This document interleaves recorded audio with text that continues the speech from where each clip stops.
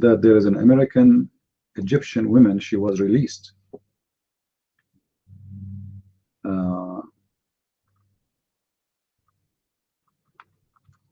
And the one who made her release from jail is Trump.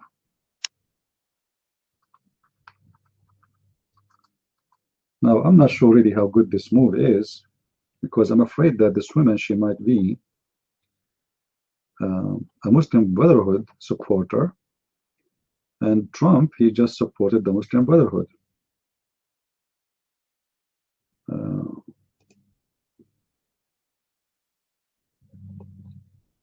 And there is no way that he do not know that she is a supporter of the Muslim Brotherhood. And that's what makes it really fishy, why he did work to release her. She was in jail for 3 years for using children's, as business. And she offered children's money to strike against the government, as one of the accusations is made against her.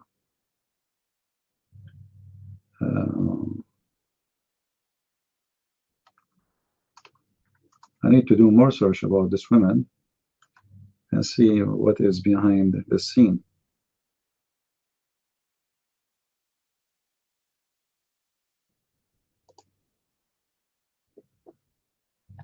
Let us see this woman. Who is she? And today he invited her to the White House. And look like Trump is walking the steps of Obama somehow.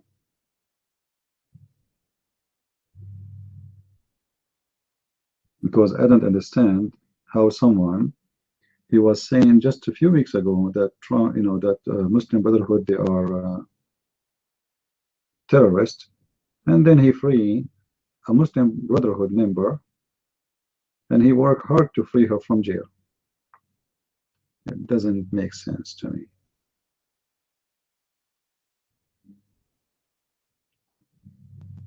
This is why you cannot trust, people in politics in USA. It doesn't matter really who they are. And let us see if Trump is one of them. If he would turn to be a scumbag, the same as Obama, we don't know. Because he told us something, and now he is doing something else.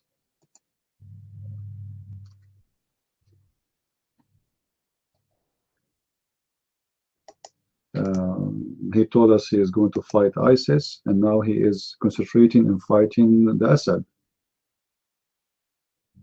which really is weird. The guy is fighting Al-Qaeda and fighting ISIS, and even if he use a chemical weapon, like suddenly they are so much interested in protecting human rights and civilians. The Saudi, they killed more than 12,000 according to the latest update of the war. 12,000 civilians, and Trump and Obama and nobody bother. Just a week ago, the Muslims, the Friends of USA, they put a car bombing between buses, and they killed more than 200 people in one bomb. Almost 96 of them, they are children. We did not hear anything from the White House, and we did not hear anything from anywhere.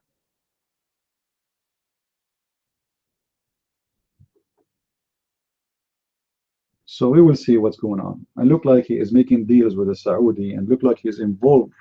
Again, the same as Obama. Obama, he bowed down to the Saudi, and look like he is doing the same somehow. He is doing their wish exactly. And this is why you see right now McCain and Lindsey, the other guy, the idiot, those scumbags, they are in favor of Trump when they were so much against him, because those people, they work for the Saudi. And I see always that those guys, if they support Trump, it's mean Trump is going bad. So I hope I'm wrong. We will see.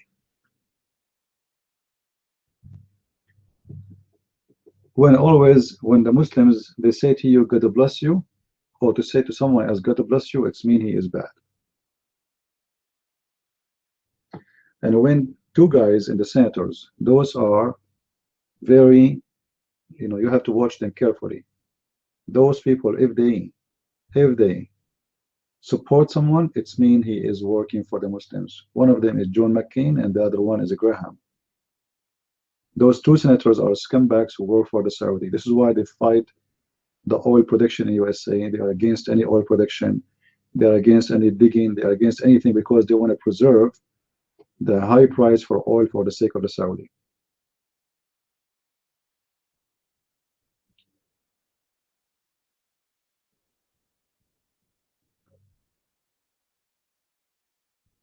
Yeah, but how he is saying the Muslim Brotherhood, they are terrorists, and then 2 weeks after he is sponsoring them. This woman, Aya Hijazi, whatever you want to call her, activists, when people they say to you she is an activist, you need to laugh. She's an activist about what? And this activist is activist for whom? Is she American or she's an Egyptian? If she is an American, she should not be involved in different country and going there and involving against the government. But because she is not an American citizen, this is why she is involved in the ground against a government which she considered the government of her country. It's not America. Why I want to work hard. Like, you see, when you have a security clearance, like when I joined the army, they do security clearance for you, and they check if you have one passport, two passports, etc. So if you have two passports, it means you are a dual citizen, and that's bad. That means you are still loyal to the land you are coming from. This woman, not only she have a dual citizen, she is activist against the government of Egypt. In Egypt, she stayed there, she lived there. So why Trump wanna support her? I don't find a reason. And she is supporting who against who? All of us, we knew that the enemy of the president of Egypt are the Muslim Brotherhood. So she is supporting who exactly?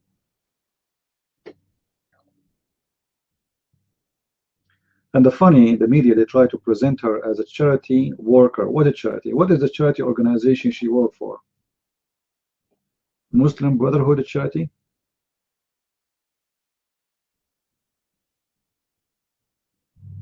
Her name is Aya Hijazi. You can search that Trump, he met an Egyptian activist today, just today.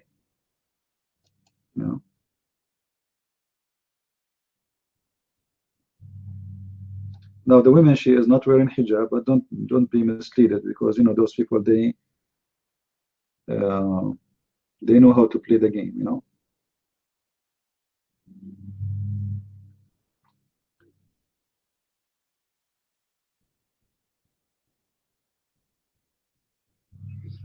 Anyway, we will see. Yeah, I see, and he's getting close more now to Erdogan, which is very fishy because Erdogan is a Muslim Brotherhood. You see, we say Obama is a Muslim, but Obama was not too close to Erdogan for a very simple reason, because he's a Muslim Brotherhood, but he supports the other side of the party. The party is divided now, the Muslim Brotherhood in Turkey. So now there is something weird about Trump. I hope he will not turn to be a scumbag the same as the rest. He cannot be sultan of anything, because Turkey is collapsing. Turkey, there's nothing. Just wait. This guy, in 10 years from now, Turkey is going to be history. I believe Turkey is going to be divided badly, and the state they have right now is not going to stay the same. There is more than 20 Alawi in Turkey, 20 million.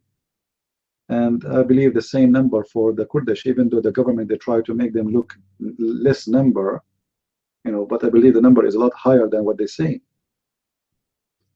So, and there's other minorities, which is not really a minority. We're talking about tens of millions. So, time will come and this country will collapse. The currency of Turkey right now is dead. the currency, it's going really bad. Like their money have no value no more.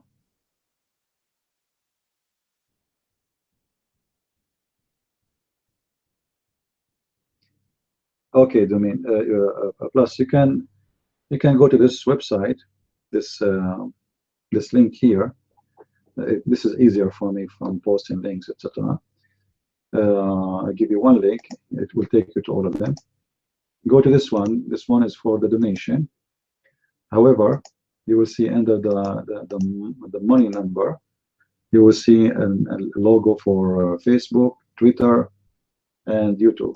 And those are my accounts which are active. All right. All right. Thank you.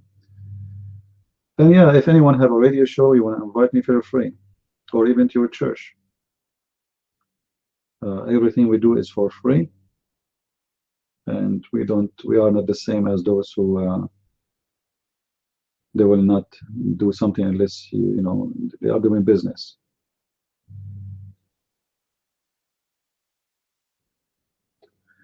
I believe that Erdogan is the fruits, is the successful fruits of the growth of Muslim Brotherhood.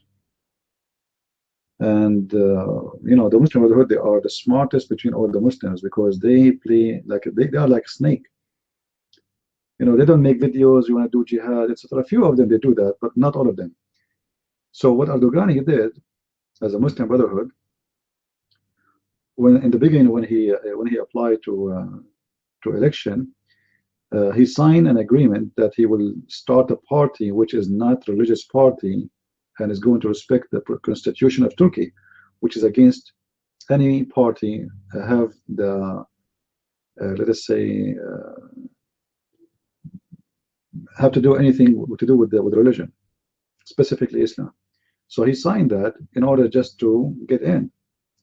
Then after he got in, he got stronger, and then he when he got really more strong and more strong, then he right away after he became a the minister, he decided to change the party from a normal party which is involved no religion to a party all is about religion, because at that moment he is now strong and he don't fear that those who they are in the army they can take him off.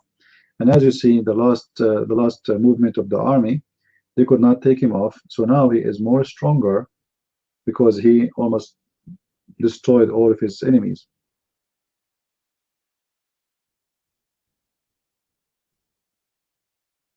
Our debate is tomorrow, Sunday at 7 p.m. Germany time. All right. So it's going to be 1 o'clock our time in USA, if you are in the East Coast.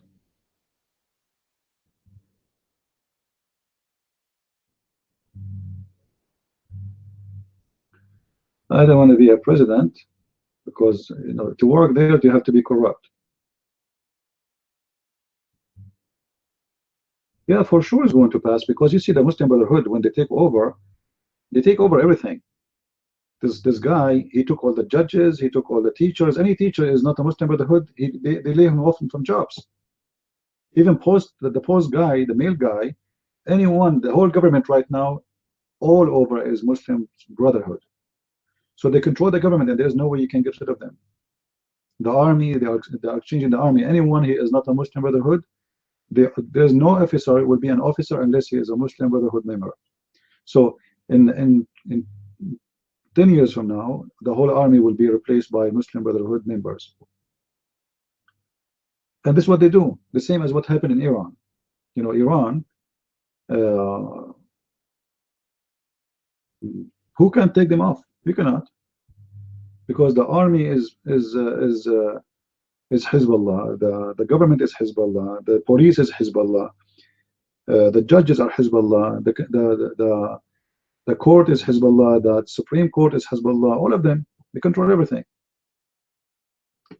But in the beginning, they used the crowd, they fooled them to make them vote for them.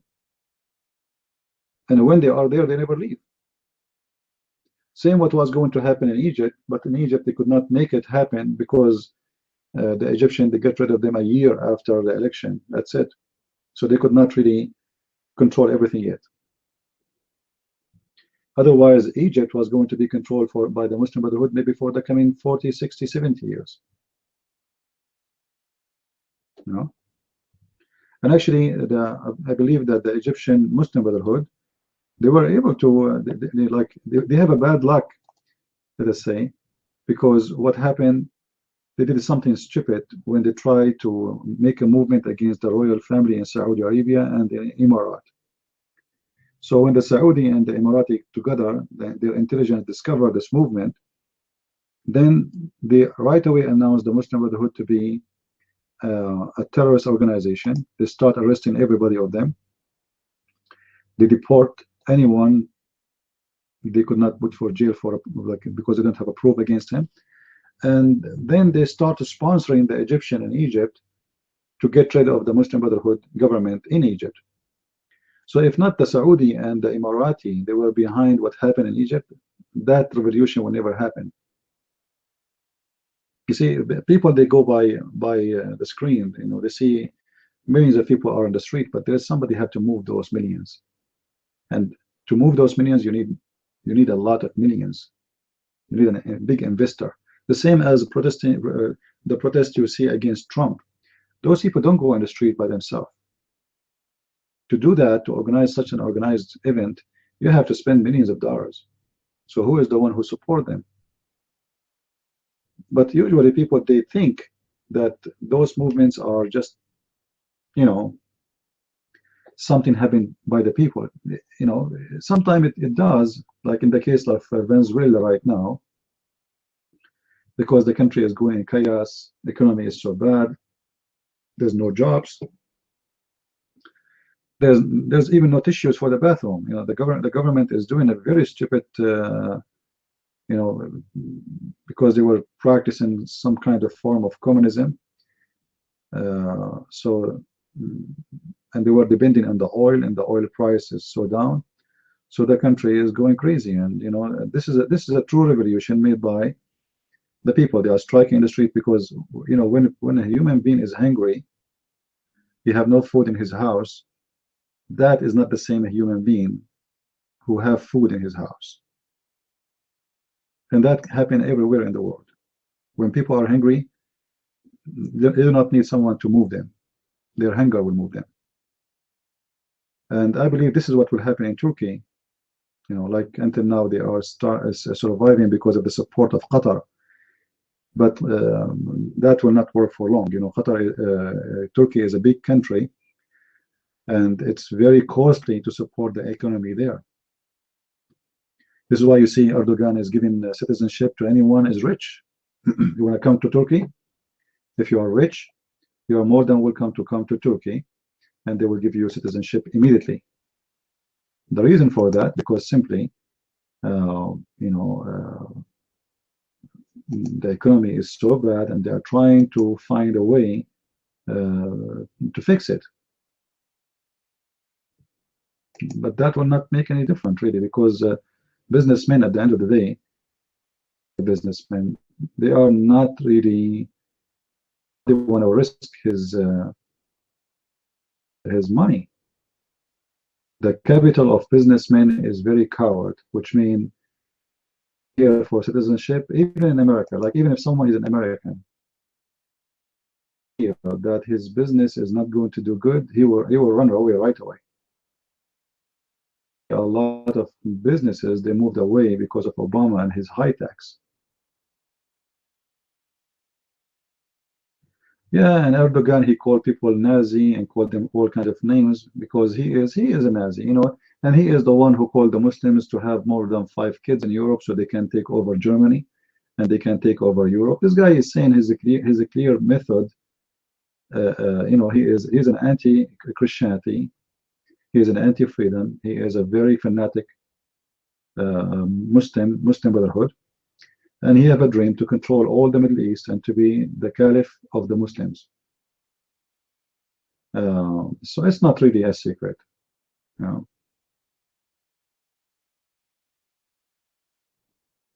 Uh, this is why really I don't put too much trust on in politician or politics. Because Trump, at the end of the day, it doesn't matter how, I support him still because he is the best choice between the others. And this is how the election in USA. In USA, they put in the stage of you the 12 donkeys,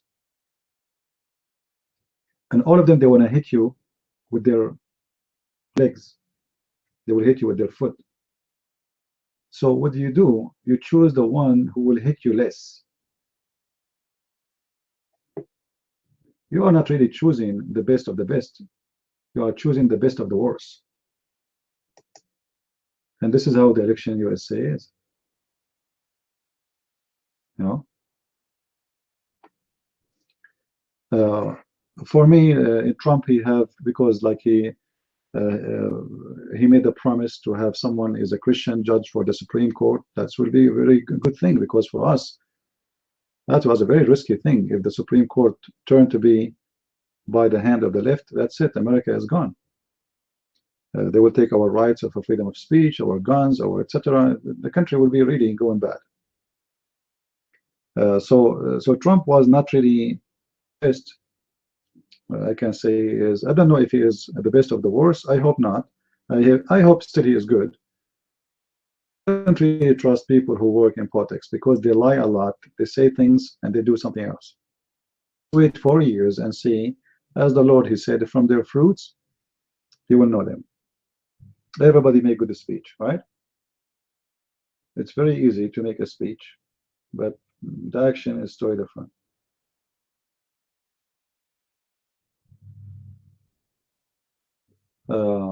And I believe that Trump, he would do a good job with ISIS, because this guy is not a joke. He is not like Obama. As an example, I believe that the capital of ISIS, Raqqa, which is in the north of Syria, is going to be collapsed in less maybe than a month from now. Already Trump is increasing the number of troops in the ground, and I heard the news that the USA already they have more than 50,000 soldiers in Syria in the ground. And just in the last 3 weeks, they have many groups of the Marines who jumped by they went down by helicopters in very crowded area of ISIS. And imagine how coward the ISIS is. When the ISIS, they see the USA Marines in the ground, they run. Nobody fight.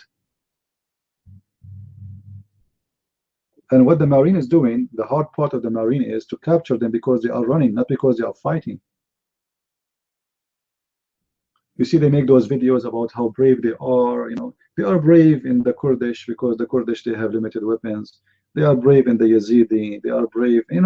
They are brave in the weak one. But when the American come in the ground, they run. As simple as that. I believe just in the last week alone, they captured more than 16 of them. And how they capture them? The American, they jump inside their center. Imagine. They did not kill them. They captured them. This is how coward. Because if you're already a brave fighter, you will not let someone capture you. If they are mujahideen who want to die for the sake of Allah, how you allow the American to capture you? Why you don't commit suicide? Like, explode yourself.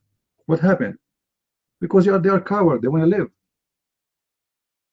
The same as what happened to Osama bin Laden. When Osama bin Laden, when he saw the helicopters coming in in his yard, he ran to his bedroom to hide under the bed. He did not shoot at them. He did not even shoot a bullet. The coward. Where is the hero who used to make videos of himself going in the top of a horse and he want to fight the infidels? You know what I mean? Suddenly, the hero is under the bed and he don't want to use a gun and he's hiding.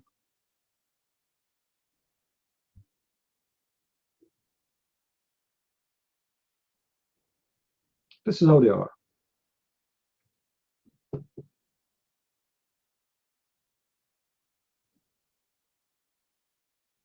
Assalamu alaikum wa rahmatullahi wa barakatuh. How are you, Imran? Do you know what you just said to us, Imran? Do you know what you said to us in Arabic? Do you understand what you said?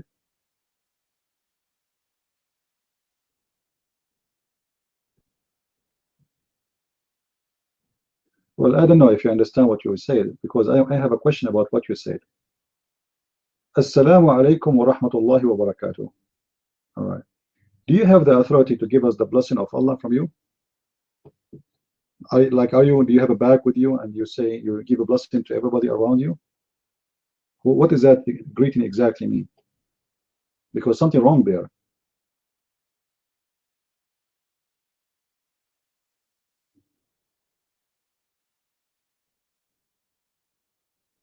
What message? Question? Yeah, I'm asking you, how you say a blessing of Allah, may the peace and the mercy of Allah be with you. Where is the word may?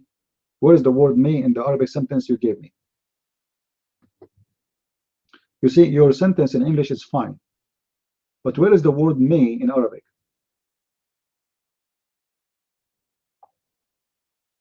Can you show it to me? Because if you don't put the word may, that means you are Allah, and you are the one who decided to give me a blessing from you. Where is the word may there?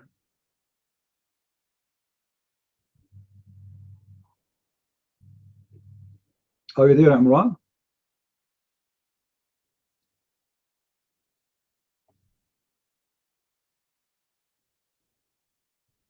Where is the word may in the Arabic text? Where is the word inshallah? Did you say inshallah? In the text you post for us, did you say inshallah? So how this can be correct? Here you go. This is what you post for us. You did not say inshallah. You said assalamu alaikum wa rahmatullahi wa barakatuh. I know you are copying the Muslims. You are just copying what you learned from the Muslims. And you are a Muslim, right? Okay. Now, do you think this is smart of the Muslim to say so? That's wrong. But you know, as usual, the Muslims are copy-paste. Not even one of them, he asked himself, is it even accurate to say what we are saying? I'm not asking you it's for a human or not. For sure you will not say that to donkeys and monkeys. I mean, come on, be smart. Like, do you say that to donkeys and monkeys when you go in the zoo? You say assalamu alaikum wa rahmatullahi wa barakatuh. You don't. So we know this is for all the human. But this is not a question. And by the way, your prophet, he said, don't initiate salam to those who they are non-Muslims. Do you want me to show you the hadith? So even that is not accurate according to Islam, because you are not allowed to say assalamu alaikum to non-Muslims. And this is the second mistake. Do what? Chaldeans like anybody? Do you guys even like the Jews? I'm not a Chaldean, Abdul. Marvik, ask me a smart question. Do we have any Muslim here who would like to come to the mic and tell us something good about Islam?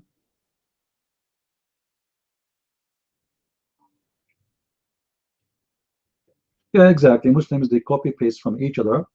Muhammad, he says something, we say the same. Why, how, we don't know. I mean, who care? We are a copy paste nation. The Prophet, when he enter a house or a group of people, or he sees some people, he said to them, Assalamu alaikum 3 times. I wonder why Muslims don't do that. I never saw a Muslim saying Assalamu alaikum 3 times. I want to see you practicing that. Let us see how stupid, how silly that is. You don't practice it because you know it's silly.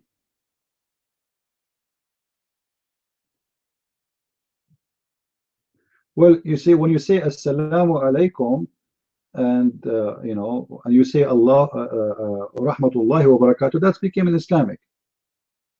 Hebrew, and you say, because even some of the Hebrew, they say Salam alaikum too, the same, even the same spelling, pronouncing, you know.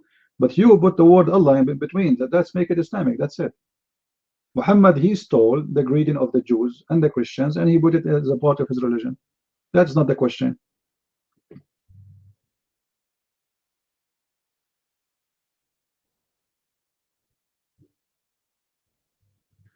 Marvik, I don't have a place here for people who speak about white and black. So get lost.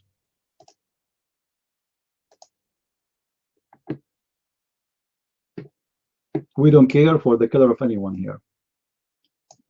All of us, we are equal here, and there's no better for white than black, and no black better than white. All is equal. So get lost.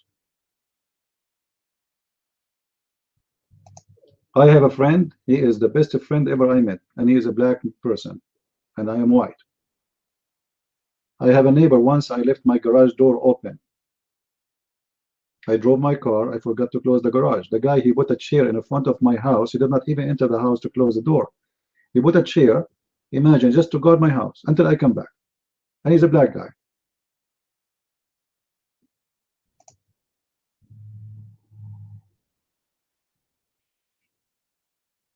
You know people from their fruits, my friend, not from their color.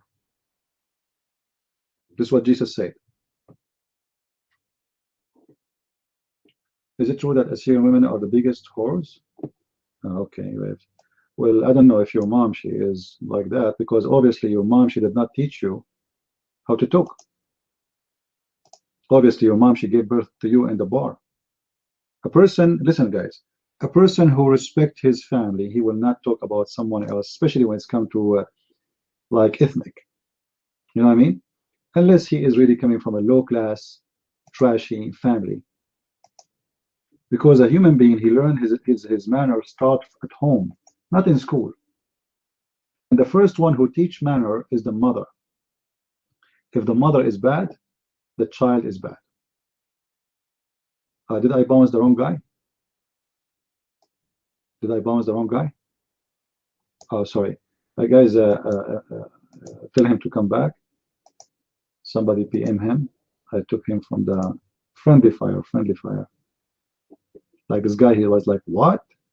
Why am out? Like what I did. This is injustice. This guy sounds like a Muslim.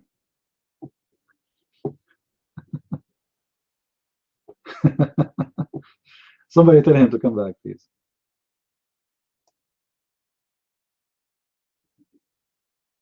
Anybody contacted him?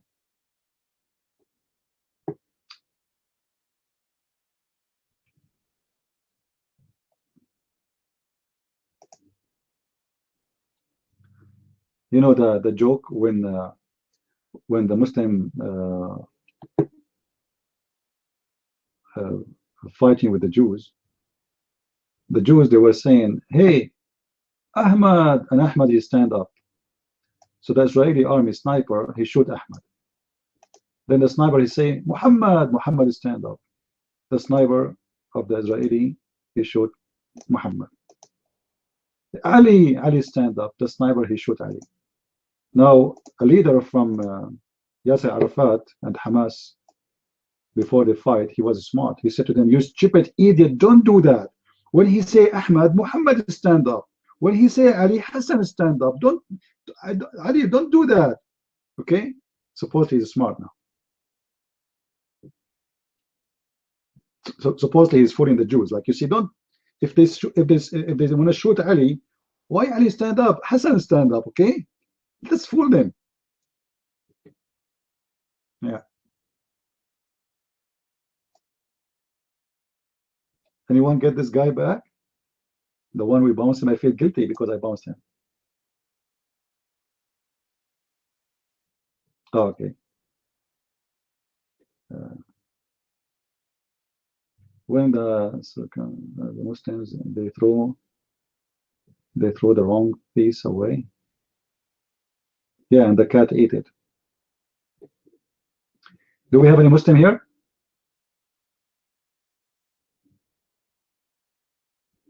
Any Muslim?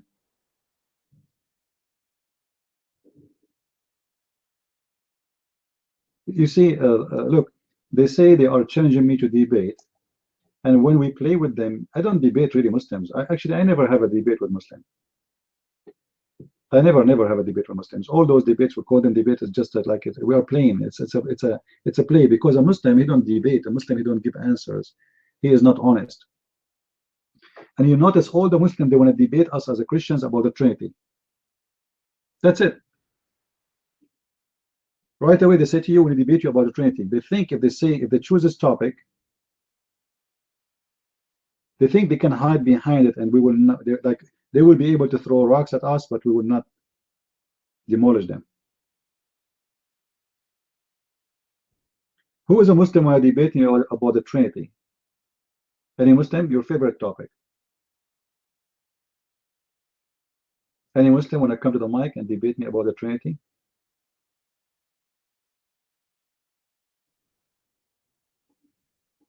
Any Abdul? Oh, he have a dot? All right. Sorry, and it was a friendly mistake. All right. I think I'm losing vision due to the camel urine. The Prophet, he told us to eat 7 ajwa and drink camel urine, and that will stop the magic. And look like it's not working. I have somebody put a magic on me.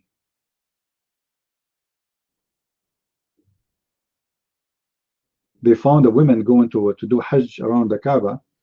They found her. She have a black label whiskey with her, and she's an old woman. They said, how you are a believer and you bring whiskey with you to the Hajj? She said, my son, I'm so old. I cannot walk around the Kaaba. I drink black label and the Kaaba will go around me. I don't know if it worked. We can try it. No. Any Abdul here?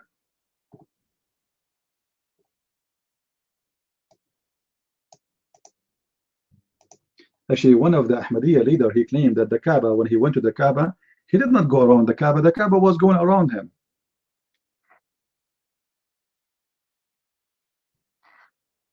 You know?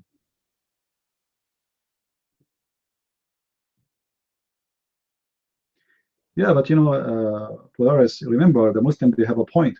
You should not eat pigs because pigs, according to Muslims, are Jews. And how they prove that? Because pigs, they have sex with their mother. If you remember the video of the doctor who is from Gaza.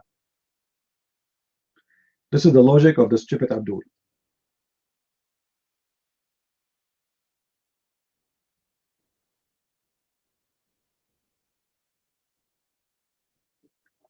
Amran, he doesn't speak Arabic, but he knows how to say to you, Assalamu alaikum wa rahmatullahi wa barakatuh. This is the only Arabic he knows. This is how funny the Muslims are. They pray to Allah in Arabic, but they don't speak Arabic.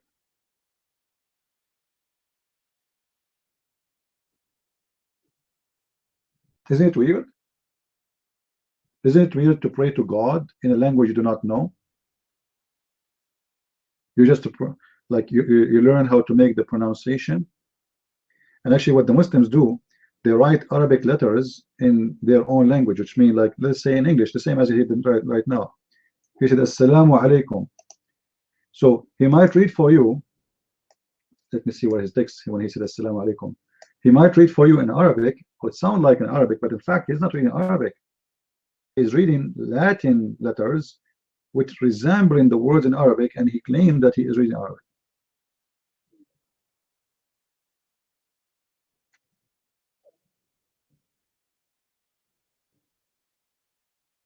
Not even Allah, he knows Arabic, because if Allah, he knew Arabic, he will not use tons of words are not Arabic in the Quran, and he will say this Quran is a pure Arabic. If you remember the poor guy, his name Nightmare, I don't know why he don't come here no more. I think he is upset. He posted the text. He said the Quran, when he said that this is we made this Arabic with no a croak in it. He said doesn't say this is a pure Arabic. It doesn't say that. The fact it does, because when you say that we made this is an Arabic book, just using the word Arabic, you claim that this is an Arabic book, as simple as that. Otherwise, why you are mentioning which language is meant, is written with? What the point of saying we made this book in Arabic? The point is, the Quran explained in chapter 12, verse number 2, chapter of Yusuf, he says, and we send the book in Arabic so you might understand. So he's speaking to who? Speaking to those who might understand the Arabic. This is why the book in Arabic. So when we study the Quran, we will find that even the word Quran, like imagine how stupid the writer of the Quran. Inna anzalnahu Qur'anan. We send it Quran. The word Quran itself is not Arabic.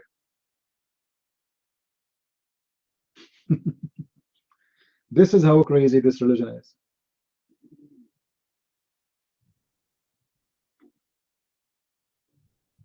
God in our, Imran, don't give me a speech about what ill and what. Okay, let me ask you. Let me ask you. As long in the Abrahamic religion, God is ill. What is ill in your religion? How you can say it's derived from Allah? This is false. What is the name of Jibreel in Islam? Jibreel, Jibra'il. This is in your Quran. This is the angel of the God which is used for ill. What is the name of Israel? Israel. What is the name of Mikael? Mikael, 2 words. Ishmael. What is Allah? Why Allah don't name Jibreel Allah? How come his name is Il? Don't tell me it's a drift. I mean, this is garbage. And the funny, you cannot find the word Il as any part of the 99 names of Allah. Not even once. So how come it's very important to the point Jibrah is Jibra'il, Mika is Mikael, Isma is Ismail, Isra is Israel, and yet we don't find Il in the 99 names of Allah. No, there is no Il Akbar, no. You see, when the Muslim they say they say Allahu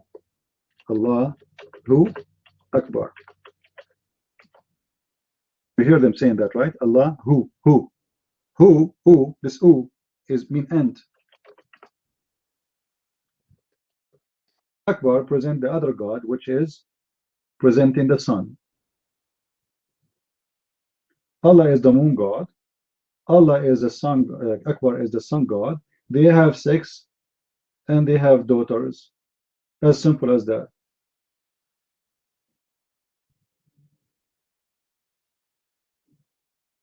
Well, you see, the same God have many names. Allah have many names. As an example, Allah is the same as Baal. Allah is the same as Baal. If you go to the Quran in chapter 36, verse number 1, somebody post it for us.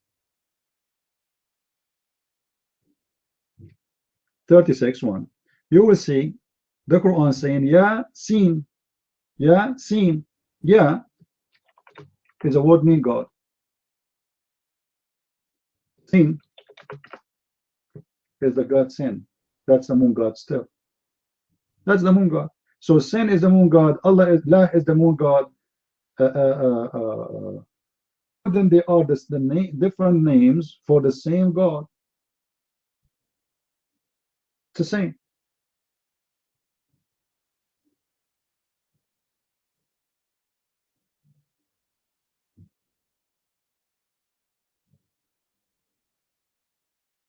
And if you ask Muslims what Yasin mean, you will see there's tons of interpretation and none of them agree with the other one.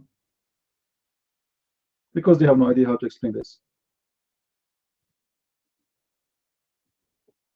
However, they agree that the word sin is a Syriac word, is not an Arabic. This is why they don't know what it means. But the fact sin, actually the word sin in English is coming from there. You know, when people, they left the pagan religion, so the Christian, they start using the word sin in Latin. They say, this is sin. This is what? This is sin. Sin, what does that mean? This is pagan. Don't do that. This is pagan. This is from the bad religion. This is sin.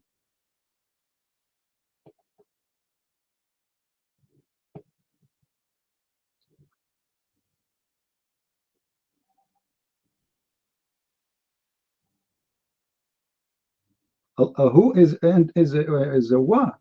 Ooh, in Arabic we say ooh, like we say like this guy and this guy. So it is and. So Allah and Akbar. So what Muhammad he did, he is uniting gods together. This is why the Muslim they use the word Tawheed. Tawheed is not the word mean one God. That's false. Tawheed is a present tense word mean unification or unifying. So it can be used as a noun, it can be used as a verb. So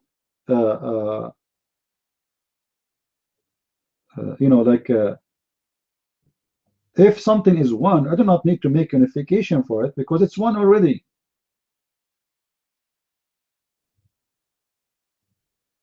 If Allah is one, how I'm going to use the word Tawheed with Allah? If He is one already, Tawheed is a wrong word to use. Tawheed is unifying gods to be one. So you make a unification of gods, that will make one God after unification, not before.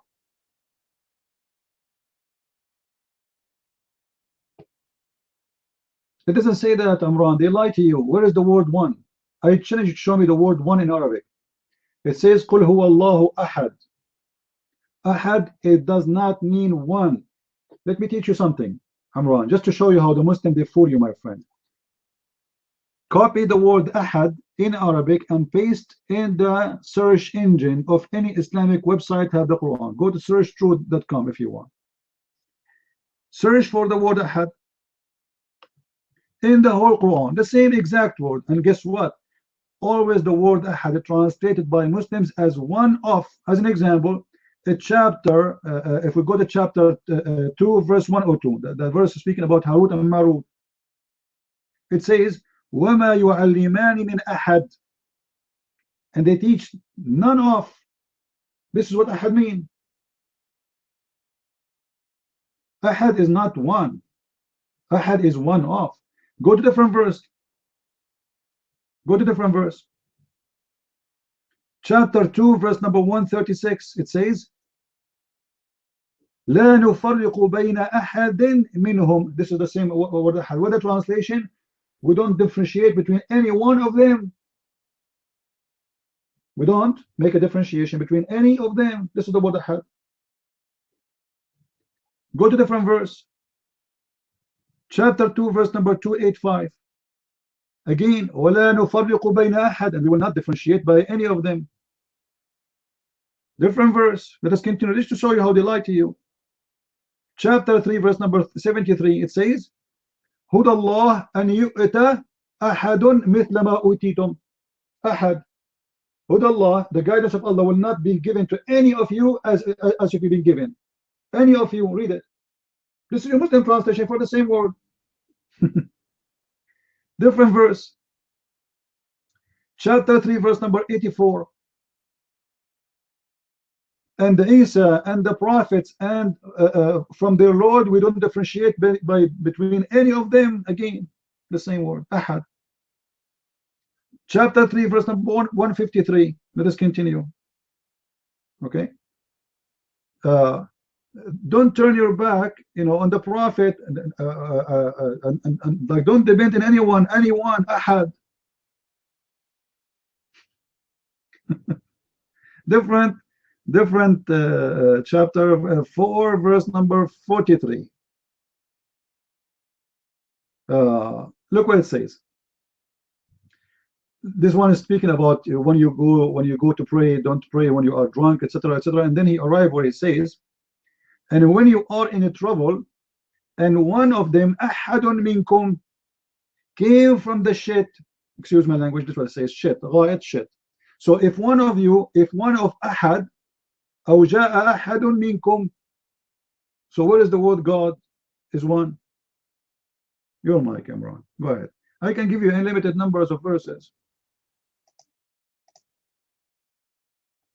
Assalamu alaikum wa barakatuh.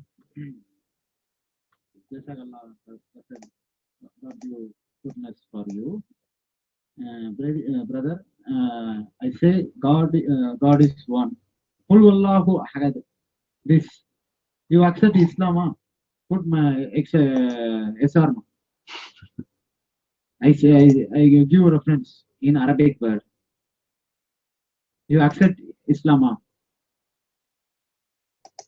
See the stupidity? Put SR. And another request. Any ask question me, please put message and ask. I easily understanding, reply you. Okay, I'm very poor English language. Okay, understanding. I'm divided all religion, Christianity, Buddhism, Hinduism, Judaism, all world religion. I divided. Non-religions also I divided. Okay, I only divided in text or message only divided. No mic use. Okay, this is my request. Any ask question? Uh, This guy, you have any no ask? idea what he's saying. I am Tamil. I am coming from India. My mother language is Tamil. I am intelligent. My mother language only Tamil. Kulwallah Hagad Surah. You accept Islam, brother? I in Arabic word. Look how stupid this donkey. He is saying to me, by reading that, I became a Muslim. Do you understand what he's saying? He's saying to you, because I said Qul huwallahu ahad, I just became a Muslim. This is how donkey they are. I'm insulting donkeys. Actually, donkeys will sue me for saying they are like donkeys. I was showing him verses in the Quran saying that the word ahad mean one of all those quotations, and what he got in his head by reading Qul huwallahu ahad, I became a Muslim. Welcome not to Disneyland, welcome to the donkey land. Actually, the first one who converted to Islam from all the animals was a donkey. And not only this, the first one who commits suicide was a donkey.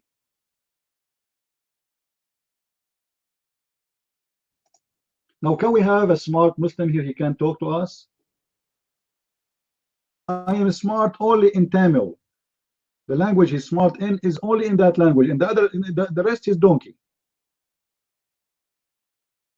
Yeah, I can guess how smart you are.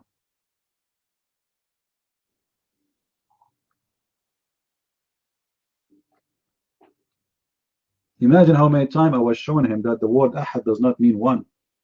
Still, the idiot, he says to me, you became a Muslim because you did read it. We thought social is the only stupid ones. Look like we have a husband for her.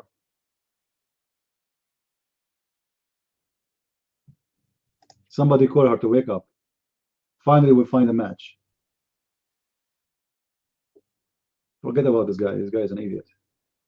I think he have no idea what I even say. Do we have any Abdul here?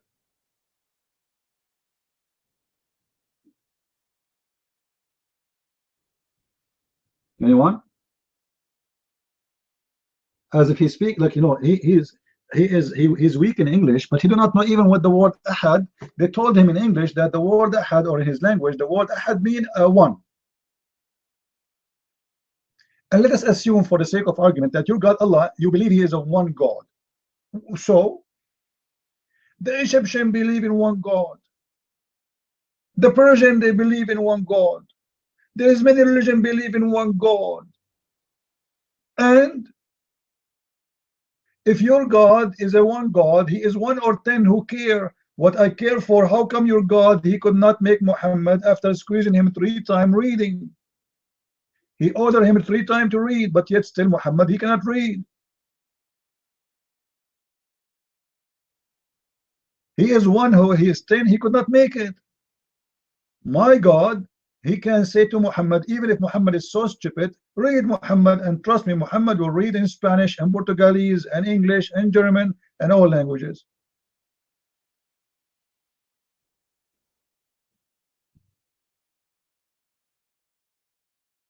So when you Muslims, you say to me that your God is one, we laugh. And we Christian, we believe that God is one. So are you bringing something new? The Egyptians, thousands of years before Islam, they believe in one God. The Persian, there's many religions. Stupid nation. How come your God is God, but you do not know how the baby is created? How God is one, but yet he think that he have a mountain of hail and he break it pieces to throw on us? What kind of God he think that ice is exist in a warehouse in the heaven?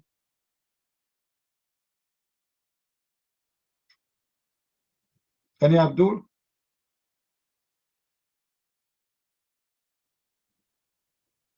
Your God is one, but he think that thunder is an angel. Chapter 13, verse number 13. When they ask, what is the fire we see when this thunder, he make a noise? He said, this is his fire built, he beat the cloud with it.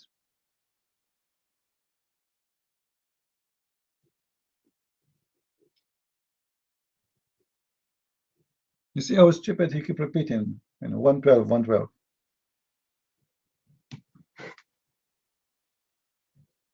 Same time, when the Quran says Allah, he never gave birth and he never was born. Give me a religion believe that God, he gave birth. Who is the one who believed that God, he gave birth? That because your prophet and you Muslims are a bunch of stupid, because the Christians don't believe that God, he gave birth to Jesus. Christians, do you believe that God get pregnant and gave birth to Jesus? Well, read the verse with me. The chapter he is posting for us is saying that God did not give birth and he was not born. So the stupid Abdul who is teaching them about Christianity, he trying to refute the Christians supposedly. He is saying to them, well, God did not give birth. Well, who is the Christian believe God gave birth?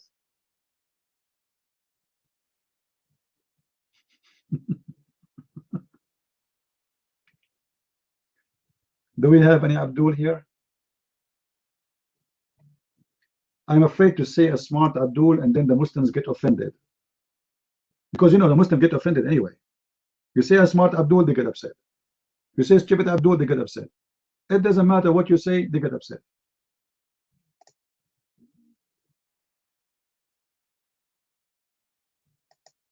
Any Abdul?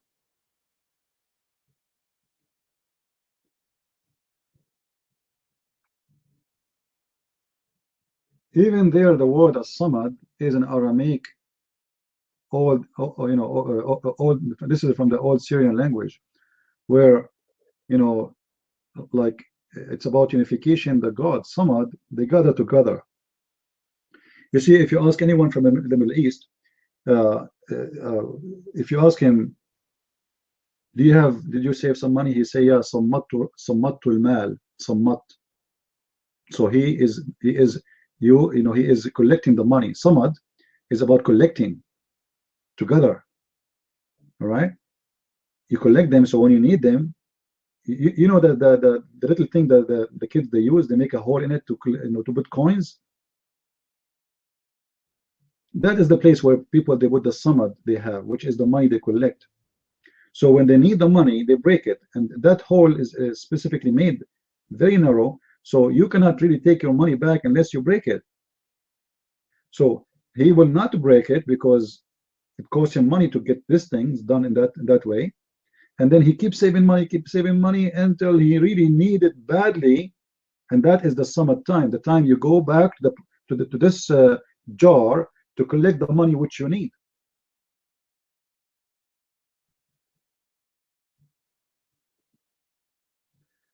Imran, just to show you how stupid what you are posting for us. You don't speak Arabic, you don't speak English, right?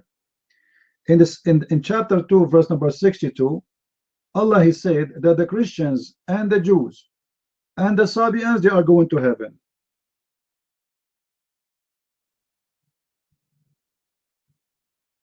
How you answer that? Was your God gone mad?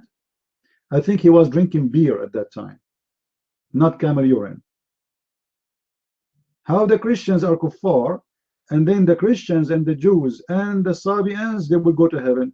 And what is very funny, as Sabians, they will go to heaven. As Sabians, they are people who don't worship really anything to do with Islam. Their God is different. But because Muhammad, he took a lot from them, the Sabians, they have a book, it's called Kanza Rabba. Kanza Rabba, you will see that in my coming book. And you will see how Muhammad the thief, he was stealing from the Sabians, and he was trying to be a hypocrite to the Sabians. This is why Muhammad, he accepted what the Sabians believe in, trying to make them believe in him. And he told the Jews, I believe in Moses. And he told the Christians, I believe in Isa, in Jesus. So he is a hypocrite man. And you know what? You will go to heaven anyway. You will go to heaven. Just follow me. Jews, Christians, Sabians, you will go to heaven. This is what the verse is saying. But when he gave up and nobody want to go, nobody want to believe in him, he starts saying, you will go to hell, I want to kill you.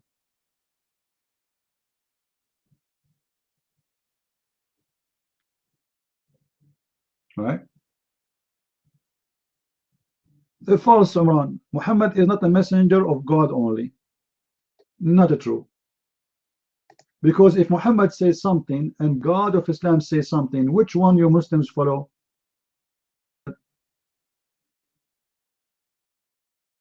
Huh?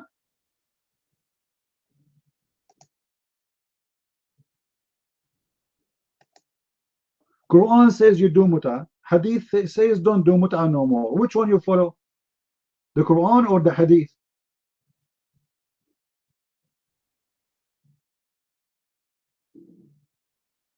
Any Abdul?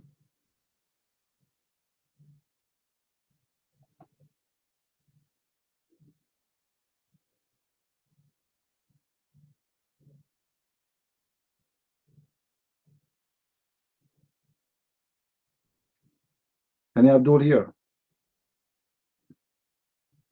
You see, the Muslim, they say to you that Muhammad is just a messenger of Allah, but the fact Muhammad, he is a person who is teaching Muslims to commit shirk. What is shirk is? Shirk simply is a word in Arabic meaning that you associate someone with God. All right? But Muhammad, he made himself God, and he made verses in the Quran saying, as an example, chapter 3, verse number 32, it says, say, obey Allah and the messenger. And if disobey, they are kuffar. So if the one who don't obey Muhammad is a kafir. It's not enough to obey Allah. No, you have to obey Muhammad too. So Muhammad is equal to Allah. Is that correct, Imran? Why you have to obey Muhammad, not obey Allah? You might. Give respect and take respect. Okay, that only many Muslims come this room. Don't answer you many question answer question me. I answer that. Once again, I request don't use bad word and don't attack my religion, Islam religion, Prophet Muhammad Sallallahu Alaihi Wasallam, Allah and Muhammad. Sit down, Bobby. Sit down. Blah blah blah blah. Don't attack my religion. I am here to attack your religion. What you can do about it? What you can do about it? You might. Instead of answering me, you say to me, "Don't attack my religion." This is the answer. I want to attack your religion. Now respond. You might. You not attack religion. Many people attack in room religion. Use bad words. That only a request. Don't use bad words. What bad words? What is the bad word I said? Tell me the bad word I used. You're mine. You do not know, huh? Your baby or children, huh? You see the room. Don't be stupid. Tell me what the bad word I used. Just tell me. You are the smart. We are not noticing what we are saying. You are the smart, Abdul. Tell us what is the bad word we use. You're mine. Don't cut mic. I'm very hungry. Wait, I give proof. Watch it. And answer the question first. Wait, I answer. Many Prophet Muhammad. I ask you a question. I want an answer. Why you have to obey Muhammad over Allah? Why, if Muhammad he says something and the Quran says something else, you Muslims obey Muhammad over Allah? The mic is yours. Prophet Muhammad God words I accepted. Only worship only Allah. Follow Prophet Muhammad. This is not the question, Abdul. This is not the question. The question is, why Muhammad he says something, the Quran says something else, but to Muslims you follow Muhammad? Why you don't follow Allah? Which one is more important? The order of Allah or the order of Muhammad? You might. Order of Allah only very important. Okay, give proof. Uh, it, Okay, I will give you a proof. The Quran says you do muta. Chapter 4, verse number 24. Do you Muslims practice muta? Do you Muslims in India practice muta? Do your sister and your daughter rent her vagina for money? Either you say yes or no. If you say no, tell us why. You might.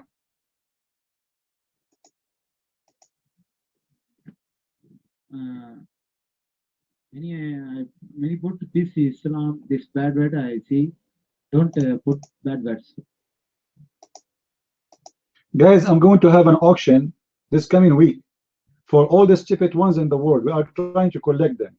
You idiot. Don't tell me stupid word, bad word. This is your prophet said. I can show you even the Quran said the same word. Isn't it your Quran says that Allah he blow in Mary vagina? Fi farjiha? If this word is bad, why Allah he use it? Are you saying to me Allah is bad? You might.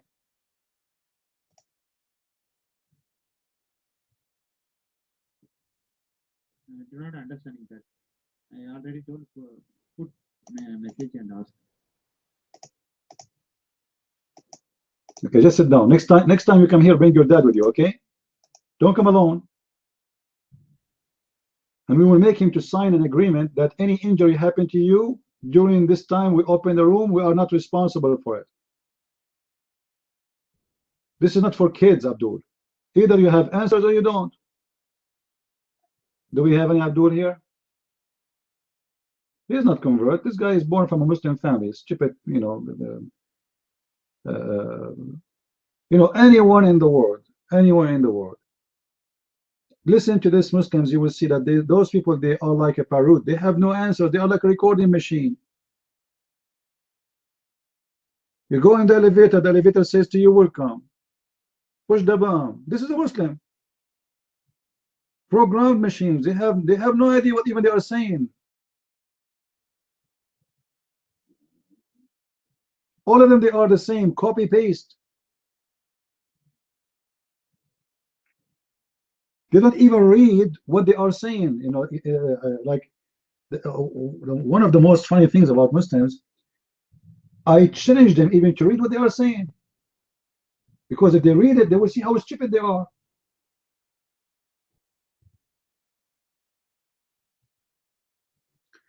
How are you, my friend? Call, the mic is yours.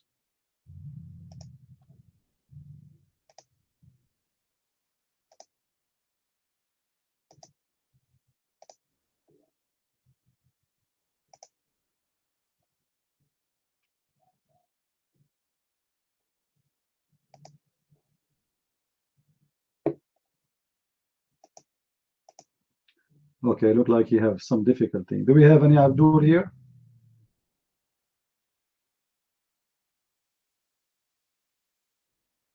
Yeah, you see the Muslim Sunni, they do mut'ah. They just change the name. They have Zawaj al-Misyar, they have Zawaj al-Friend, they have Urfi, they have tons of kind of marriage. As an example, if a Muslim man, he want to marry a woman, but they cannot live together because both of them, they are poor. What they do?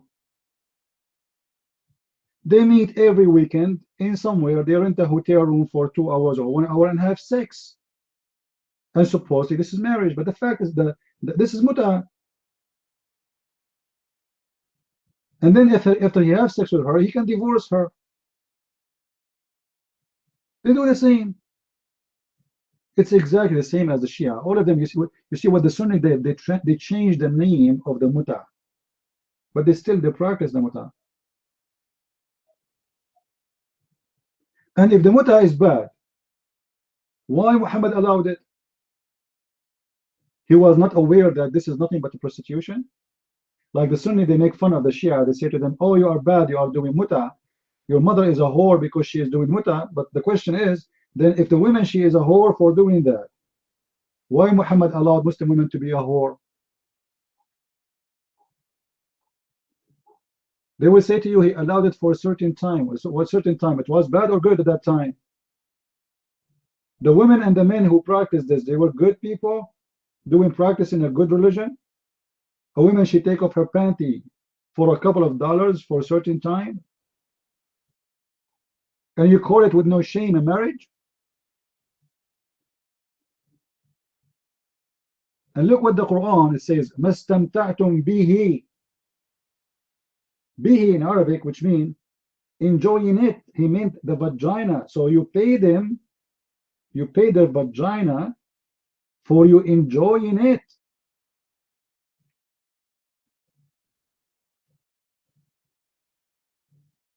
And the Quran used the word wages.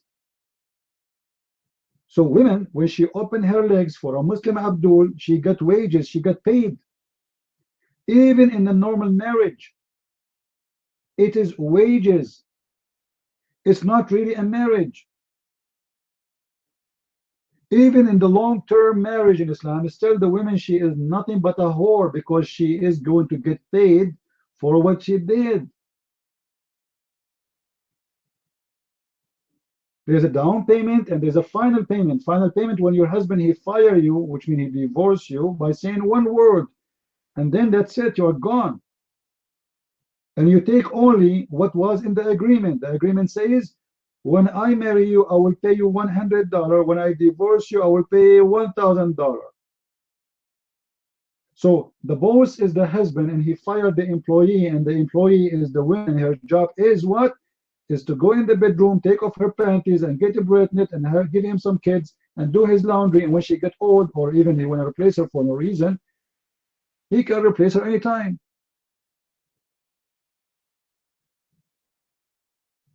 This is why in Islam there's no rules of divorce. The divorce is so easy. You say to a woman, you are divorced, she's gone.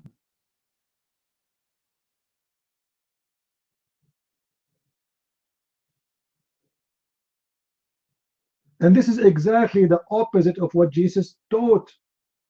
He taught the Jews, you are abusing women. You change your women, you divorce them. This is why Jesus, he was so strict in divorce, because those Jews, they were abusing women. The women, she get older, they get rid of her. And they go and they marry a brand new one. They marry a younger one. So the Jews, they were practicing the same as Muhammad, but Muhammad, he made it a lot more ugly. He made legally, officially, the women is nothing but a sex toy.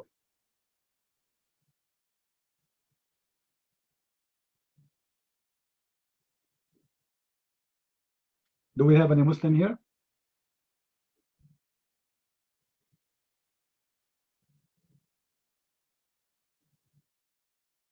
Any Muslim in the room? Who is a Muslim would like to come to the mic and tell us something good about Islam? You see, I don't want to hear anything wrong. I want to hear something good. Anyone can tell us something good about Islam? Something good. Who in here want to do da'wah? What is the Muslim want to do da'wah to convert people to Islam? I want to hear you.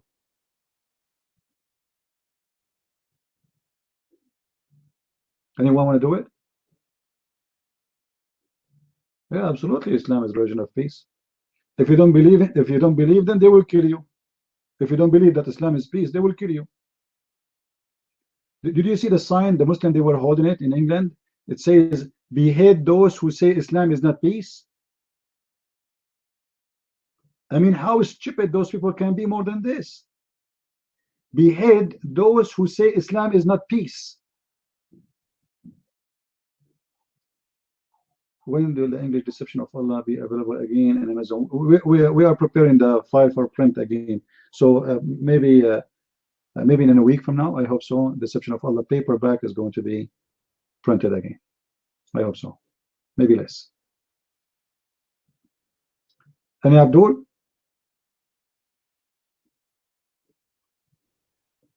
Who is Abdul here when I come to the mic and tell us something good about Islam? Come on. So the only Abdul from 1.4 billion Muslims, and by the way, the number of Muslims is increasing so fast because Muslims, they lie. Yesterday it was 1.2. 2 hours it's 1.4. 3 hours after it's 1.6. 3 hours after, they are 2 billions. Tomorrow they are 2 billion and a half. Like, what the heck? What's happening here? Any Abdul?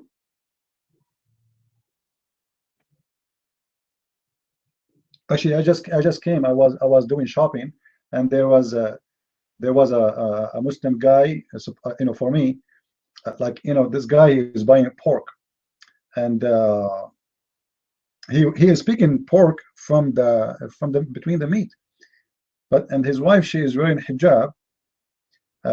So I told him, by the way, this is pork. I'm trying to get him busted. I thought I'm getting him busted. He said, well, I'm not a Muslim. Uh, oh, really? Yeah, I'm not a Muslim. But his wife is wearing, like, she looked like a Muslim.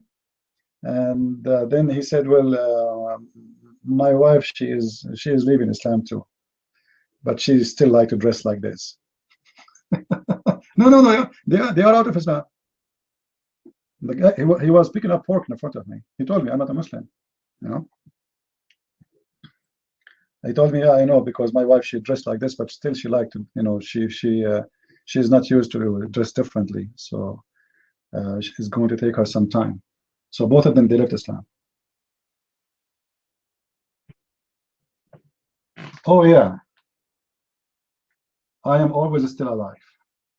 Thank you, Lord. And Muhammad is dead. No, no, he is not a secular Muslim. He is an ex-Muslim. He left Islam already. He told me he left Islam. But his wife too, she left Islam too. But she is still dressing, like somehow like Muslim. She is not like wearing really much of Islamic clothes, but she made me think that she is still a Muslim because of her clothes. But he told me, she is used to it, so it's hard for her to change that fast.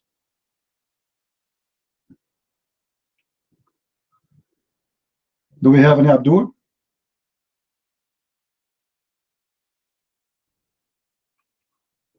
Any Muslim here?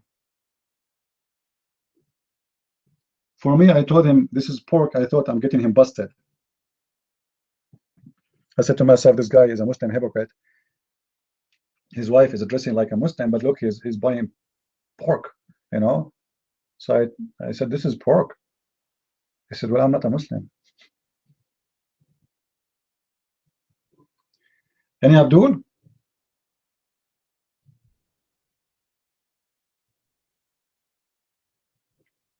The Muslims are doing muta. They are busy.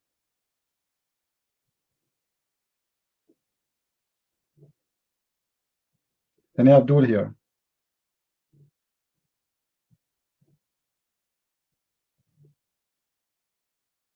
Anyone?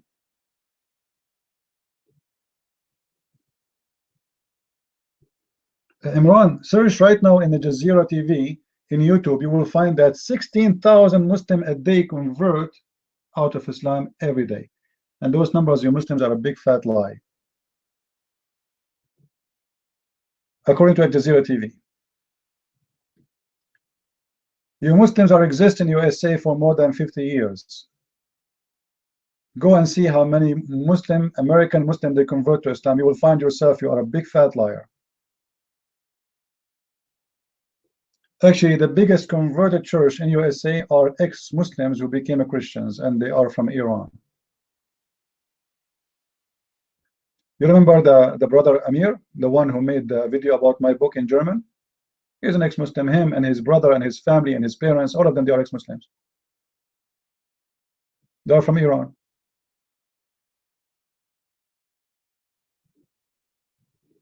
The difference is, when somebody leaves Islam, he don't make videos of himself, he don't make etc. The Muslim, when somebody convert to Islam, they made a party, advertise for it, interview, because they are so desperate. Cole, the mic is yours.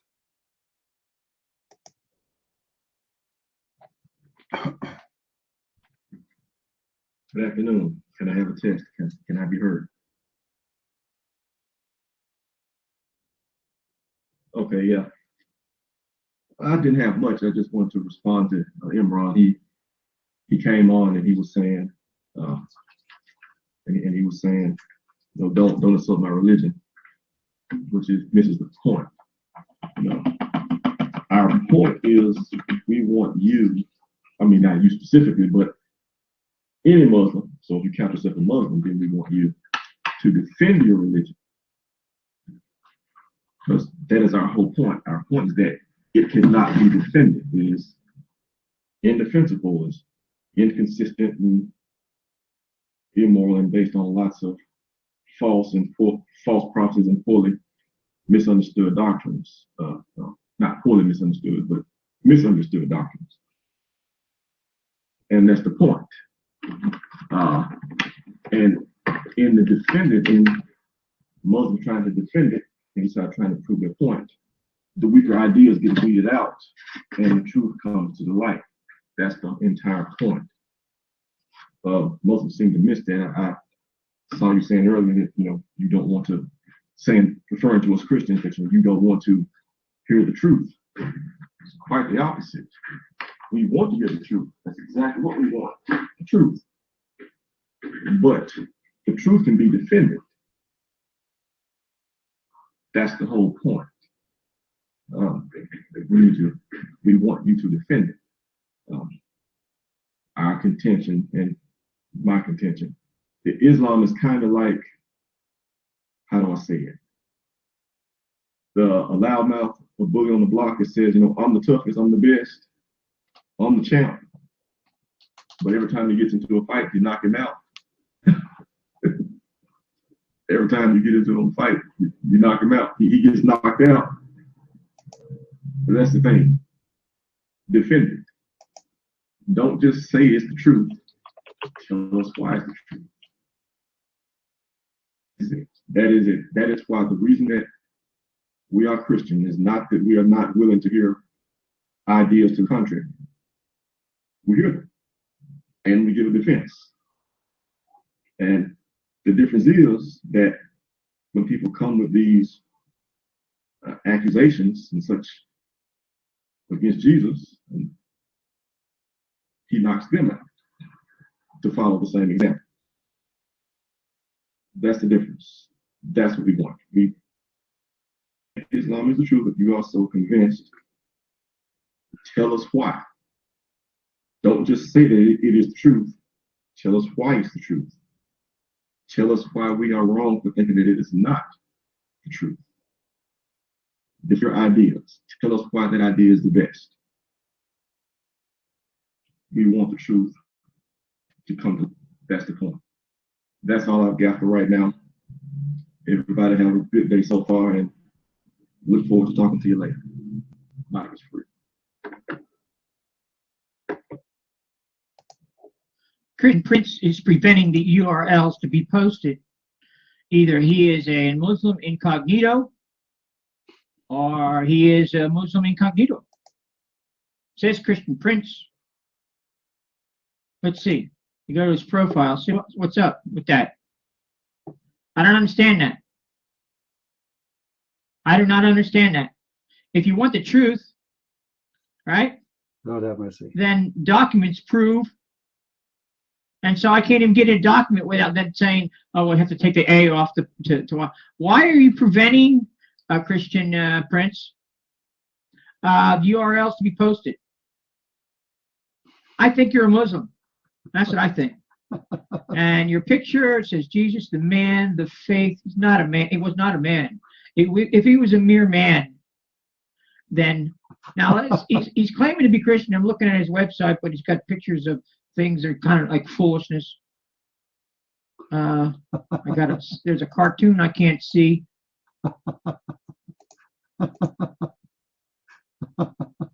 That's a good one. So, what website you are talking about? Cody, you want to talk to him? Okay, go ahead.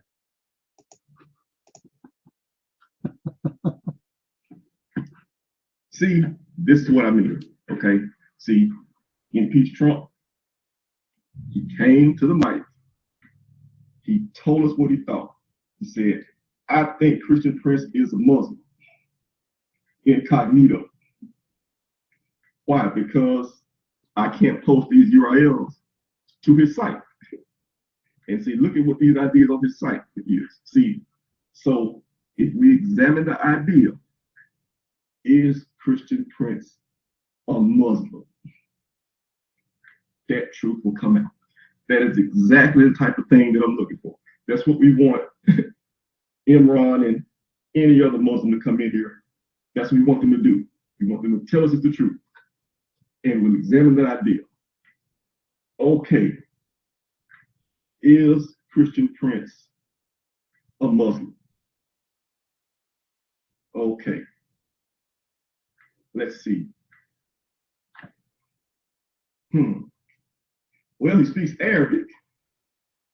He says the Shahada. Now, Christian Prince has probably the lowest opinion of Muhammad that I have ever seen,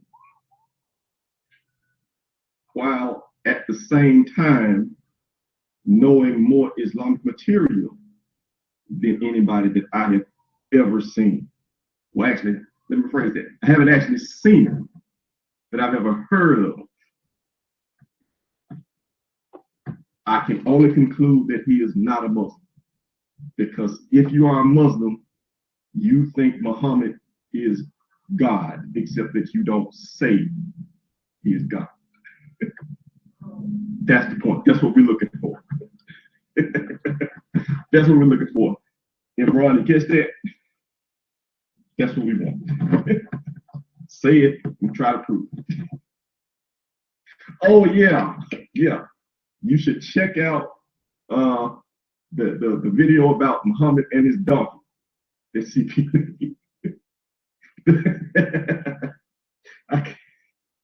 Anybody that has seen that would make that is, without a doubt, not a Muslim. Match my satchel past the mic. Man, put your hand's not even up. If you put your hand up, you want the mic, you can get it. Go ahead. But in any event, I made my point. I couldn't pass that one up. It was just such low hanging fruit. It was too good. You guys have a good day. Praise your holy name. Thank you, Jesus, for revealing the truth to me and setting me free from this paganism and foolishness. He is a Muslim. Anybody can see that. Look at his fraudulent crap. Christian Prince. Well, I don't believe you are a Christian anyway. Because a Christian person, he don't go and judge people even before he speak to them. You claim to be Christian, but obviously you are a fake man and you are making fun of Jesus, aren't you? Shame on you. Anyway, we don't have time for kids here. Go and play with kids in your size. Do we have any Muslim here?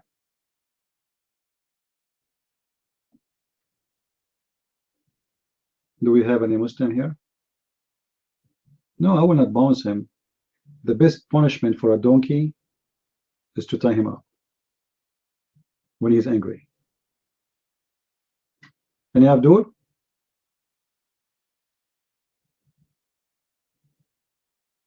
Who is Abdul here?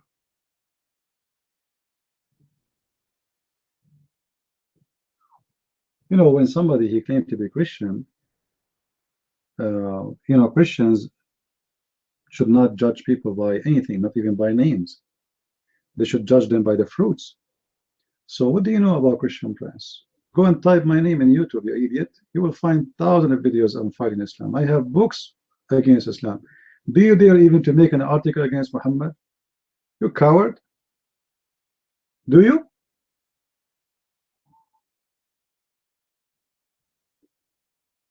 Do we have any Abdul here?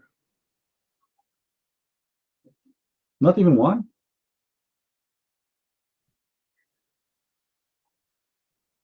Should we make an announcement that Abdul is wanted?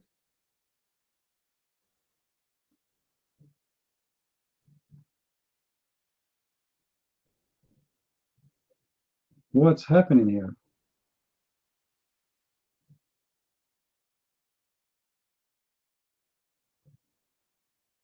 I believe that ants talk. Yeah, they do. Once I was asleep and I found an ant in my ear. And when she was in my ear, I heard something very weird. It says, the ant, she was saying to me a lot of things. I can't share it with you because, what happened to me is the same what happened to what his name is, Joseph Smith and Muhammad. There's angels, they appear and then they go and they bring books and then they go and they take it with them. A lot of stories happen when you are speaking to ants. Any other fake? By the way, I noticed that the best business to do if you are a scumbag is to claim to be a prophet. And there's many who go even in Christian churches, and many Christians, naive Christians, believe in people who claim to be prophets. I noticed that all over. And I believe that's a human being. Sometimes he tried to fool himself. Do I need really anyone to prophesy for me what will happen next week or next year? Is that really important? Regardless if it's going to happen or not. Go to YouTube right now and search for videos about the end of time. End of time. Just put in the title end of time and you will see how many of you just fool people speak about the end of time. But the Bible says to us clearly that no one knows the end of the time. I mean, why a human being is so foolish and waste his time and speaking about end of time when nobody knows when it's going to be? Somebody saw a dream and everybody is watching the video about his dream, and people, they are discussing about, and maybe this is a verse, maybe it's coming from the book of etc., and maybe this is the same as this apostle, he said. I mean, this is really weird. But I noticed that human being, he like let's say actions, mystery, conspiracy. Just feed their hunger for conspiracy and mystery, and you will see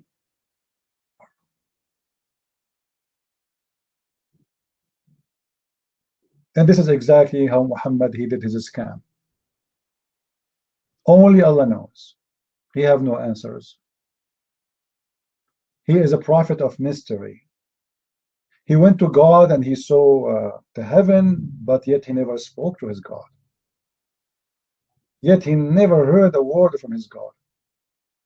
He went to heaven in the top of a mule, but he never explained to us what happened between here and there.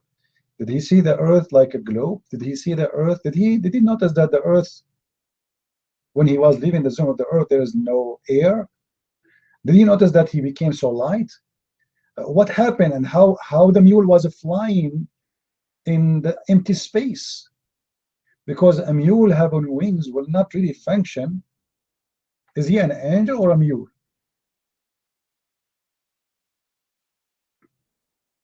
A donkey with two wings.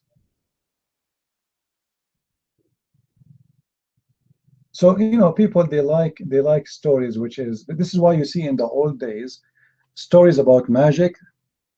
And now actually make a movie full of magic. You will see how many millions they will watch it and they would love it. Like you watch Harry Potter, huh? It's a stupid movie. If you think about it, there's not even one thing there is real, but still people love it because people are so desperate to see something superpower, something is beyond normal, something is strange, something is different from what they see every day. We go to the grocery store, we see the same kind of people walking in their feet, people, they are eating with their hands, people. So we want to see something different. We want to see someone can fly. We want to see someone like the Matrix movie, can jump from here to there in a second. Someone, he can go through doors. They want mystery, and the scammers, they knew what the customers want, what the foolish one want. So they provide them with what they want. But nobody want to use his brain. When somebody claimed to be a prophet of God, Or somebody even claimed to be the Messiah. I don't know if you remember the guy from Florida who claimed to be the Messiah, and he have a bunch of girlfriends who they are his bodyguards, and all of them the girls are like 6 foot tall, blonde, short skirt. The skirt is like 1 inch. He have a big church of Satan, and even he ordered his followers to put in their hands tattoo of 666. Imagine even this scumbag who was arrested more than 100 times in a scam. Officially, he have followers.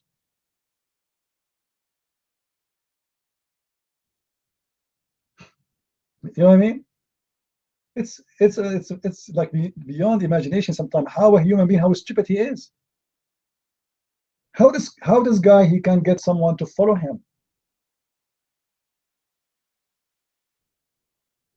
The same question you can ask for Muhammad. How someone have little brain can follow someone like Muhammad who have no morality, who is very filthy, a bigger criminal, a rapist, and the opposite of everything good in this earth. The reason of death in every day we have in our life until now. How someone can believe that this is a prophet of God? This is why if you are a scumbag and you want to make money, go ahead and claim to be a prophet, and trust me, you will find followers.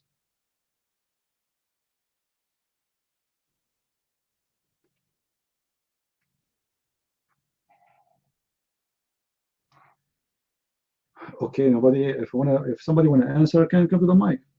Anyone wanna come to the mic?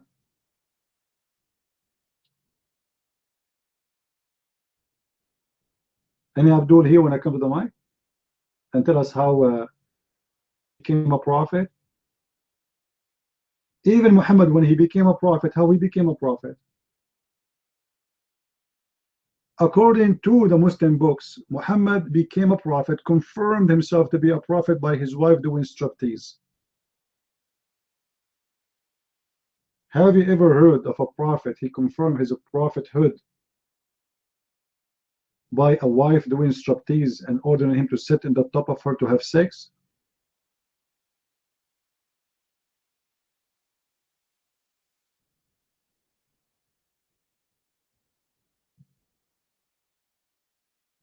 Any Abdul?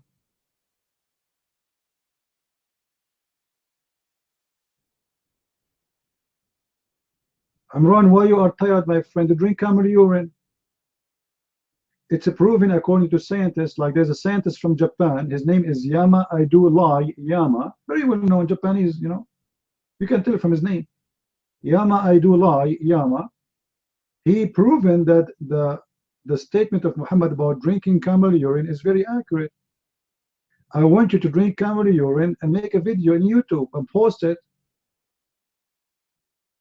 Share the benefit of health, my friend, with everybody.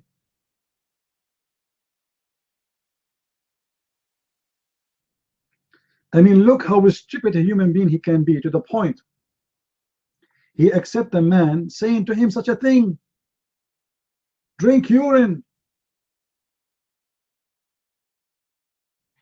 Look, if you have a dog and you try 1,000,000 times to teach him to drink urine, he will not do it. If you have a donkey, you try to teach him to drink urine, he will not do it. Then we find a human being, full of human being. He have the look of a human being, he have the eyes of a human being, and suppose he have a brain of a human being, and yet he go and buy camel urine to drink it. He pay for it.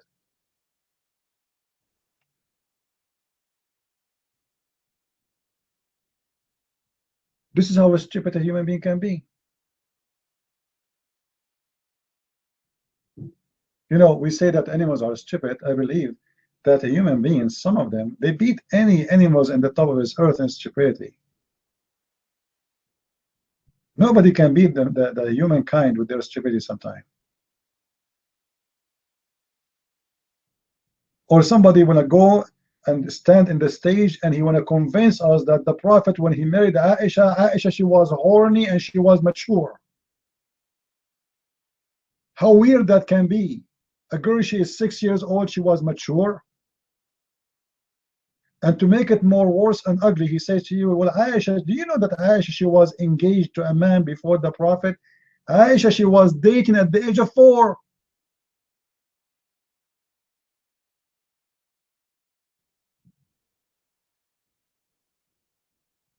And there is people, they believe that this is okay. This is how stupid a human being can be, and how disgusting he can be too.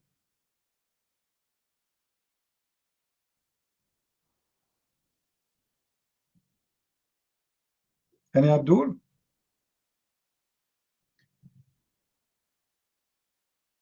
Anyone?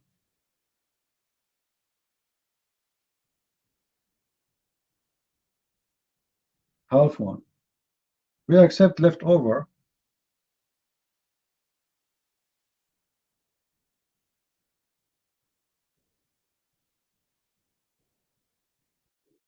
Don't use bad language in our room, Mr. Blue. This language is not allowed. Any Abdul?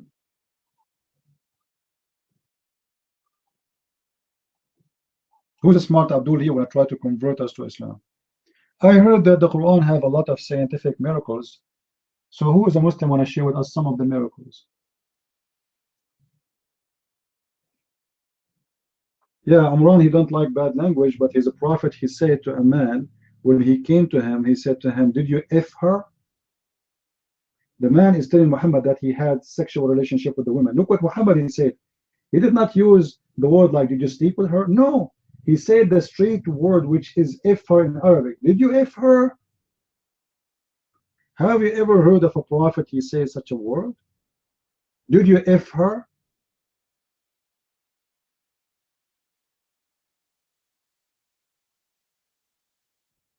And Abdul want to explain to us?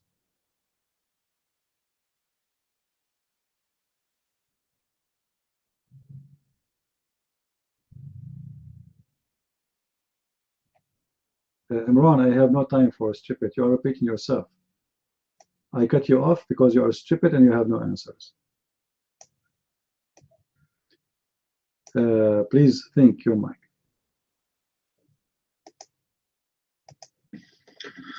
Hello, everybody.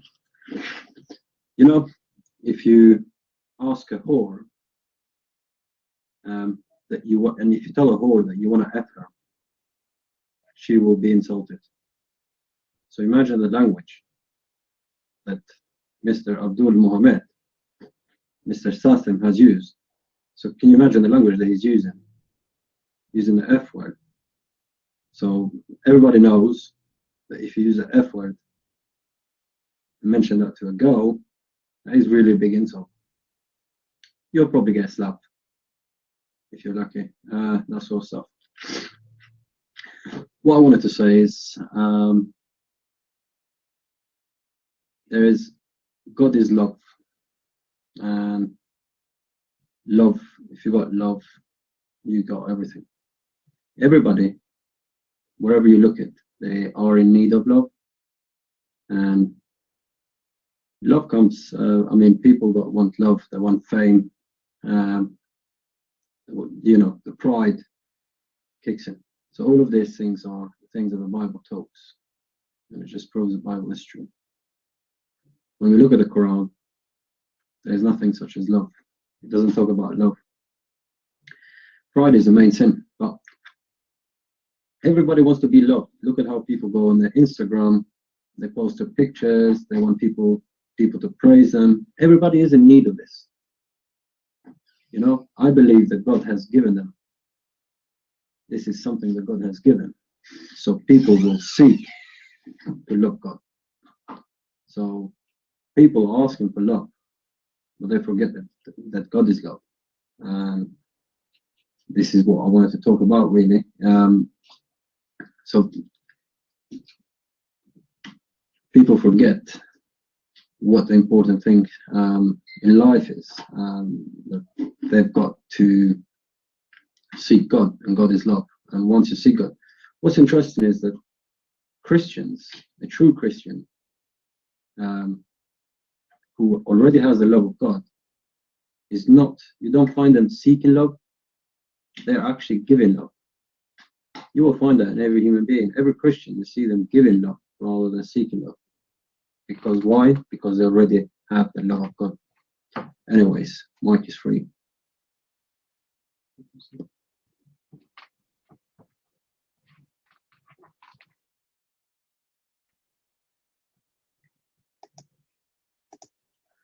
You know, the first thing we as a Christian we should earn after accepting the faith is trying to earn education, not only to depend and being a loving people, because you see the Bible says, my people, they were destroyed because of their ignorance, right? So we as a Christians, if we really want to be a true Christians, we should increase our knowledge. I encourage all the Christians to read, educate yourself about the Bible, about Jesus, about Islam, about everything around you. Because a Christian who is not educated, he is very easy target for all the evils. How you can tell people about your faith if you do not know what is even your faith? Just because you say I'm a believer, that's not enough. You should not be a believer with a blindfolded eyes. You should be a believer who knows what you believe in. You should be a believer who is able to answer questions.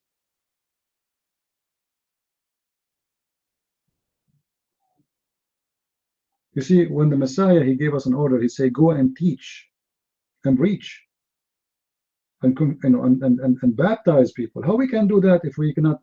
How we can teach if we do not know? You know what I mean? Have you ever heard of a teacher he do not know himself the subject and the topic?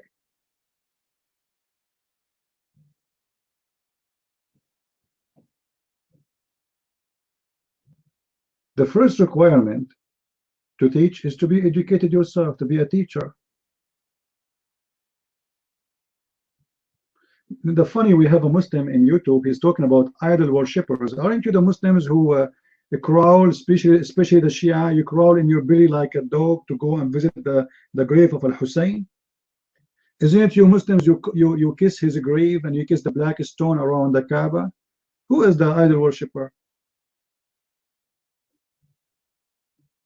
Show me where Jesus, he said, go and kiss a stone, or he kissed a stone, and I can show you your prophet, he kissing stones. Your prophet is a stone kisser. Is that true? This is one of the funny things about Muslims, by the way. They speak about idols worshippers when they are the idol worshippers.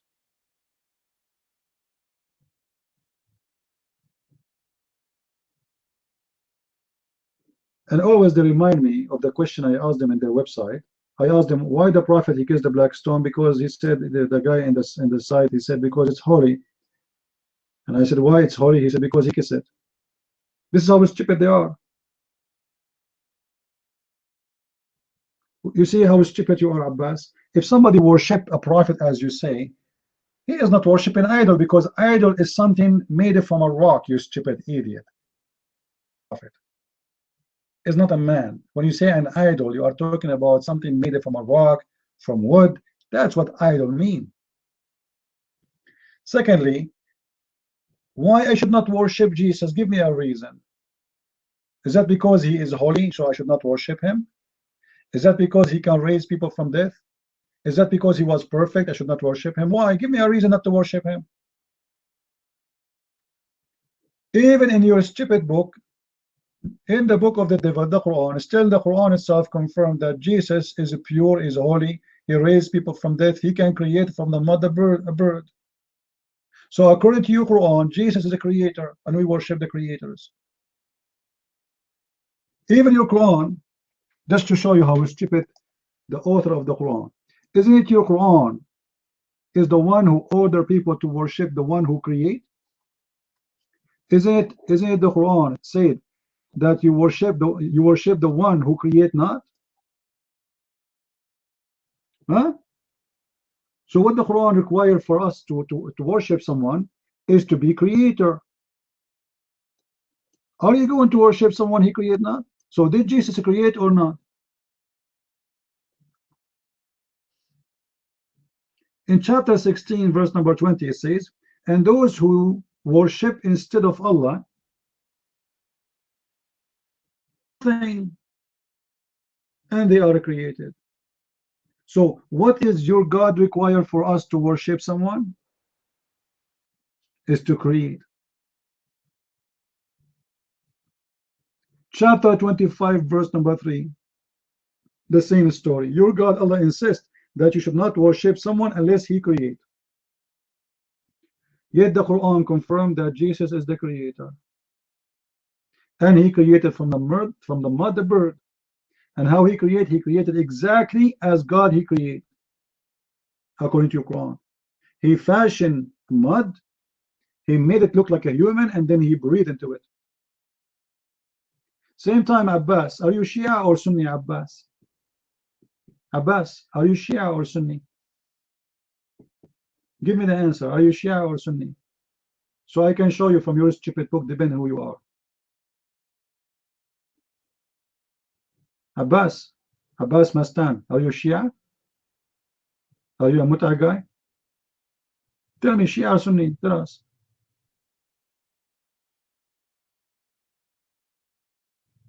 They will not answer. Because the Shia and the Sunni, both of them, they worship men and they worship a human being. But they don't worship someone is holy. They worship garbage. Well, Abbas, isn't it your God Allah is in a human shape? I challenge a Muslim to prove to me that his God Allah does not have a human shape.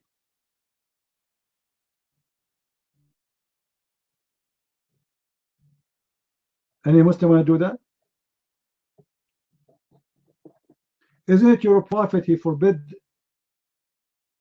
beating a human being in his face because he have the look of Allah? Did he?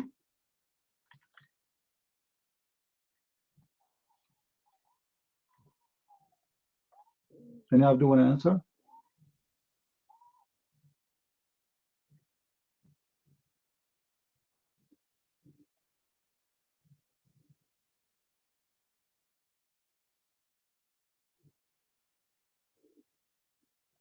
Who is Abdul here?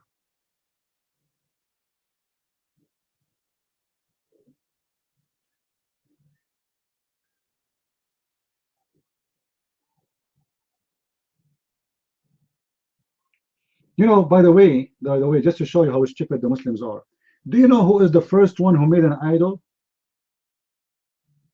Anyone knows? Who is the first one who created an idol according to Islam?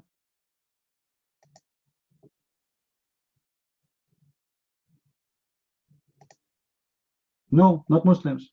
Allah himself.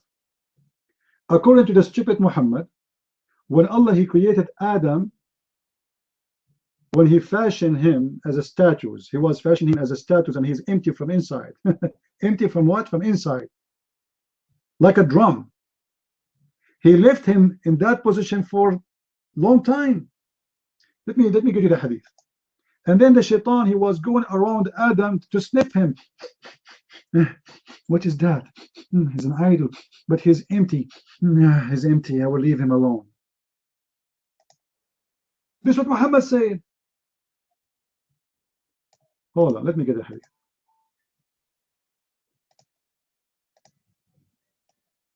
Here we go. Read with me, Allah.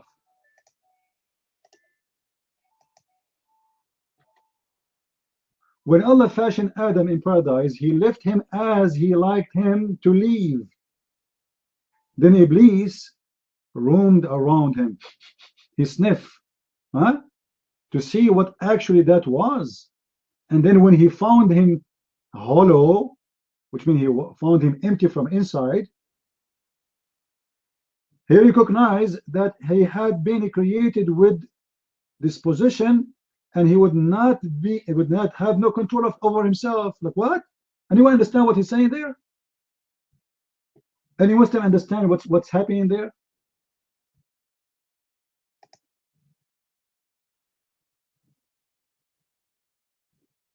Shaitan, he noticed that Adam will not be a good because he's empty from inside. So if we put some concrete, Adam will be good. And Allah created Adam and he left him as a statue empty from inside for a long time. Why?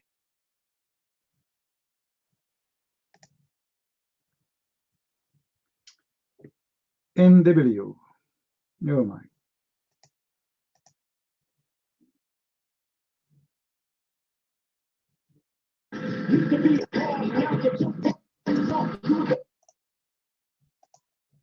Get out from here, stupid.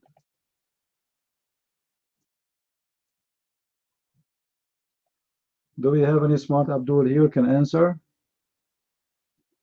Allah created an idol and he left him empty. Who is a Muslim when I come to the mic?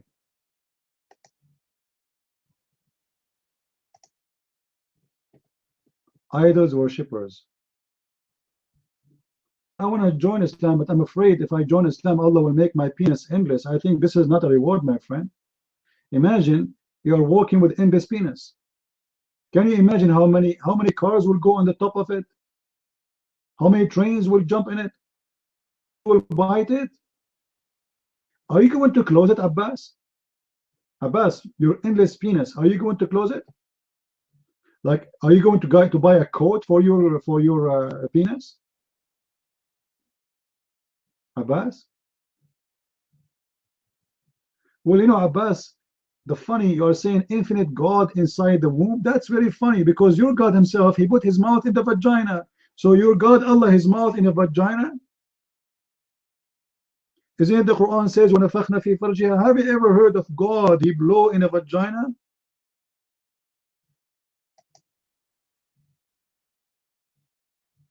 Are you there, Abbas?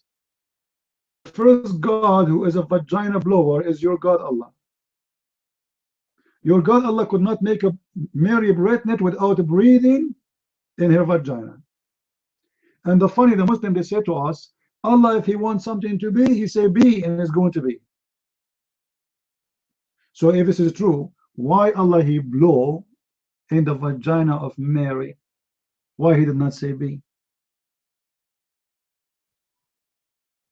Any Abdul? What kind of God he need to blow in a vagina to create someone? Could not say be. Well, I mean, you know, you see, you are upset because the Quran saying that. Refute me. Does the Quran says and we blow in her vagina? Yes or no?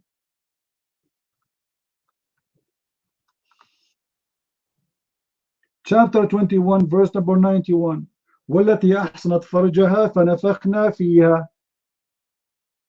And she is the one who protected her vagina, so we blow in it. Vagina. Different verse. Chapter 66, verse number 12. And Maryam, the daughter of Imran, and by the way, Maryam is not the daughter of Imran, but because your prophet is a stupid, he thought that this is the same Maryam. She is the sister of Harun. This is why the Quran in different verses says, or the sister of Aaron. So the stupid Muhammad, he thinks that Maryam is the daughter of Imran. In the Hebrew, it's not Imran, it's Amram. So the stupid Muhammad, he thought this is the same Maryam, which is the daughter of Amram, which is the father of Aaron and Moses. And he is saying, she is the one who protected her vagina, so we blow in it. Answer. Huh? Well, I challenge you to give me a reason not to glorify Jesus. Give me a reason. Even the Quran confirmed that he is holy. Let me show you how stupid what the Muslim they say. A second ago he said God inside the vagina. Well, here we go the question. If being inside the vagina will make you dirty, how the Quran confirmed that Jesus is pure? He is holy. In chapter 19, verse number 19, Allah announced to Mary, he said to her, I will give to thee the gift of a holy son. How someone is born from a vagina, he is called holy in the Quran, Abdul. Any Muslim want to answer? As long you just say the one is born of a vagina, he cannot be God. But Allah, he call him holy, but yet he is born from a vagina. Any Muslim? He is born from a vagina, but he is holy? Look, you see, guys, when you put them in the corner, they have no answer. We are waiting. How Jesus in the Quran is born from a vagina, but yet the Quran call him holy? How Jesus is born from a vagina, but yet he's right now with Allah? He is with Allah right now. The one is born from a vagina, as you call him. And your prophet is in the grave. And your prophet confirmed to be guilty, filthy from the Quran. As in the Quran says to Muhammad that we forgive thee for the past and the coming sin. Muhammad, may Allah forgive thee. Jesus is the only one in the Quran, he have no sin in the past and in the future. The only one, he did not wait for 40 years to get a message from God like your prophet. From the first day, he speaks as a holy gift of God. From the first moment he is born, according to the Quran. That is Jesus. You have no answer. You are a coward potato. Go and do mut'ah, Abbas. Go. Go and rent your sister for mut'ah. Make some money, man. Practice the follow Muhammad, the one who allowed you to rent your wife and your sister to make some money. Go change the uniform of your wife or your sister and make her dress yellow and put a taxi sign. This is Islam. The only filthy religion who allowed a human being to rent a vagina and make a woman a taxi. Whoever have money afford it, he can ride. I'm not a pimp to convert to Islam. I will never do what Islam teach me. And if I have a wife, or if I have a daughter, or if I have a sister, I will never let her follow Islam, because then she will become a whore. You see, you have no answer. Now you are saying me Christianity is false. Let us say, for the sake of argument, Christianity is false. That will not make you have any answer for what we said until now. This is why you are in this ability. Of Allah, he ordered women to give their vagina for money. Your wife, she is like a Pepsi Cola machine. She have a hole, you put some coins, she open her legs. This is a religion. And not only this, even when you go to heaven, what do? Even in heaven, you are a pimp. Do you know, according to Islam, you can have sex in the heaven with your niece, with your sister, with your auntie, with your grandmother? You can have sex with everybody. Islam is nothing but a sexual religion made by a sex maniac. A lot of fantasy, all of them, they are sick in his head.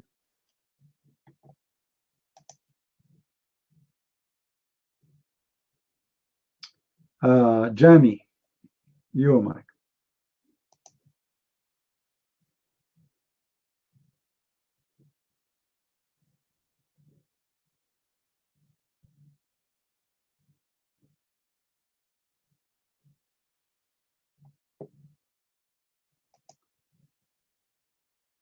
So what sorry mean? You don't want the mic?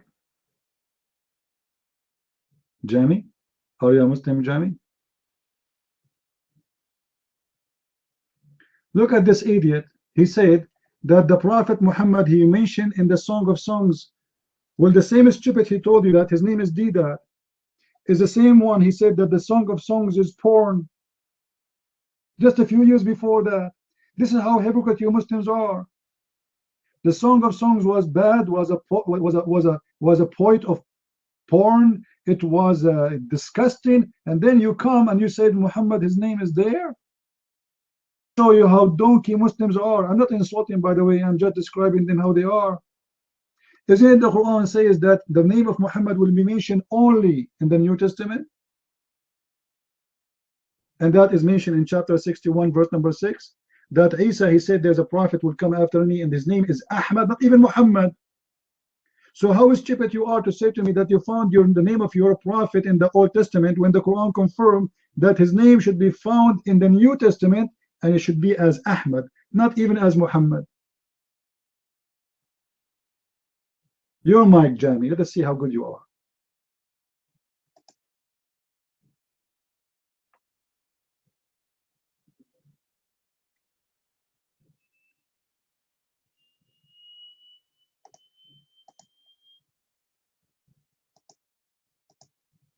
What do you have there? Are you the one who's talking or Jibreel? It sounds like somebody is going to the moon. Try again.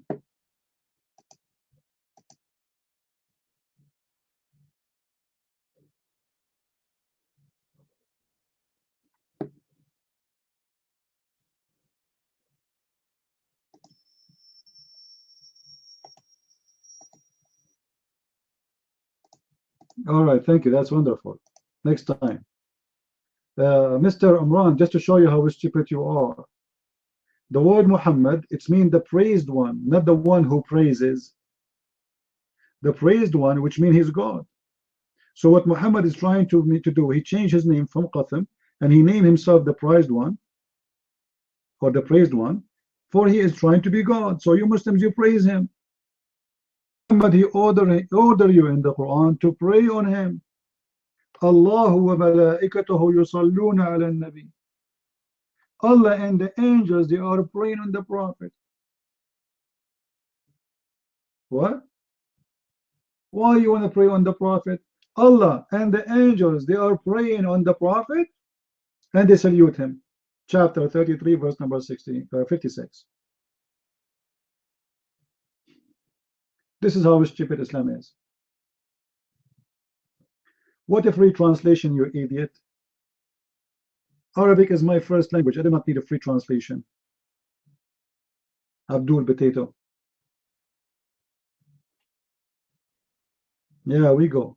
You don't know Arabic, you do not know Hebrew, you do not know any language, and yet you are expert in Hebrew now. You see how expert he became in Arabic and Hebrew, but he don't speak any of them. Copy paste.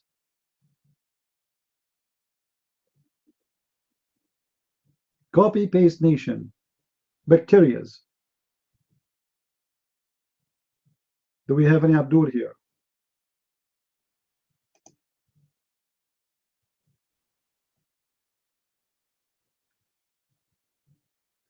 Abbas, even your prophet, he described your God Allah, that he is a person who is fat and short and he have a curly hair and he walk like Charlie Chaplin. Do you want to see the hadith?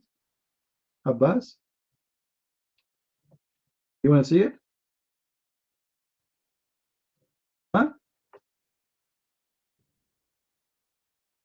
Describing your God Allah that he is a fat boy, curly hair and he walk like Charlie Chaplin, and this is the hadith. I will post it in YouTube and I will post it in Palto. Who is the Abdul want to answer this?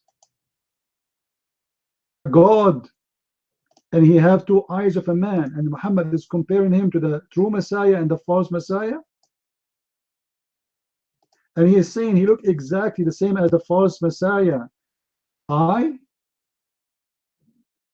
This is God? In him and the false Messiah is the eye, but the false Messiah is a human. He's a human. So how you Muslims, you say to us Allah is not a man, but yet your Allah look as a man, and the only difference between him is an eye.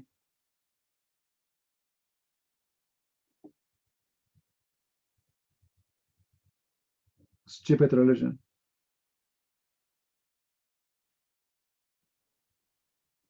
This is God?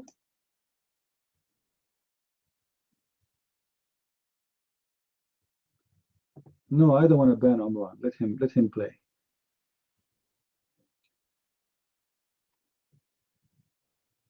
Put yourself in his shoes. I mean, you are born stupid. What you can do? This guy, the first thing he do in the morning, he drink camel urine without milk. I mean, imagine the situation. So do you think to be smart, right away he come to our room? It is going to take some time. Right now he is in the stage of digesting the camel urine. Do we have any Abdul?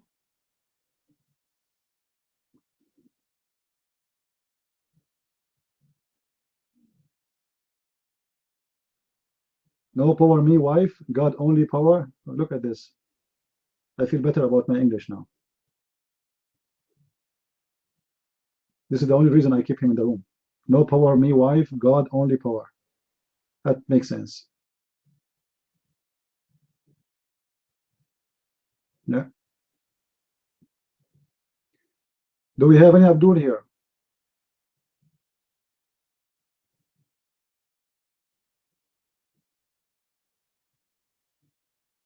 Well, Allah, He created a lot of things, if you think about it. There's a kind of women Allah He created, but yet we did not see them. They have sperm coming from the ribs. And until now, scientists trying to find them where we can locate them.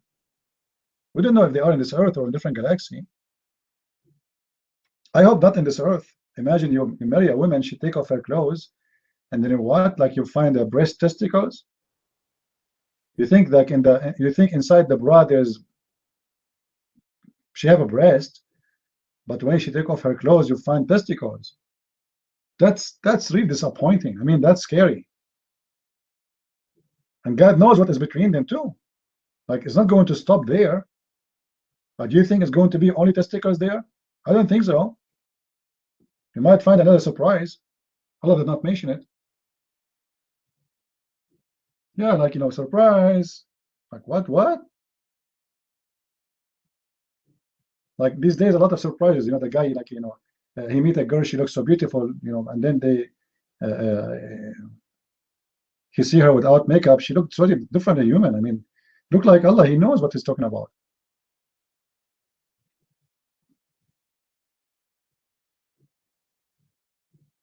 Like Abdul, the Muslim women, they put a lot of makeup, like 5 kilograms of makeup. So the girl, she get married to the guy who did not see her yet. She opened the burqa like, wow, because the makeup woman, she spent like 10 hours to put makeup. Now this guy, like they are kissing, and then he noticed there's something in his face. What is that? I have paint here. What's happening here? And then she will take a shower in a certain point, and then he will say, who are you? She will say, Allahu Akbar, this is me, your wife. Actually, I saw a case in YouTube. The guy, he made a video complaining about that they did cheat on him. They showed him a picture of a girl which he will marry, and then when he went home, he took the girl with him. It's not her. She is so, according to him, not me, she is so disgusting, according to him. She is so ugly, and she is totally different from the one they show him in the picture. So he was asking the Sharia court to return her. I mean, do we have 30 days guarantee? Is it halal to return a woman we marry? Return her. Oh boy. Any Abdul? Actually, this story is a true story of a Saudi guy. There is someone he borrowed money from him. So they stopped him and said he wasn't rushed. He said, where are you going? He said, this guy, he took money from me. I will not come back unless he give me the money or he give me one of his daughters. You believe it? He will not come back unless he got the money or get one of his daughters in return of the money. That's Islam. She's like a goat, property. Give me my money or give me one of your daughters. I sleep with her for a week, 2 weeks, a month, 2 months, and then I return her back. That is Islam. Do we have any Abdul here?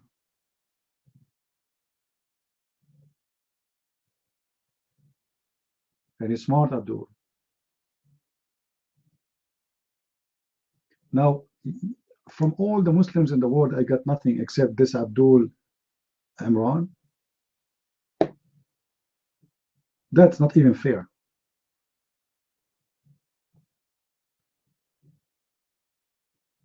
And look how funny the Muslims, by the way, when they speak about Jesus being a human, their God, Allah, He have eyes. He have 2 hands in the right side of him, which is very funny. Actually, I wish I have the skills to make a cartoon. I will make a cartoon of Allah, specifically with a description of Muslims. God, he have two hands in the right side. Like how? I told you before. Do you know why? If I walk with Allah side by side, I will walk in His left side. Anyone knows why? Or why I will walk with Allah from the left side? Because I will walk from the left side and I will spank him, and he cannot beat me back because his hands is in the right side.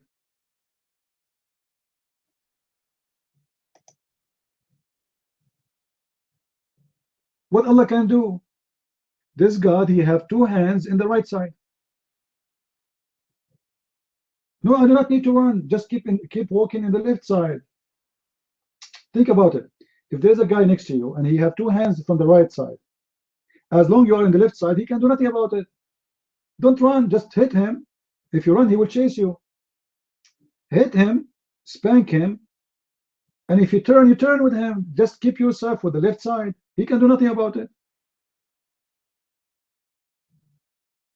Well, you turn with him. You turn with him. He turn, you move with him. He go forward, you go forward. He go backward, you go backward. He go right, you go right. You know, just keep maintaining your position in the left side.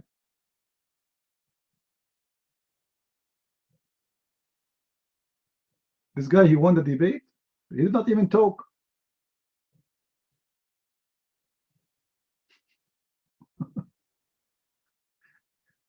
Anyway, Christ is salvation, your mind.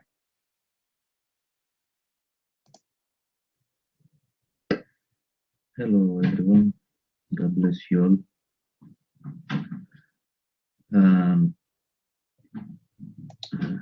How much delusional those people are that are against Christ? Well, there are a lot. Recent studies of myself are completely 100% of the delusion of the people that believe that they have Christ in them, but the only thing that they have is Satan. As Jesus Christ said, you are the works of Satan. You are the child of the deceivers. And those people prove it 100%. I mean, not only Muslims, because it's not, Muslims are indoctrinated in this thing, yeah? It's not only Muslims. There are people moving to, let's say, they have movements. I don't know if you know this Black Hebrew Israelite movement and those things. They even come to a statement where they say that 150 years of enslavement was never, nowhere in the world. Why don't they see the Middle East? The Middle East is 1400 years under Islamization. Those people don't know where they came from. They don't know what they are doing. They don't know what God they are praying to. They're indoctrinated and they are slaves in this fake religion. Imran Lovni, he is the same. Christos Anesti fighting brains. And the other guy, Jamie, these people are totally brainless. You know, they don't have a brain to think. He tries, I don't know how many years, CP, you try to find someone, not to debate you, but to understand what you are asking. You are asking questions like, why is this there? Since this is a religion, this should make you feel full as whole, as religious person. And this book is full of sex, killing, anything else to do with the flesh in this religion. And I don't understand it. How can people be so blindly following this book that they don't even read it? They don't even read it. They don't read. I don't. Anyway, so by the way, this word Mohammedan that these people are saying, it's not the first time that I see this word. It's about the fifth time, the sixth time, I don't know which one. I know that one verse in the Quran, it says that which they can find it in their Torah and their Injil, where Song of Songs is not neither Torah or Injil. None of them. None of those. Torah is the first 5 books. Genesis,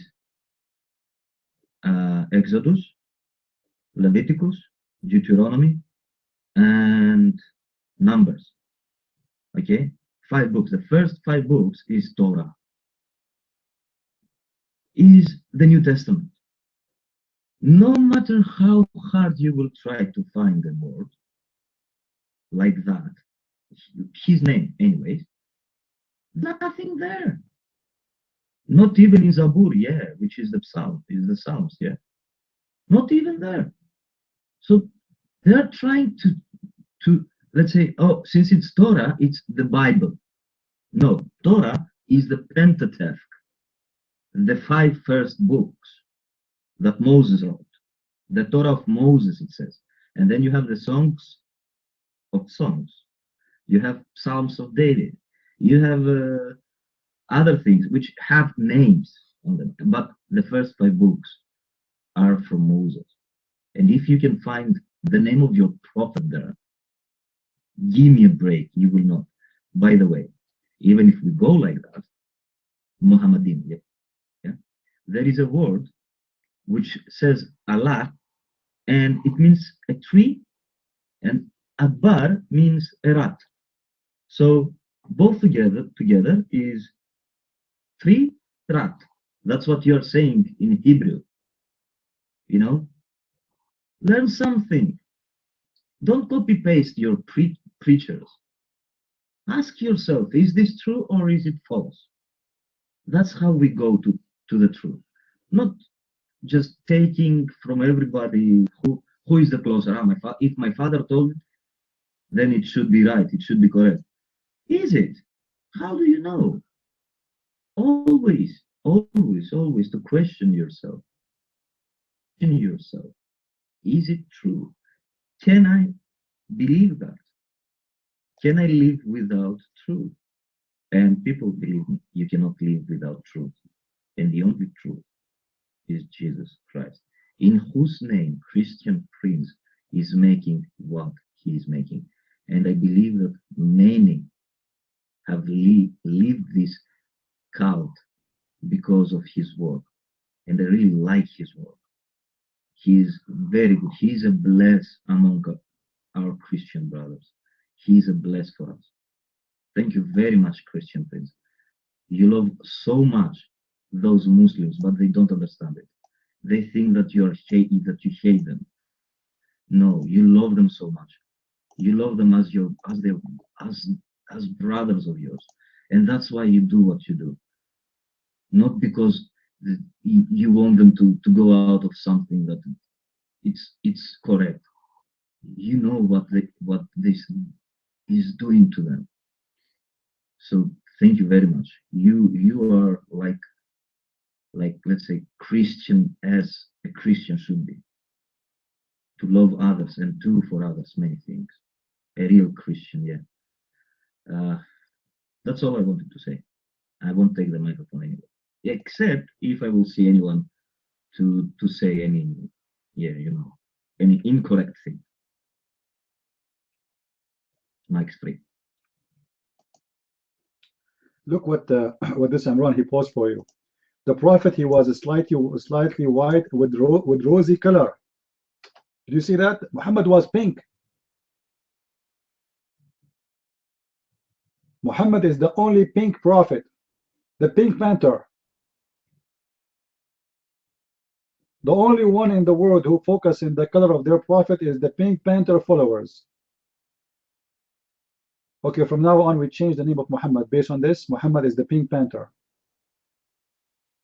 Dear, what do you think? Ta-dun, ta-dun, ta-dun, ta-dun, ta-dun, ta-dun, ta-dun, ta-dun. They took the Pink Panther detective what, Cousteau? What's his name? To teach him hamburger, how to say hamburger. The women, she was going crazy. This is exactly what happened to Muhammad with the angel Jibreel. Squeezing him, squeezing him. He said to him, read. He said, I cannot read. Read, read. And he squeezed him. The Pink Panther, she was saying to him, say hamburger. He said, hamburger, hamburger, hamburger. You idiot, hamburger, hamburger. This is exactly what happened between the Prophet Muhammad, peace upon him, and the hamburger angel. Imran, love me. Oh boy. We got the wife of Imran. Imran, you are in love with yourself? Who is Imran, love me? How do you call yourself such a name? Are you a male or a girl? Are you a male or a female? You man.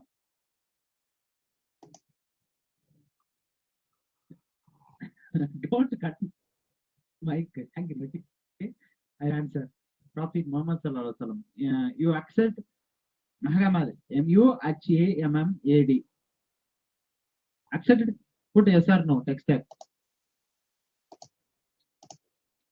Abdul, go get me Zakir Naik. At least I can understand him. I have no idea what you are saying. At least that guy, he spit a lot, but we understand what he's saying. Brother, the brother here, they can't quit him. If somebody want to go to the bathroom and you use the right leg, if you use the other leg, you enter the bathroom and then the titan will play with your anus.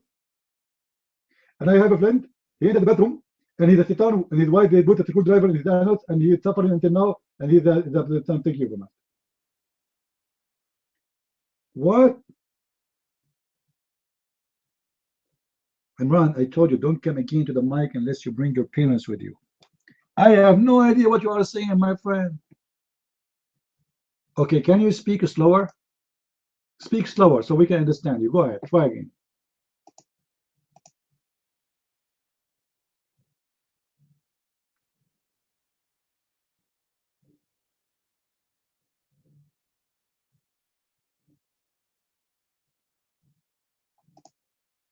Imran, this is very slow.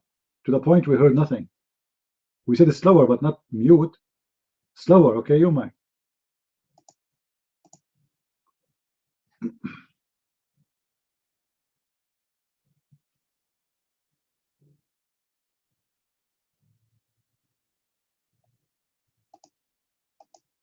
Okay, I give up. By the power of Allah, I announce you to be a Hindu. Sit down. Do we have any Abdul? He have the courage to come to the mic and say something useful for us?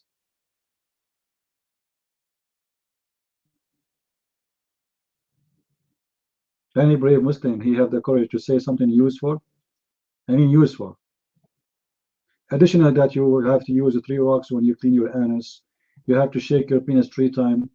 This is very useful, but this is not our really what we are looking for. Something more useful. Any Abdul?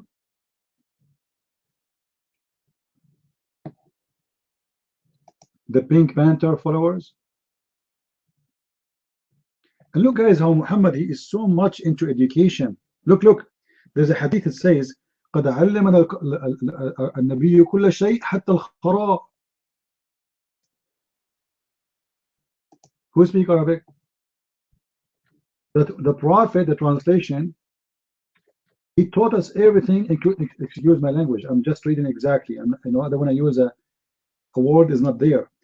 He taught us everything, including how to do shit. I mean, have you ever heard of a prophet, he taught his followers how to do shit? I'm not using the word shit to be rude. This is exactly how it is in Arabic. حتى الخراء.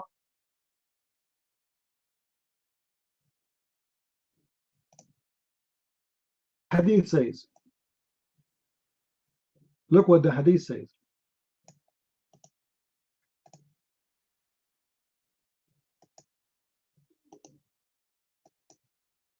Read with me. I see that your friend even teaches you about excrement. He replied, yes. The Muslim, he replied. He said, yes, I agree. He said, he has in fact forbidden us from that anyone amongst us should clean himself with his right hand or face the Qibla. He forbidden us that use dung or bones, and he has also instructed us not to use less than 3 parable for this purpose. This is a prophet teaching them how to do poo-poo. And not only this, you see the Muslim translation is absolutely false. You see where it says he teach us how to clean? It doesn't say that. Or sorry, when he says he teach you how to do some excrement, it doesn't say that. It says he is teaching you how to do shit. You see the Muslim translation, just to make it look nicer, look what it says. In the beginning they changed the translation. It should be, instead of saying excrement, it should be he taught you even how to do shit. And I challenge anyone who speak Arabic to say this is not true. Anyone here is a Muslim, he speak Arabic, he dare to say to me that this is not what it says? Who is a Muslim, he dare to say it's not true? And the Muslim, he agree, so he start giving details about how the Prophet, he taught them how to do poo-poo. So he said, yes, he taught us how to do shit, mashallah, and he forbade us from using our right hand. Or, hold on. Muslims, why you cannot use your right hand when you clean your bum? What happened exactly if you use your right hand? Any Muslim can tell us?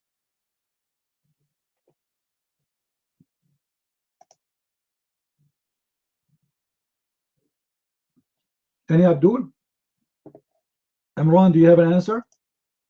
Let us see the smart Amran. Maybe Amran, he have an answer. Amran, why you cannot use your right hand to clean your bum? Your mind.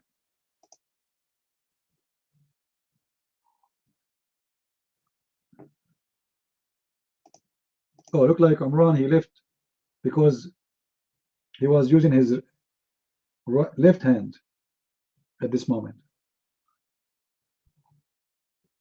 Any Muslim have an answer for this? What will happen exactly if we use our right hand? What is the problem? And then the Prophet, he forbid us from using the dung or the bones for it. What?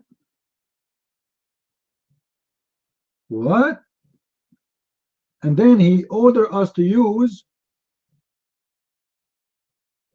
you should not clean yourself without using 3 rocks. Every Muslim have to clean his bum with the 3 rocks. I challenge the Muslim to practice this, and you will see how you will smell. Just use the 3 rocks. Go to the bathroom and get with you some rocks and clean yourself with the 3 rocks only, and let us see what will happen to you. I want to see how smelly you will be. No, only 3. The hadith is so clear.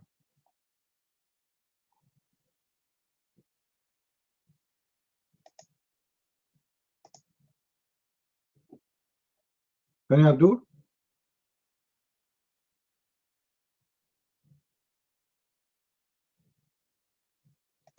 Look in this hadith. In this hadith, they are being more polite. Look what it says. The idolaters said, all right,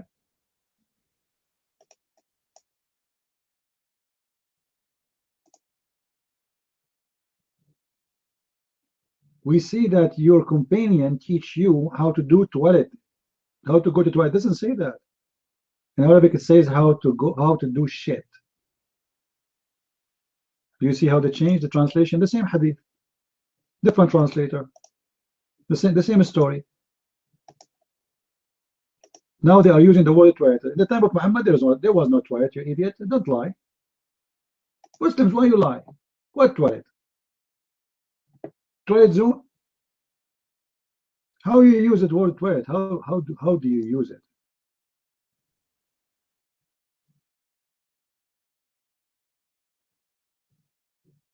Any Abdul?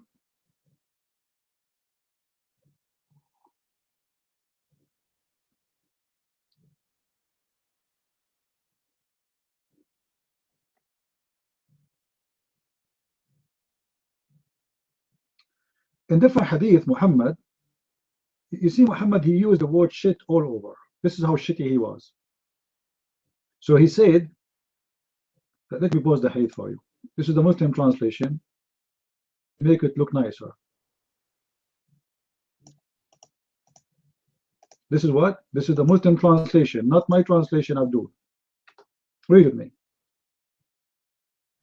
The Prophet said people should stop boasting, but their father who have died, while they are but cause of hell, or they will be more humiliated with Allah than the dung beetle who rules dung with his nose. This is a prophet of God talking.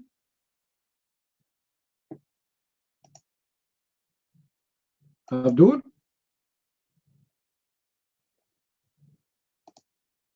Of God?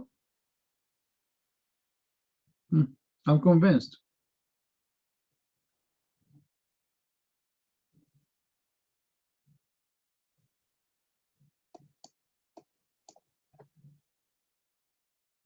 Any smart Abdul here?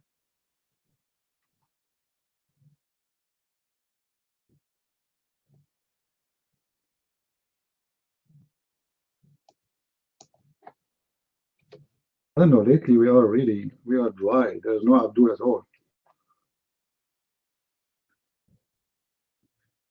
And if we get Abdul, he don't know English, like Imran. You know, the Muslims, I don't know how many times you heard them before saying that, do you know that the Pope, once upon the time, he was giving papers to go to heaven?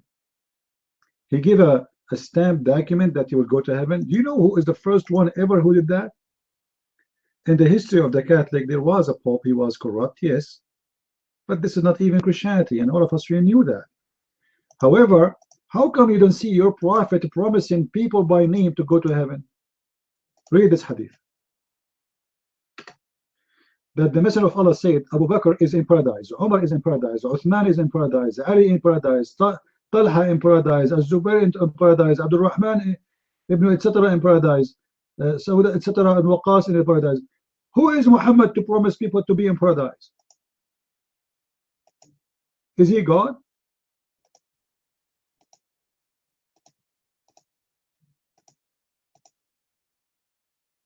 Who is this guy who his name is Muhammad? He is telling people you are in paradise. He know the unseen. He is God. He is the one who knows the secrets of heaven. Muhammad is promising people to go to paradise. Any Abdul?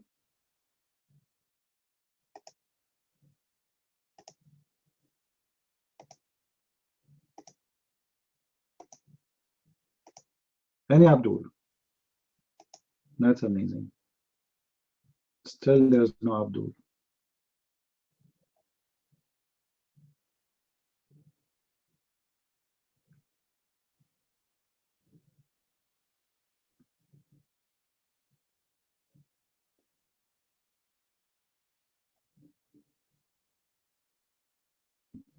Here is a Muslim want to tell me what's happening here.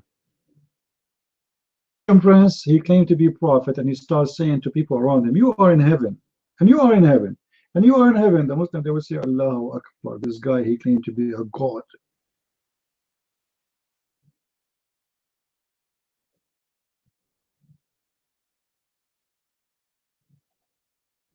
How this happened? What? How Muhammad is promising people heaven? People to go to heaven, specifically 10.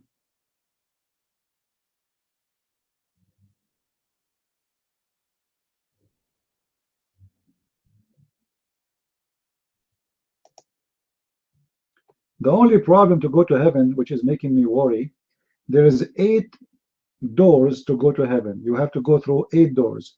And each time you want to pass one of them, the angels will ask you, are you Christian Prince? You say, yes, it's me. They say, is your name being called? You say, yes, it's me. It's being called.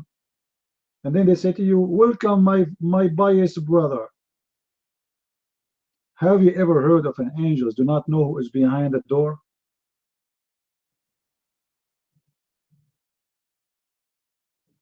And this is exactly what happened to Muhammad when he went to the seventh heaven.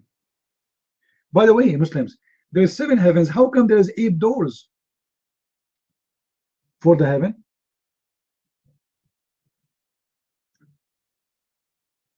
And Abdul can explain that to me. How the heaven is 7, because there's 7 gates, like 7 walls and 7 gates. So you have to pass from every gate when you go past to the second heaven, etc. So how the heaven is 7 heaven, but yet the gates are 8? Any Abdul here have an answer? Do you think Muhammad, he was drunk when he said the heaven have 8 gates? Think about it. How this happened? There are 7. Imagine we have 7 floors. 7 floors. Every floor have a gate. In order to go to the floor above it, you have to go through that floor. So if there are 7 floors, how we have 8 gates? For a VIP. Okay. Let me get you the hadith. Hold on.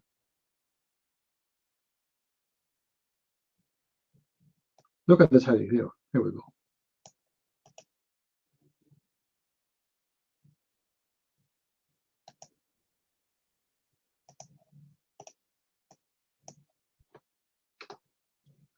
Allah would make him, etc., between 2 brackets, enter the paradise through one of the 8 doors which he would like.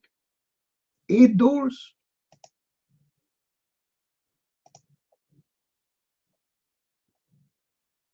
To us. Allah will bring people from hell and he will move them to paradise. Have you ever heard of such a thing? They are living in hell. Allah, he will call them the people of Jahannam. Look how stupid this name is. They are living in hell, but they are the people of hell. Even though they are living in hell, people of hell. Sorry, they live in heaven now. Look at this. Yeah, they are refugees. The Prophet said some people will come out of the fire after they have received touch of the fire. Like, okay. And then change in their color. Color change. And then they will enter paradise. Anyone knows why he's saying their color will change? Anyone knows why? Why he's mentioning the color change? Anyone notice why? Yes, those who they are in hell, they are black. So Allah will not let you enter the hell unless you are black. And then those, Allah will forgive them and bring them to heaven. So then you have to change the color back. You have to make them white again. Or if they are not white, they will make them white. Because no black is allowed in heaven. And this is the hadith. This is from Sahih al-Bukhari.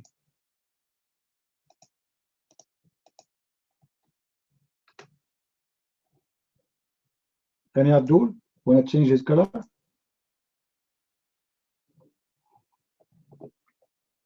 I'm so glad that Allah will not make them pink as Muhammad he is, the Pink Panther.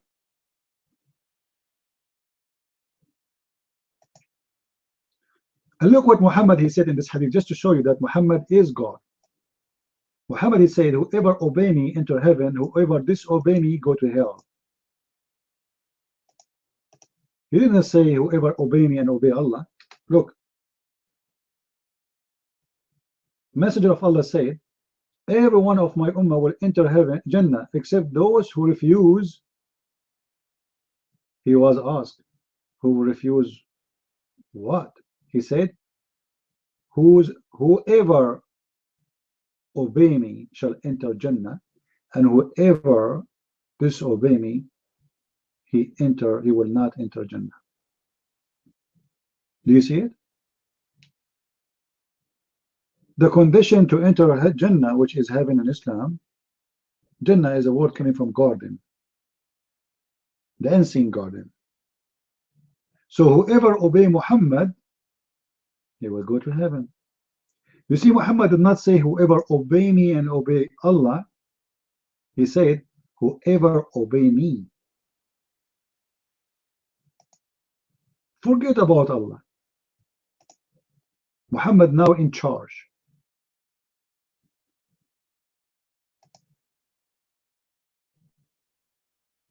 And ya Abdul.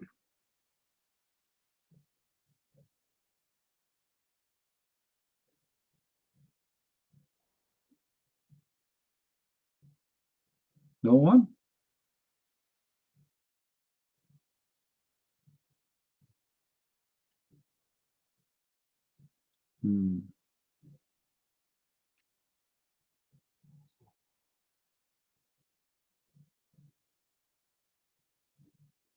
No, Abdul.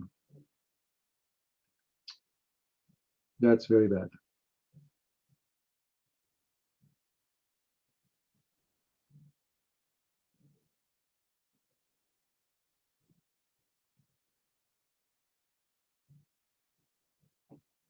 How many floors is the heaven of Allah? Anyone knows?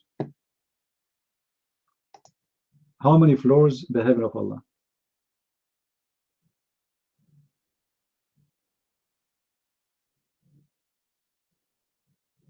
7.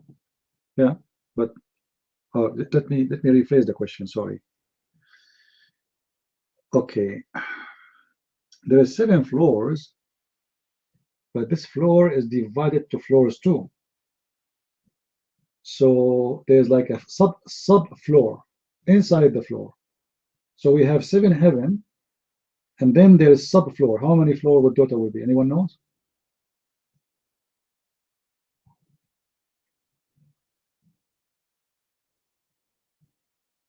No, there will be 100 floor inside the 7, which mean actually the number here is not cannot be broken even, because you know if you try to divide 100 to 7, the number cannot be broken even, correct? It doesn't make sense. However, this is what Muhammad said. He said there's in the heaven there's 100 level.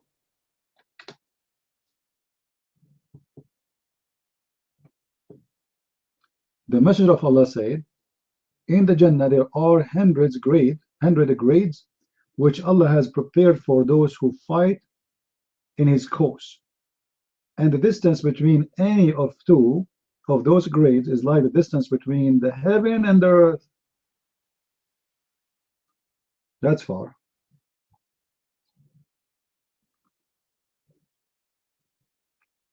So you see, in the heaven there's a grade.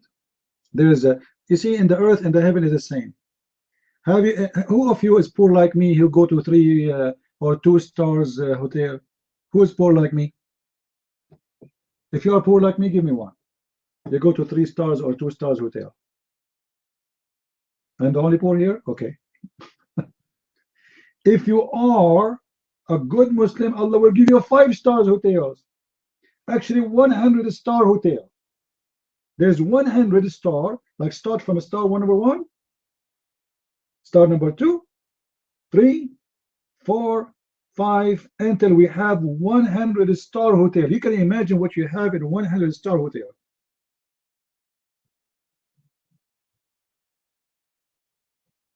Isn't it amazing? There's stars. Even in heaven, there's discrimination. There's rich and poor. There's high class and low class. Natahari, where are you going? Just wait. We might get you a star. There's like maybe 7 stars hotel or 10 stars hotel before you go. Just wait. We will give tickets. You stay only in 5 stars hotel, Kim, because you're rich. Ah, Kim is rich. Kim, my name is Muhammad. I'm looking for a wife. It doesn't matter if you are even older than me. Don't worry, my dear. Let us get married. See, guys, Kim, she stay in 5 stars hotels. Here we go. Muhammad, he found a wife finally. That's perfect. 99 years old. You have no teeth. You don't bite. You don't harm. And you sleep early. What more a husband he want? Perfect. Right? Yeah, Muhammad. You know, actually, Muhammad, he says a woman, she will be married for, anyone knows? Anyone knows what Muhammad he said? You will not believe it what he said. A woman will be, if for what reasons? Often they say this is marriage. You know, I don't accept, but anyway. What is the reasons to marry a woman if this is the one mean marriage? You believe it that Muhammad he says her money?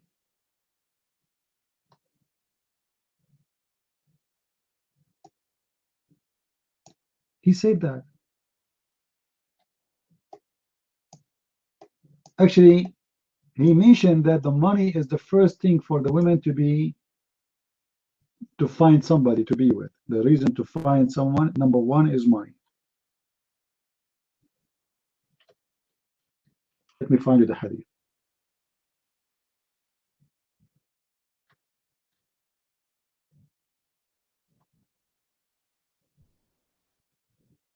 Read with me. And the religion is the last reason for Muhammad. According to Muhammad, the reason to marry a woman because she is religious is the last reason. Read with me. A woman, this is the Muslim translation, not my translation. A woman is married for 4 things. For her wealth. Do you see it? Do you see it? For her wealth. Then for her beauty. Then for her pity. And then for her religion. The last thing the Muslims are worried about to marry a woman is her being a biased woman. Yes, and this is why if you ask Muslims why Muhammad he married this woman and that woman, they will say to you he is trying to establish Islam. He is trying to get to earn power. So he married from the son of the daughter of this guy and the daughter of that guy. So he can, because of the lineage and the wealth and the strength and the power, he is evil. He is not just marrying women to have sex with them. He has a lot of slaves. He marry women to use them as a method to jump in their shoulders. Yeah, obviously the bias is the ugly one. So she is the last one to find a husband. But the first one, Muhammad is naming them. The first reason to find a wife, someone to take her, is her money.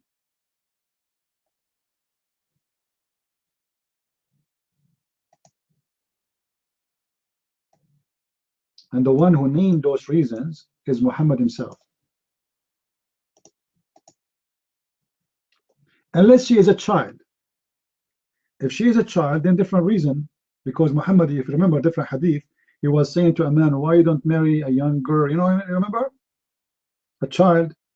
Because if she's a child, she doesn't have money, but still you enjoy playing with her. And this is from Sahih Muslim. And this is Sahih. This is why I say to you, Muslims don't believe in marriage. Islam is a religion who approve. It's like girlfriend and boyfriend. What they call it? What they call it in America? Friend with benefit.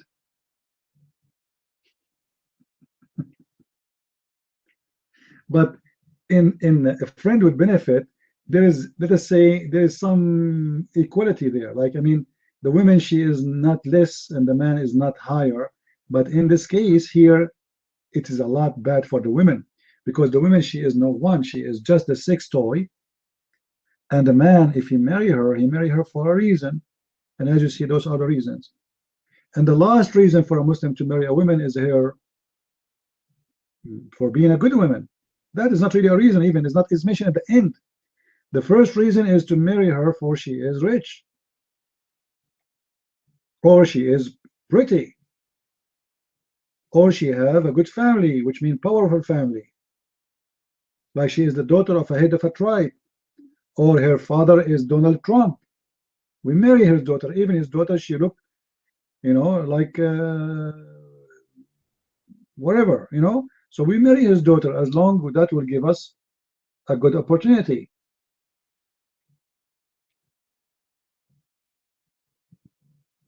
Any Abdul? You see those hadith. I wish the Muslim will translate more of them. You know, what they translated is very limited, really. But those hadith is like a treasure to know about how faithful Muhammad is. And trust me, the Muslims, they wish they can delete them all.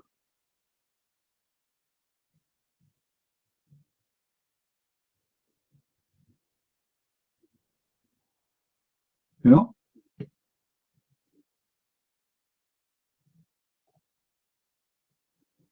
Because those, you know, the Quran is an empty book. There's nothing in the Quran about Muhammad. Like what we learn in the Quran, nothing. The reality about Islam is exists in the books of hadith, not in the Quran.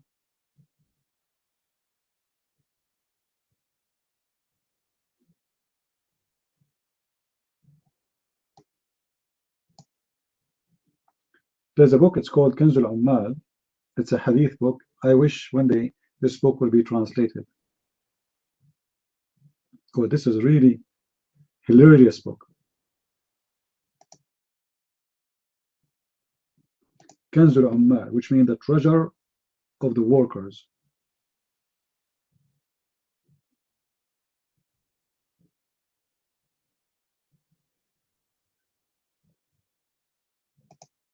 Any Muslim here? Not even one.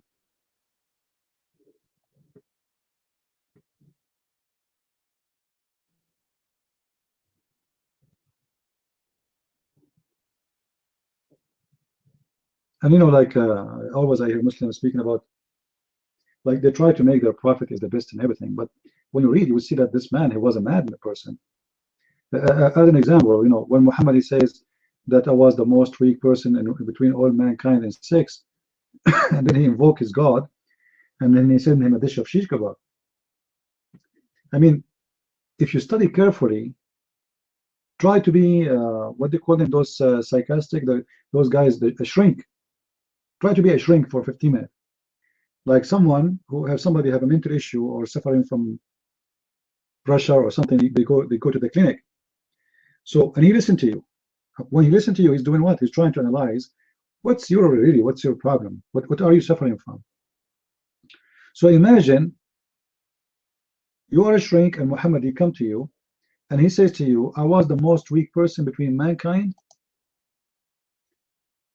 and then I invoked my God and he sent me a dish of shish kebab. I ate it, I get the power of 40 men.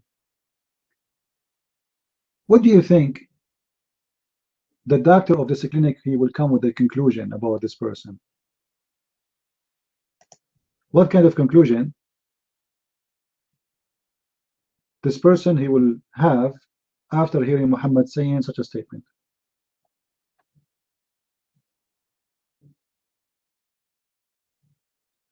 What is the reason for Muhammad even to mention that he was one of the most weak persons or a human in the world in his sexuality? What is the purpose of announcing that?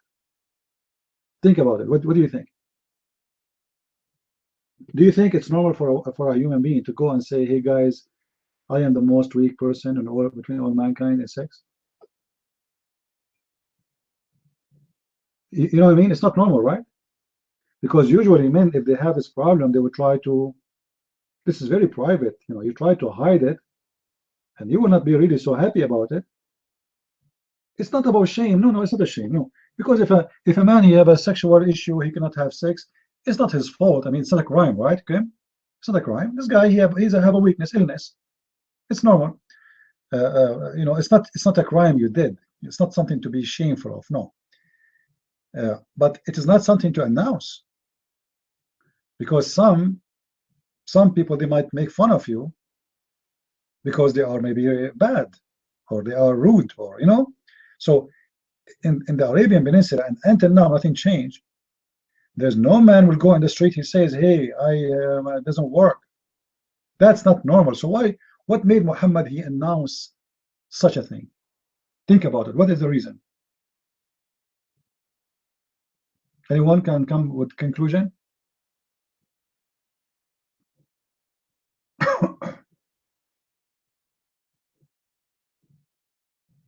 Muhammad is married to many women, right? Muhammad, he had many wives. Is that correct? And wives will do what? They will talk.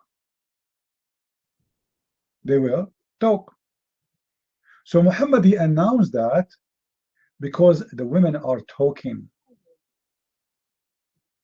People are talking. His sexuality is all over every tongue in the town. This is why Muhammad, if you remember, it's not a gossip, it's true, it's true. Because Muhammad, he confirmed it, remember, right? Muhammad, he confirmed that this is not gossip, this is true, when he said, I was the most weak person between all mankind. So Muhammad, he confirmed that this is true. But at the same time, he want to make them forget about it. So he said, I was, and then Allah, he sent me a dish of shish kebab. You get the point? This is why if you go to chapter 1:8, you will see that chapter speaking about some of the Arab accusing Muhammad that he had no penis. In other way, he can't have kids. So Allah, he made the chapter for him saying, the one who accused you that your penis is not functioning, guess what? His penis is not functioning. The whole chapter is 3 verses, you believe it? Have you ever heard of God? He make a chapter which contain 3 verses just to defend the penis of the Prophet?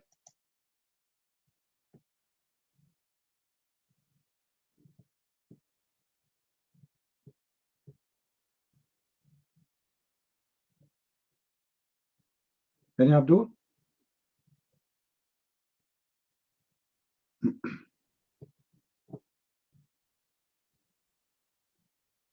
No, Musa's story is different. The story of Musa's, he have no problem, according to Muhammad, but the Jews accuse him that he have a problem in his testicles. Where's my water? Water. Let me get my water, hold on.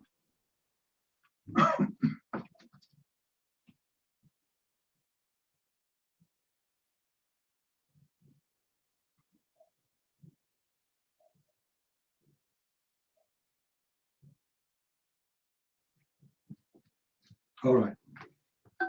If you remember the story of Musa's was accused that his testicles, they have infection by the Jews, according to Muhammad. So Allah wanted to prove that Musa's testicles are very healthy. All right. So what Allah did, he waited until Musa's was taking his shower alone as usual. This is why the Jews accuse him that he have a problem with his testicles. This is why he is not showing his nakedness in front of them. So Allah, he waited until Musa, he took off his clothes and he jumped in the water to wash himself. And then Allah, he ordered the rock to steal his clothes and his wallet and his iPhone and his iPad and even his social security. And the rock, she was running in the street, keep running, and he saw the rock running, so he was chasing the rock. He wanted his wallet, he has a credit card, everything. So he was chasing the rock until the rock, and suddenly the rock stopped suddenly in the middle of the Jews, in the middle of the town.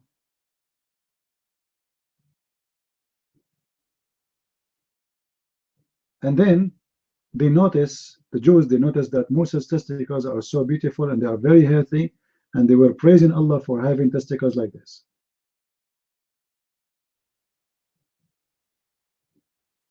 How are you, Mr. Ahmadoz?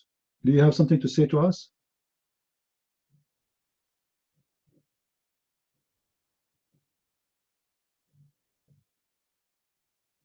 Ahmadoz, are you a Muslim? I don't know, what? By someone having a mic and saying blah, blah, blah. But yeah, I'm saying blah, blah, blah. I'm reading your prophet. The blah, blah here is your prophet. It's your prophet who said that Allah, he made a rock steal the underwear of Moses. And what the point is to prove that his testicles is healthy. And this is one of the reasons I'm afraid to be a prophet. Like, I imagine I am a prophet, and then somebody accused me that I have a problem with my, and then Allah, he made the rock steal my clothes. That's not good. Do you think God, he defend a prophet by humiliating him? Stealing his clothes?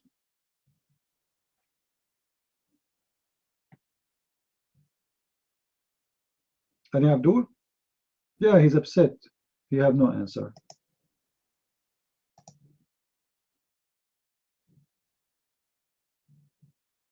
Any Muslim here would like to come to the mic?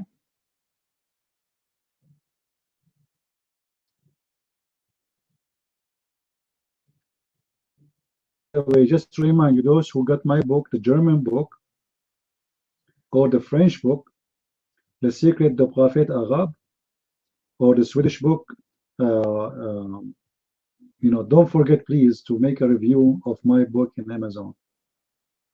All right?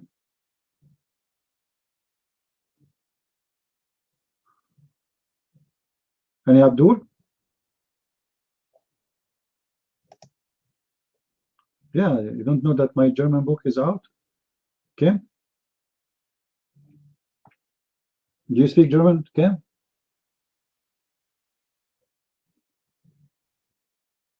You don't speak German. Okay. Then you need to learn German so you can read my book. So from now on, every day you register immediately. You go and register in a class so you learn German just for that reason. You speak Portuguese, really? Okay.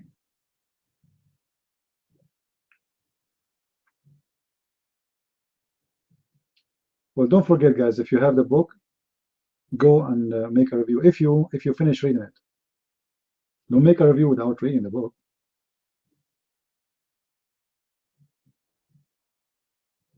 And remember, this coming Sunday we have a debate with Muslim Sheikh. He's a Shia, and this guy, he thinks he's a big shot. He's a very, very big shot, he thinks. So we will see how big he is. And we are going to broadcast in the same account of YouTube here as a Christian Prince. So if you are not subscribed, don't forget to subscribe to this account. It's going to be 7 p.m. Germany time, which is going to be 1 p.m. Eastern Coast time. And I chose Sunday because I know that Saturday people, they go out, same as a Friday, so Sunday is the best.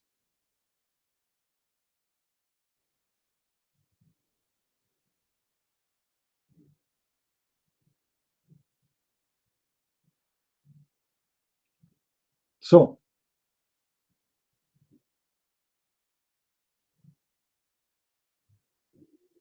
no, even this guy, he claimed that before he challenged me to debate him and I ran away. Do you believe it? He's telling his followers, he speaks German.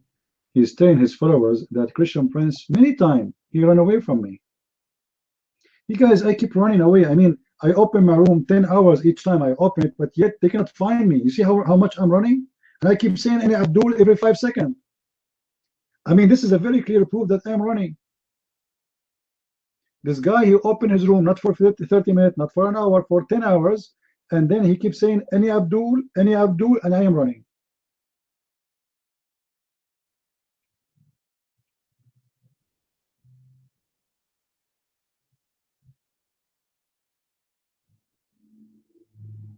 And I should have changed this Abdul thing. Any Balbul?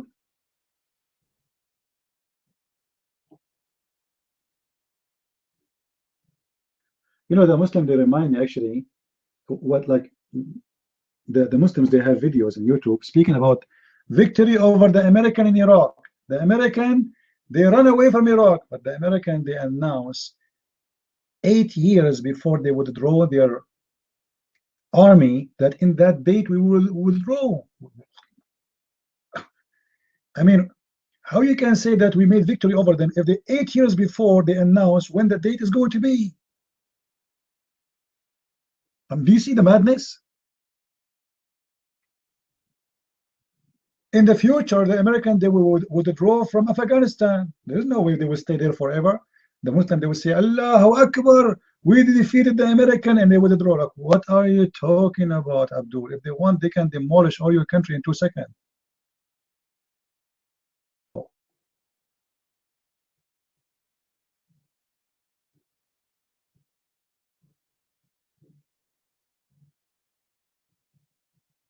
If I go right now to a Muslim room and I stay there for 10 hours, the second I leave, they will say, here and away.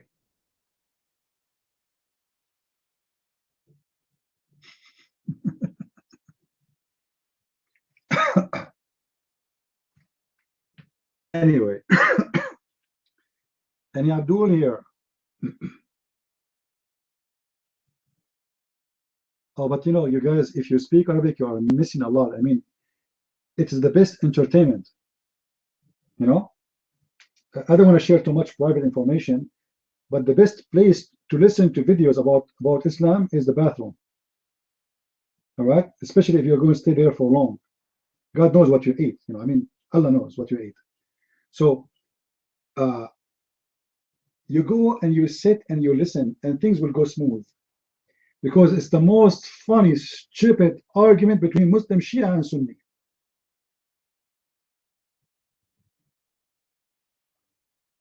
Both of them, they start throwing eggs at each other, and the eggs is really smelly and so bad and so disgusting.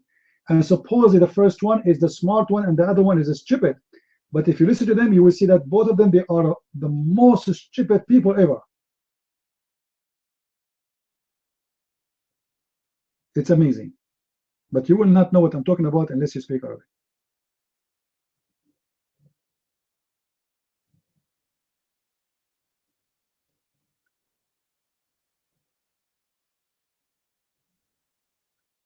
And Abdul, I'm telling you, there's something fishy.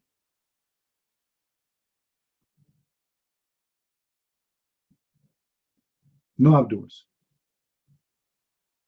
Since Trump he became a president, we don't see Abdul except in the news. Not in the room.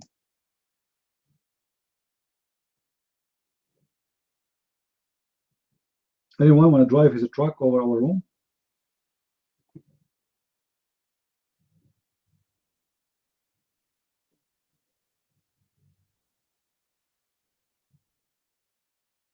No, Kim. If you want the Muslims to come, you see, anyone can invite a lot of Muslims. Just have some pictures in your profile of a girl she is wearing a short skirt, and every Muslim in Paltalk will add you without asking them to add you. You enter a room, a chat room, and you have a picture of a girl she's wearing a short skirt, even if it's not you. All right? You will see how many ads and how many PMs will come to you like rain. Immediately.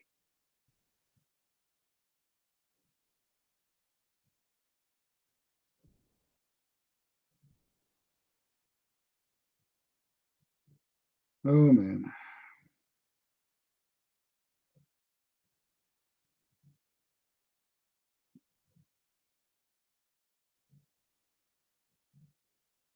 Anyone?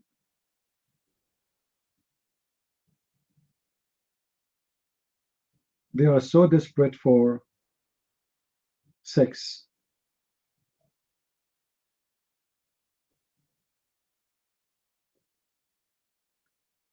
And there is a, you know, they are posting thousands and thousands of videos of Zakir Naik. As an example, a Christian girl, she asked Zakir Naik a question, and the answer was like a thunder. And you click the video and you will see how funny, stupid it is. And you see the comments in Arabic, Allahu Akbar, brother Zakir Naik. Allahu Akbar, you are our hero.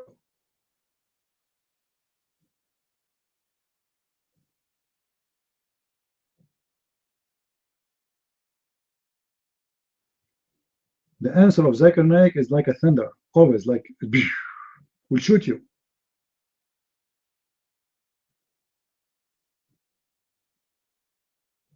Like when you see the title, you get curious. You see like what was the question and what was the answer.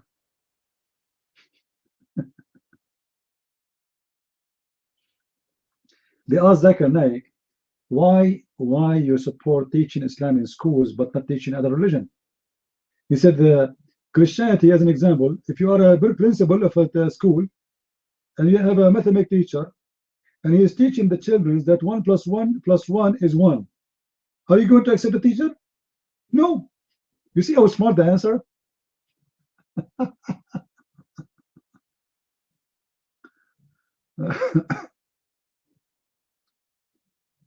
I know the punishment of the grave is not funny unless you see it in video. You have to see it yourself. Go and find the video of this guy and repost it again. We don't want this video to disappear. Anyone have it? Anyone of you have it? I'm serious. We don't want this video to disappear. I mean, this is hilarious. Like I can live for years and years to come. Because I'm sure the Muslims, because it shows how stupid Muhammad is.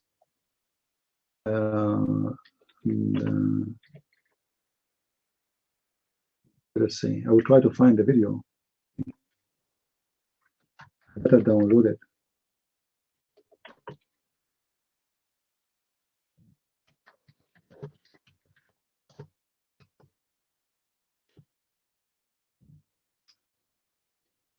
The original video have, I think, treatment of the grave or something like this.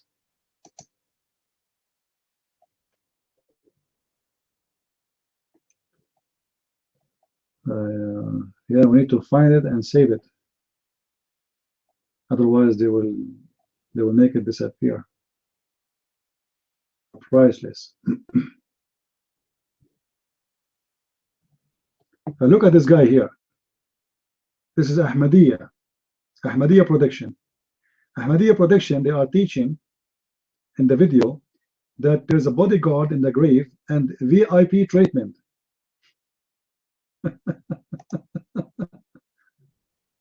Can play the video, playing for copyright. I'm serious. This is what the title is. You can open the video and see yourself.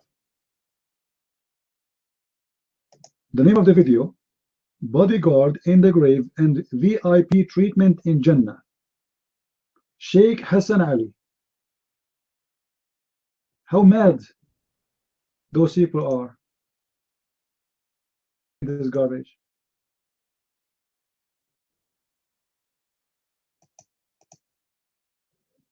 Bodyguard.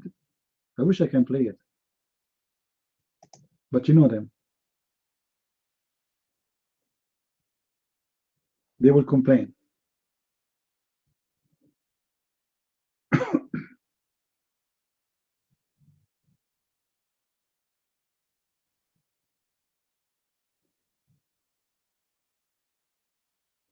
And Abdul.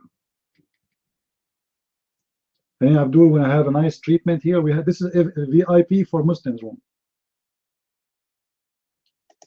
Bring your bodyguard, the one will come to you with the grave. And bodyguard in the grave? That's something. In the grave, and you are dead, and Allah will put you with you a bodyguard. Okay. So if every Muslim die and every Muslim he made a bodyguard, how many bodyguard Allah need to create? And why Allah cannot, protect those dead Muslims without having a bodyguard? Isn't it the Muslim they say to us, if Allah wants something, He say be is going to be? Okay, say be protected. That's it. This is what they say to us. If Allah wants something to happen, He say be. He cannot do it without sending a bodyguard. Where? In the grave. Okay.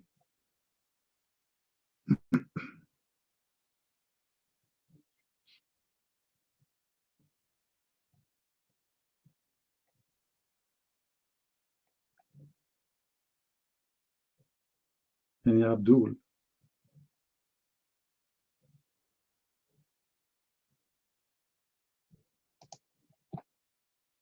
Very, very bad. No, Abdul.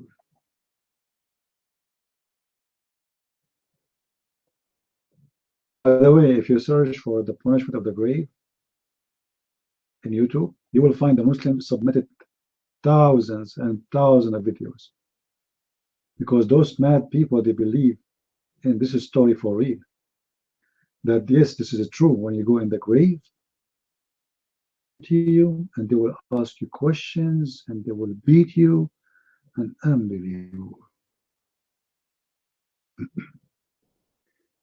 You are dead, but you are still alive in the grave.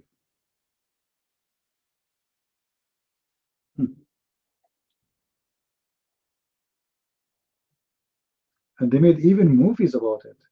Like they will show you a guy who died, and then when he is dead, the ghost, they will come and they will take his soul, and then they will start torturing him in the grave, and he will be screaming in the grave.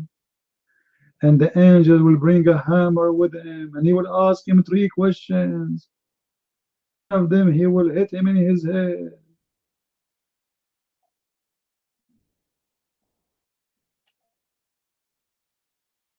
For human being can be the most stupid, dumb creature between all animals, if we want to consider him as an animal. A hyena will not believe in the punishment of the grave. Not even a dog, not even a donkey. Human, he will. So who is smarter?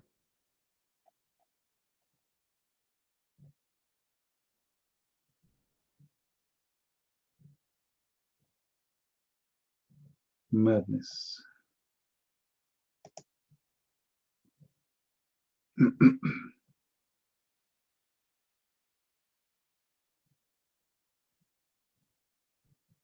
And you know the funny, if Muhammad is telling us the 3 questions, and now we know the answers, I mean, what the point? Even the Christians now, if they go in the grave, and the 2 angels, they came and they asked them the questions, they know the correct answer to escape the punishment. You know what I mean? Imagine I know the questions, I know the answers, and now I am in the grave, and my name is a Christian prince, and I am the enemy of Allah. The angel will come to me, who says to you, what's the name of your religion? I say Islam. Who's your God? I say Allah. And who is the guy in this picture? I say Muhammad. But okay, they will leave you alone. That's it.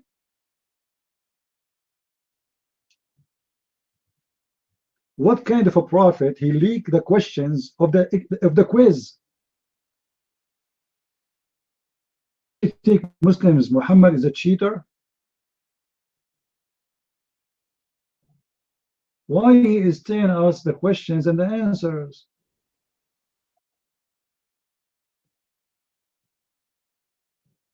Exam, and the teacher, he give you the questions and the answers thousands of years before the exam. Stupid here.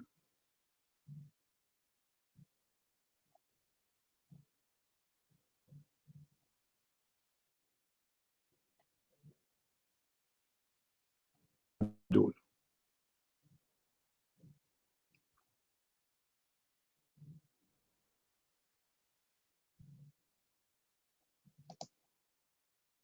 No?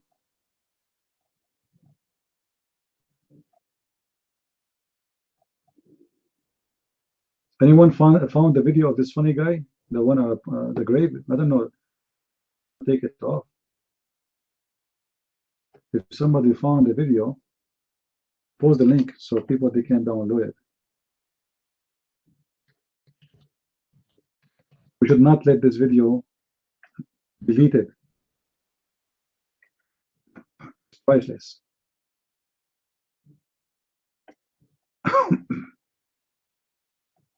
Because it's, you know, it is coming from a mouth of a Muslim, speaking it as it is.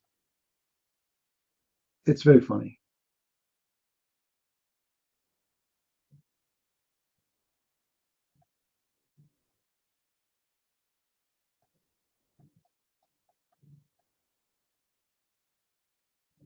And if you type the word punishment of the grave in YouTube, you will be astonished about how many videos the Muslims they made. And that is telling you that those people, you see, Muhammad, the point of the, first of all, this is a story, we know that Muhammad, he stole it from a Jewish woman. You remember the hadith? You found it, Lenza? You found it?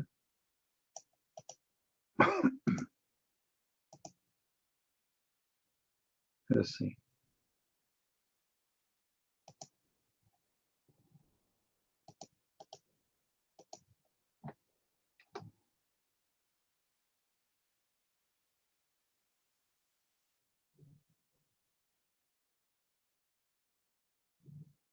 No, this is the bodyguard.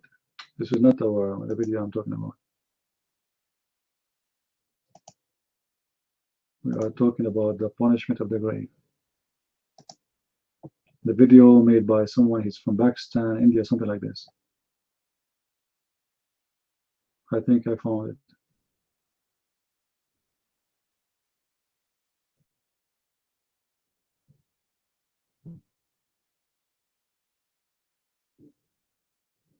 I hope this is the original copy of it.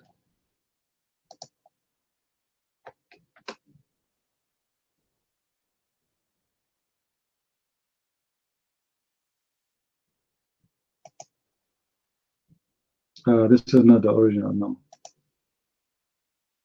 The one made by this rich guy, he's making fun of this Abdul. I want the original. Okay.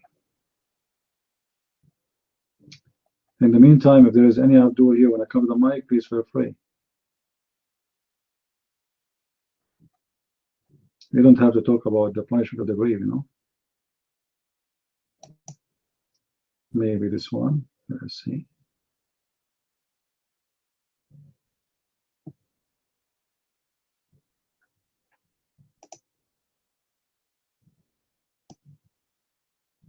Maybe, is that the original one?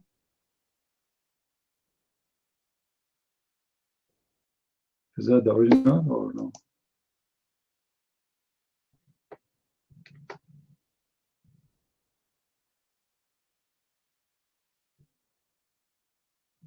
Because I can find the one which is mixed with the rich guy.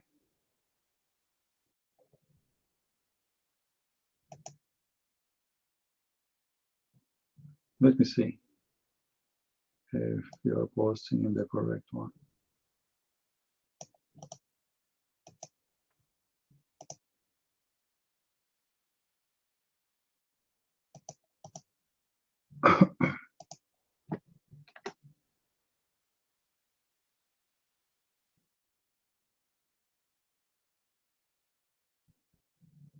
Here we go. Yeah, this is the one. Guys, who want to download it? Who want to download it? You should download it. Trust me, you should. Because the Muslims, they would love to make this video disappear. How are you, Tina? Wa alaikum salam. How are you?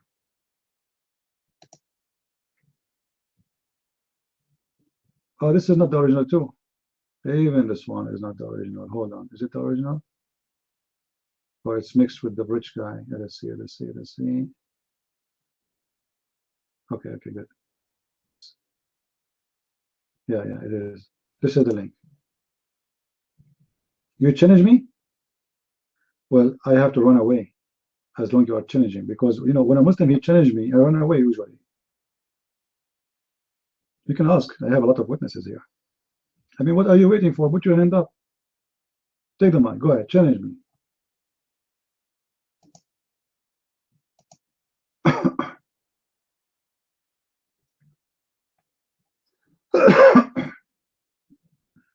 Assalamu alaikum wa rahmatullahi wa barakatuh. Mr. Christian, hello. Can I get a microphone check, please? Thank you very much. Thank you. I'm here to announce make a formal announcement that Islam is the fastest growing faith on the planet. And we see mosques springing up all over Europe. MashaAllah. It's only a matter of time before the presidents of Europe shall be wearing hijabs. Inshallah. We want to see parliaments all across the world and I thought you are here coming to challenge me, but I see you are here just to say like foolish stuff. When those things happen, let me know, my friend. When those things happen, keep dreaming. Islam is the most fastest dying religion. Don't you know?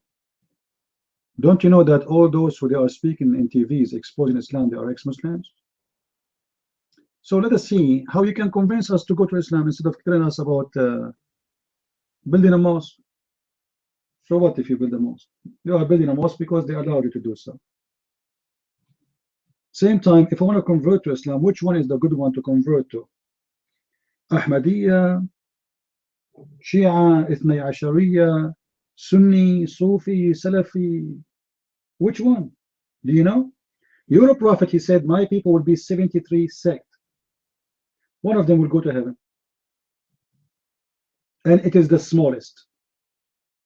So what is your sect? Sunni?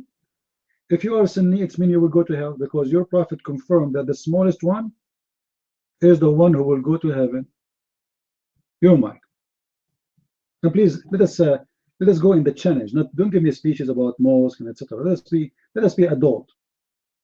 So how your prophet said 70 something sect, one of them only will go to heaven. How we find out which one? And can you name it for me so I can convert to Islam too?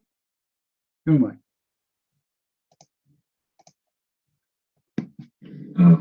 Brother Prince, we're here, we Muslims are here to help you. The women in your life don't have to wear bikinis. They have to dress modest. If this is the case, how come Muslim women, they do muta? Which is one more ugly? Your prophet ordering Muslim women to get wages for using her vagina or to wear a bikini.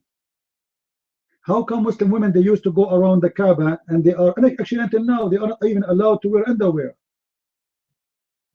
And Muslim men, they go around the Kaaba naked. They are wearing no underwear. They put only a sheet. Don't tell me about dignity. You Muslims have no dignity and your women have no dignity. Your prophet, he order you, if your wife, she is divorced from you 3 times, she can't get back to you until she sleep with me. Is that dignity? You can't get your wife back unless someone else, he take a ride? Your mind.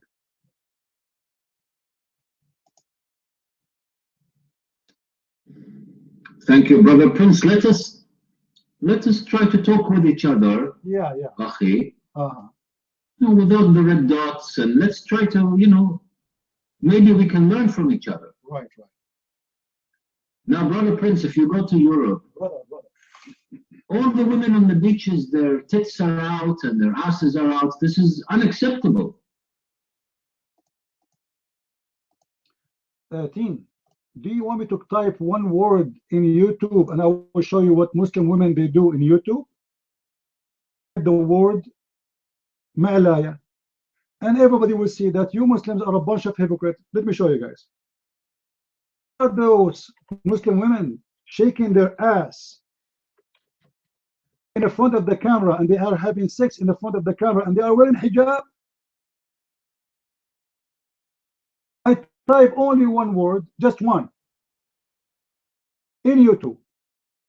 Can you explain to me what's happening? There's thousands. Actually, if you open this link, guys, you will see tens of thousands of videos of Muslim women shaking their ass and they are having sexual dance in the middle of a group of men with no shame. Those are Muslim women teenage. How you explain that to me, Mr. Teen Agent? What is the dignity? What kind of sex dance that dance is? 2 women in the top of each other and they are having bang together. And this is in Islamic countries. This is not in Europe, and this is not in Australia, and this is not in America. If we search right now for belly dancers, where we will find them, my friend? We will find them in your Islamic country, in Egypt, not in the West. Your women dance naked.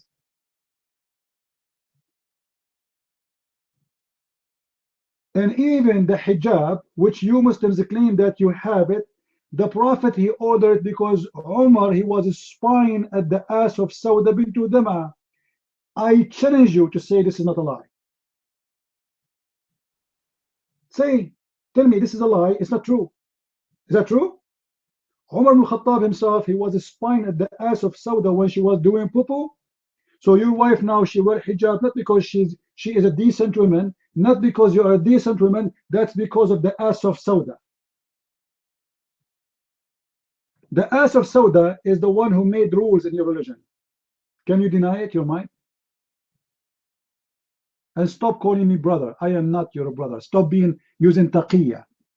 A Muslim is not a brother of non-Muslim, and you know that. Hypocrite, liar. The mic is yours. Okay, Mr. Prince, you are a fine gentleman. Let me finish what I have to say. There's no need to dot. Let me just finish and you can say what you want to say. Yeah. Tell me about your religion. Forget about Europe. And I am not from Europe. Somebody told you I'm coming from Europe? So stop being stupid and tell me something good about your prophet. Your mind.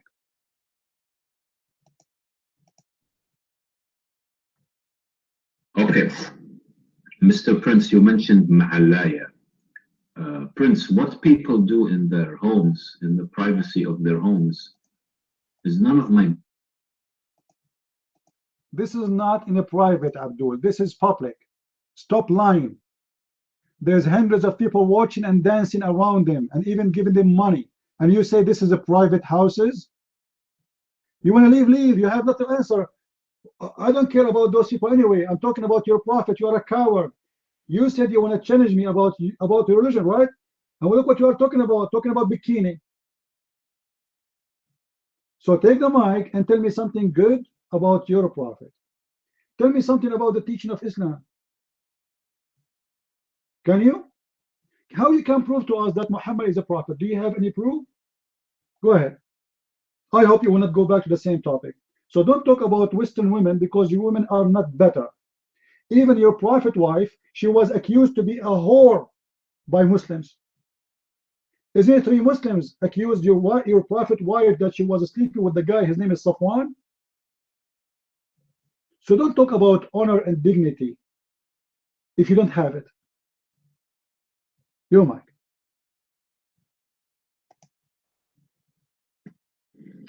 Okay. Prince, this is called Pal Talk. Let me talk just at least for a minute. I mean, you're just dotting me all the time. I can't say what I want to say, what to tell you. The Muslims want to come and bring modesty to Europe. They wear hijab, they wear the burqas, they don't sunbathe in the nude. I went to the Vatican 2 months ago, and Mr. Prince, even the... Yeah, and you went to the Vatican, and did you see there a sign that says a Western woman, she can use her vagina and get paid? Does it say that? There's a sign that says that, your mind? Prince, let me finish. Let me finish, please. You are a coward. You don't want to talk about Islam. You want to talk about everything except Islam. Who cares about the Vatican? Do you see how stupid you are? Is it true that your prophet, he visited his own son and he was molesting her? And he had a relationship with the wife of his son when she is married? Did the Vatican teach you that? Oh, you want to tell me there's a priest in the Vatican is a scumbag like your prophet? This is not an excuse. Are you going to tell me that there's a priest in the Vatican, they are child molester? Well, your prophet have sex with the children. So you are a coward. You want to tell me what someone else is doing have nothing to do with the Christianity, but you don't dare to tell me what your prophet did.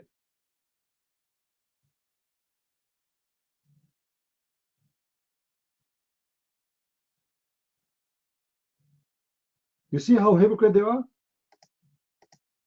What Vatican? We don't follow the Vatican, and we don't follow a bishop, and we don't follow anyone.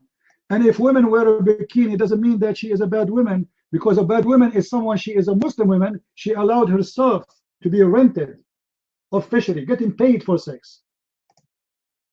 That means officially she is a whore. When a woman, she accepts to do a service in return of money, and then you claim that she is the one who have dignity, how that can be? How are you, Mr. Lerner? You're mine.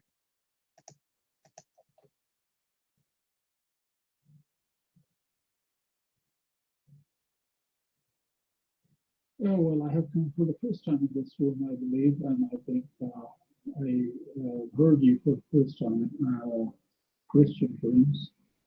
Let me tell you that I got some difficulty to understand you for a while because your microphone was low, plus your accent was different for me. But anyways, the point is, Christian friends, I think there should be a fair chance given to the people. Whenever they come in your rooms, allow them to talk also. Okay, so it is a better idea if we allow people liberty. Perhaps that guy team was trying to say something, but you interrupted him over, so he couldn't make out what he really wanted there. But anyways, so the mic is low. Okay, what is it low? So,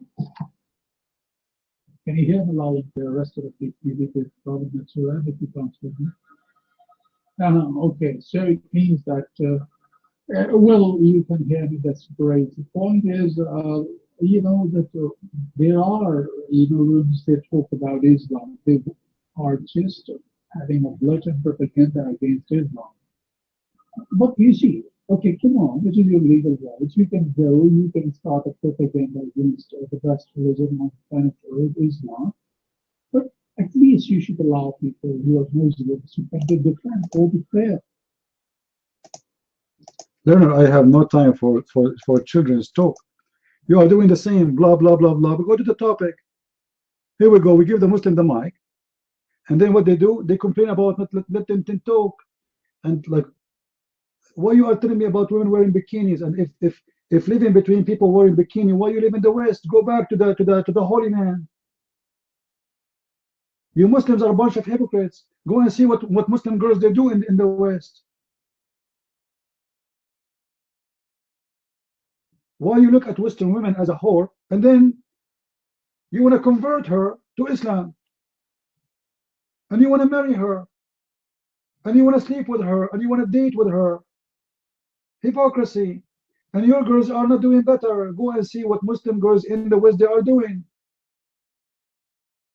But what this had to do with my topic? No, take the mic, please, and tell me something good about your prophet. Can we do that?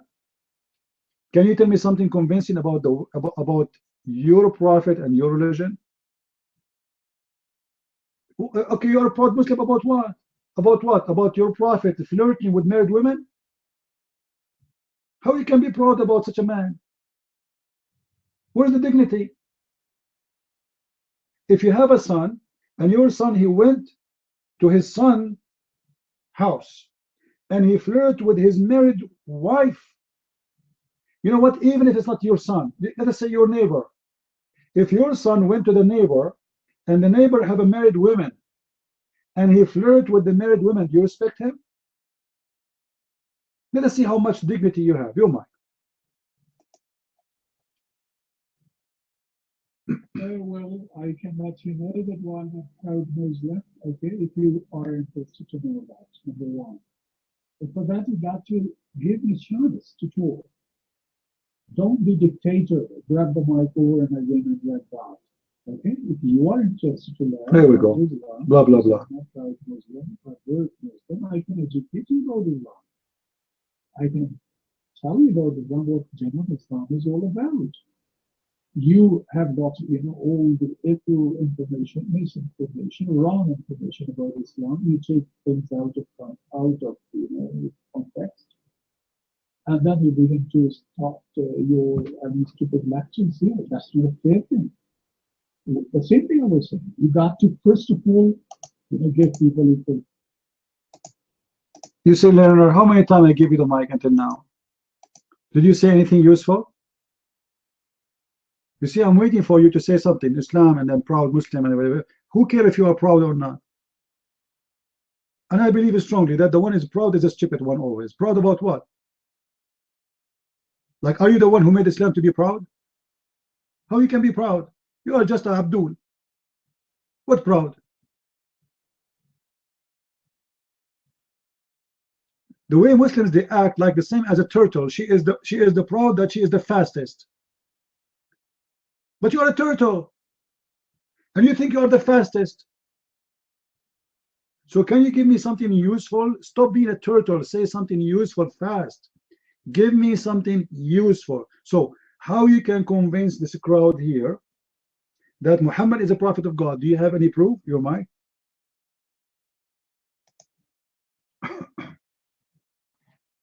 Well, first I would like to let you know that why am I a proud Muslim? Okay. So remember, Islam is a complete code of life. All religions are true on planet Earth. I believe all religions are true, but of course, Islam is a complete code of life.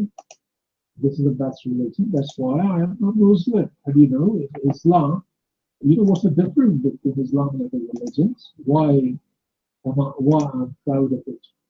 Look, other religions only show you what the problem is.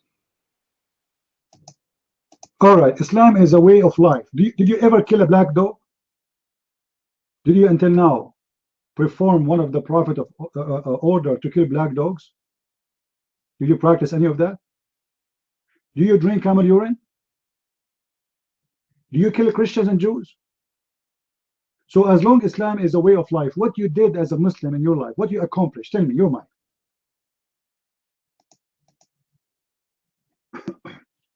Well, you're not here to learn about Islam, you're here to malign Islam actually. You are I can't hear him. a stupid person to educate to something like casting false and so on.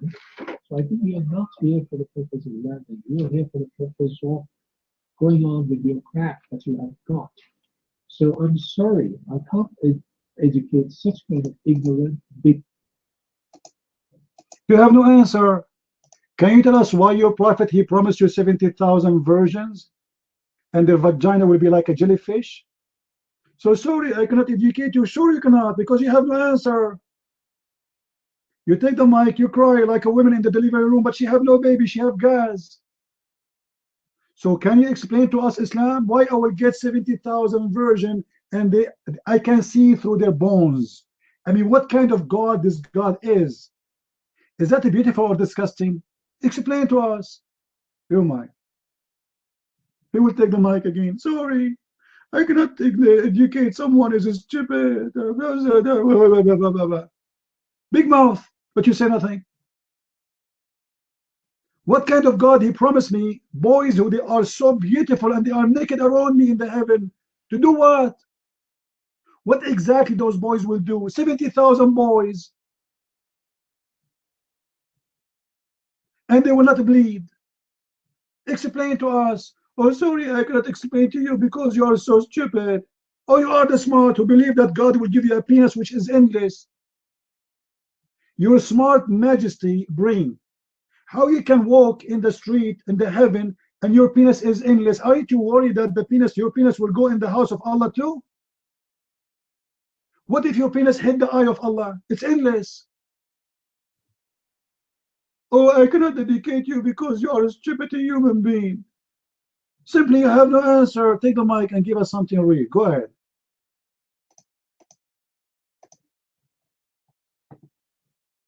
Well, I'll say to you, all questions is shut the fuck up, you bloody bastard. You are illiterate.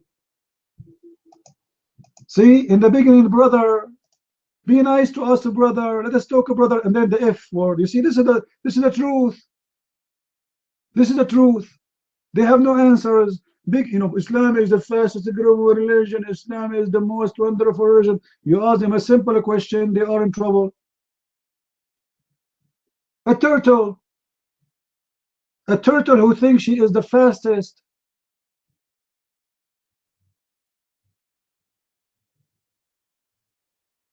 The followers of the Pink Panther, Muhammad, the only religion who believe their prophet is pink is Muslims. He is so white and his color is pink.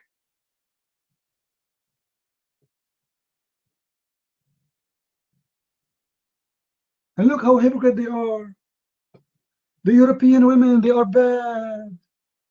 Go on, guys, go and see what they do in the Middle East. Go and see the disasters. Go and see how perverted they are. In the Middle East, if a woman, she died, the family, they leave guards over the grave. They sleep there for 3 days because the Muslim Abdul, they will dig the grave and they will rape the dead women. You believe it? They speak too much about dignity, but they are the most perverted, ugly, disgusting people ever you can imagine. Go and search who is #1 country for searching for sex with donkey. Child rape. It's Pakistan. But yet nobody speak about dignity and honor as the Muslims. I mean, how in the world somebody will search for sex with donkey unless you are a donkey? What is the temptation you have Muslims to search for sex with donkey? Give me a reason.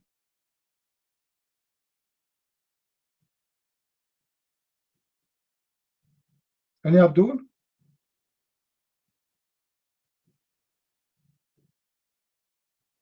Even donkeys are not safe because of Muslims. Even watermelon, the only religion who have fatwas that you can have sex with watermelon is Muslims. And yet they speak about dignity. I mean, can you leave a watermelon alone with a Muslim? You cannot. You come back, you will find her pregnant. Statues, bread, cake. They want to have sex with anything. Anything have a hole.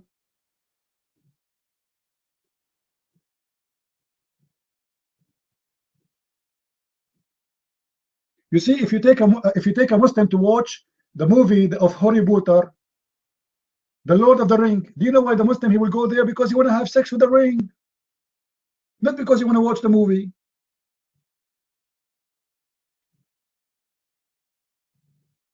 Any Abdul?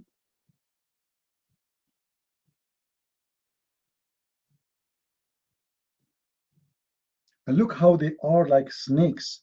Brother Christian Press, those guys, they want to kill me, guys. They're desperate to kill me. And the brother Christian Press, do you see how big, fat liars, hypocrite they are? They hate me to death. And themselves that they are good religion. A brother Christian Press, and then suddenly the F word is coming.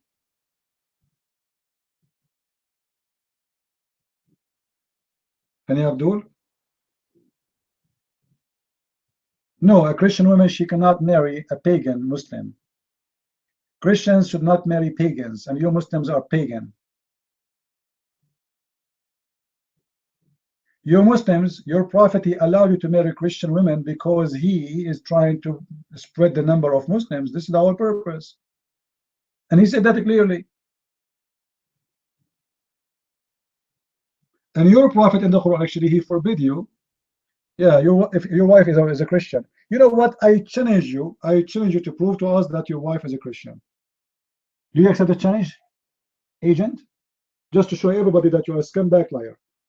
Take the mic and let your wife speak to us.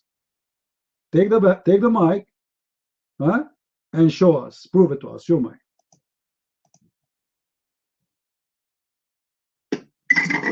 I can't, Prince, because I'm lying. Yes. We know that. Because you are a Muslim liar, like your prophet. And the prophet, he said you can lie in 3 cases, right? He said you can lie to your family, your friends, and your enemies. And who is left? I mean, do you see how scumbag your prophet is? How in the world someone he claimed to be a prophet, and he said to his followers, you can lie to your family, your friends, and your enemies. Who is left? Nobody.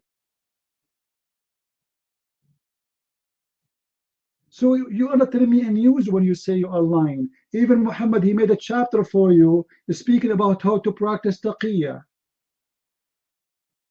No, I'm not a priest. I'm a prophet like Muhammad. And I will give you an endless penis if you believe in me. Huh? What do you think? And the wife in the heaven, she will have a big, big ass, 1 mile. Actually, I will make it 1.5 miles just for you. Do you want to believe in me? And I will give you a Quran to support what I am saying. I will give you the chapter of the big ass. What do you say? Do we have a deal? Have you ever heard of a prophet? He says to us that God, he promised us pillows in the heaven. You know what? All my life I want to have a pillow.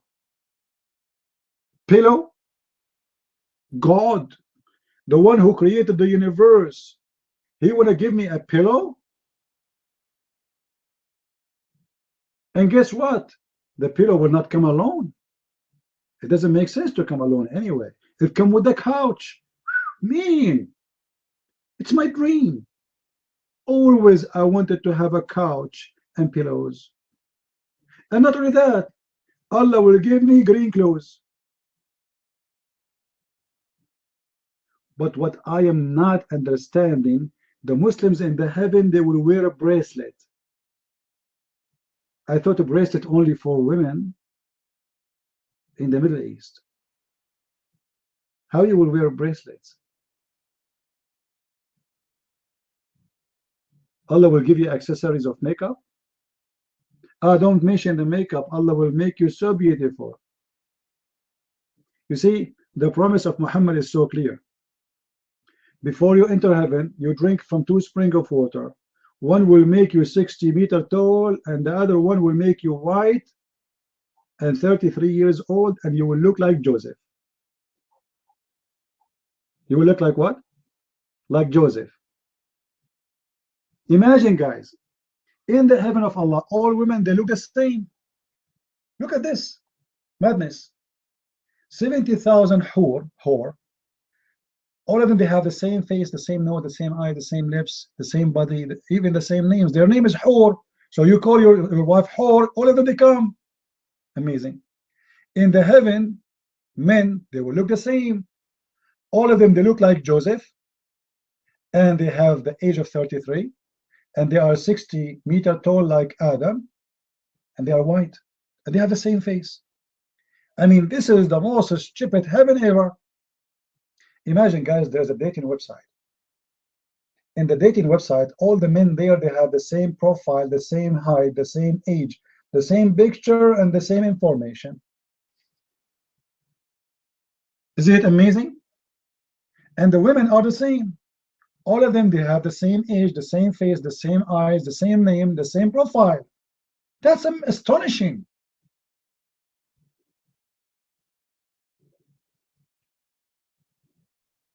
Any Abdul?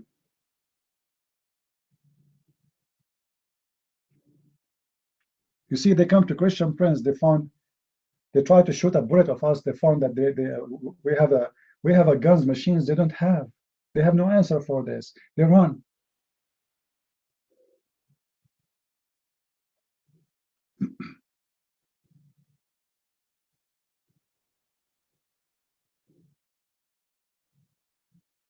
How are you, Nikki? How are you, Nikki? Nikki, you want to talk about porn? Do you like to talk about porn? What do you think, Nikki? Are you a Muslim, Nikki? You are, right?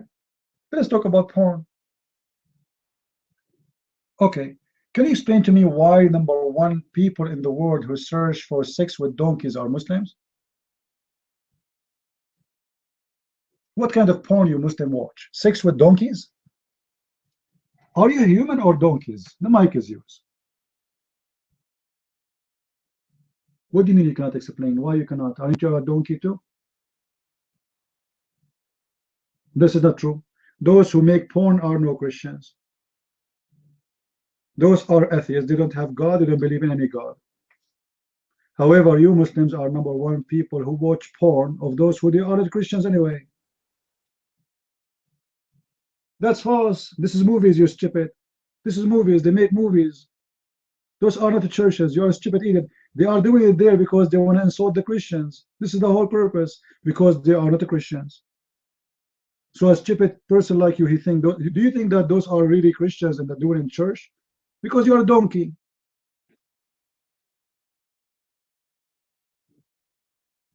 Any Abdul here?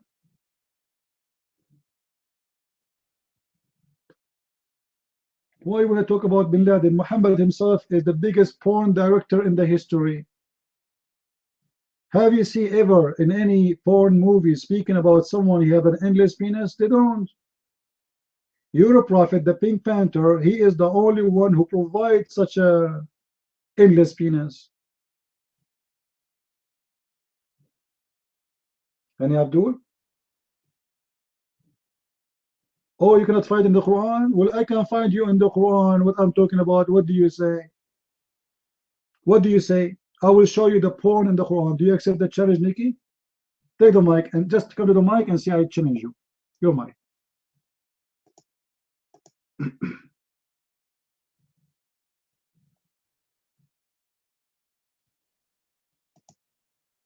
You're a coward. Just sit down then. Don't waste my time. Either you accept the challenge, you come to the mic, and or shut up. Who is a Muslim here? You have the courage to come to the mic. Any Abdul? You see, I'm checking the names to see if we can find the Abdul, but I don't know. They come to the mic and they start to cry, you know, Christian prayers, let us talk. Oh, you get in the mic. And they start talking, but they say nothing.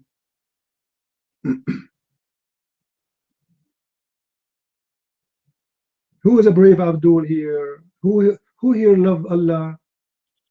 Anyone from the those who love Allah is here? Nikki, do you have a picture of yourself kissing the black stone, my friend? Did you take any selfie when you were kissing the black stone? Why you Muslim don't take selfie when you are kissing the black stone? So why you kiss it? Okay, I will go with you. If there is no stone in the Quran, why you Muslims kiss it and why your Prophet kiss it? Okay, why you are saying the idiot is the one who kissed it. Thank you. So why your Prophet kissed the stone? I don't care. It's not in the Quran. There's nothing in the Quran anyway. Okay, can you show me where in the Quran it says you pray 5 times? Can you show me? So why you pray 5 times, you idiot?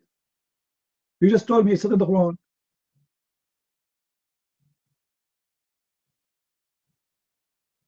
Ah, 3 times. Ah, okay. I see. I see. This guy, he prayed 3 times, not 5 times. All right.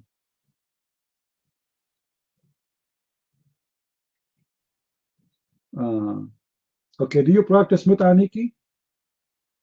Do you practice muta? Do you rent women for sex? How come? It's in the Quran. Chapter 4, verse 24. It says, do muta. I thought you follow the Quran.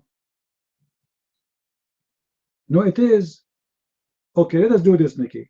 In the front of everybody here, do you accept to show the interpretation of the verse? Do you accept the scholars showing the interpretation? Okay, do you accept the challenge? What do you mean no interpretation? Somebody have to give interpretation.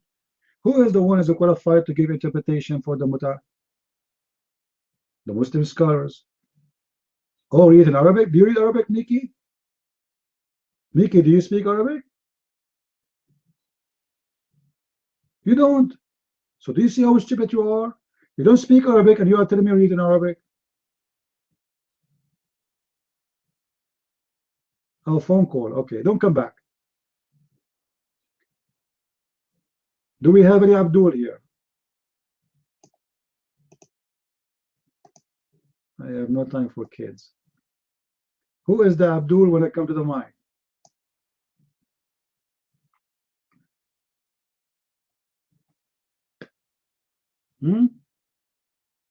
It's not in the Quran. You Muslims don't follow anything unless in the Quran, right?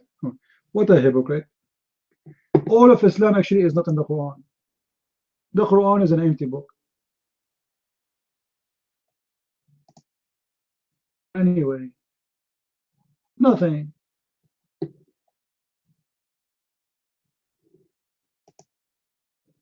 All the practice of Islam is not in the Quran.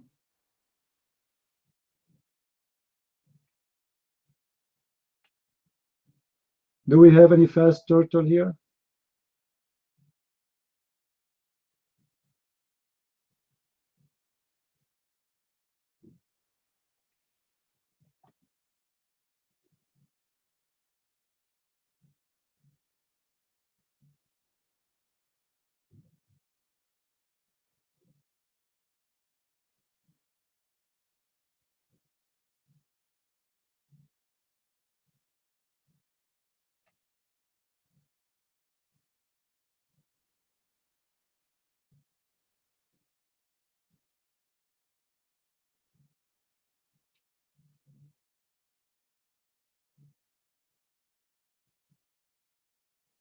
Anyone?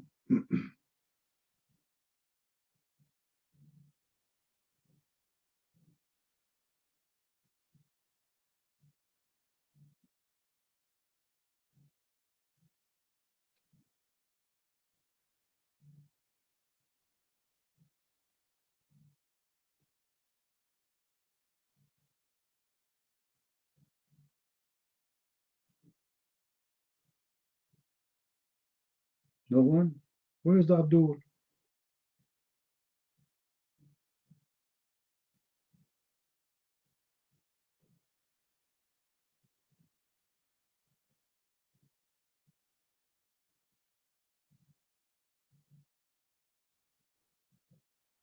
No Abdul?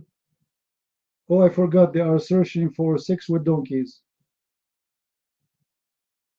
They are busy. The good, decent people.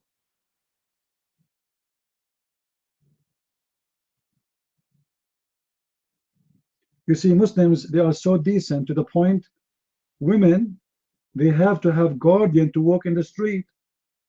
Now ask yourself, guys, if the Muslim women are good, and the Muslim men are good, so what the guardian for? Do you know what I'm saying? If this community is the community of dignity, what is the worry? Why a Western woman who wearing bikini, she does not need a guardian, and nobody do to her anything. She go in the train, she go to work, she come back, she's fine. Why she do not need a guardian? And this is supposed to be the bad community. So why the Muslim women, she need a guardian? Why, if a Muslim woman, she walk in the street alone, she will be humiliated in the best scenario if they did not kidnap her or rape her? Why?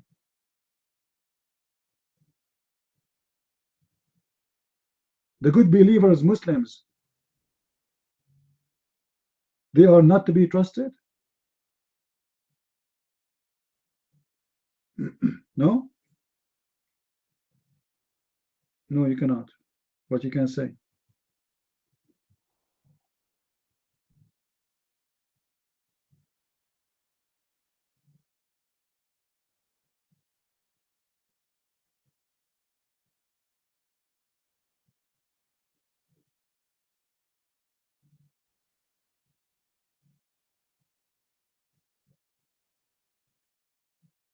Hey, Abdul.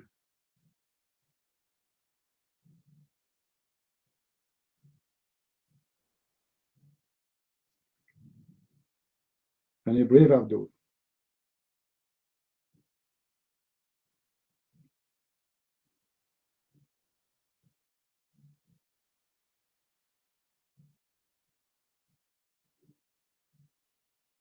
No?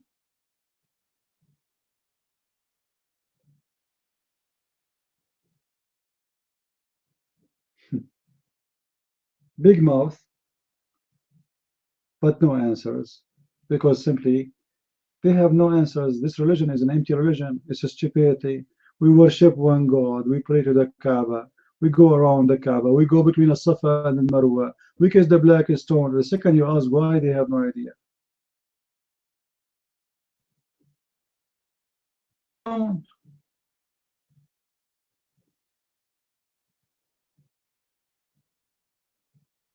And not only this, they aren't even praying for the right direction. Do you know that there is a, I think Indonesia, they found after more than all those centuries that they are praying to the wrong direction? You believe it? And Bangladesh, they were praying to Africa.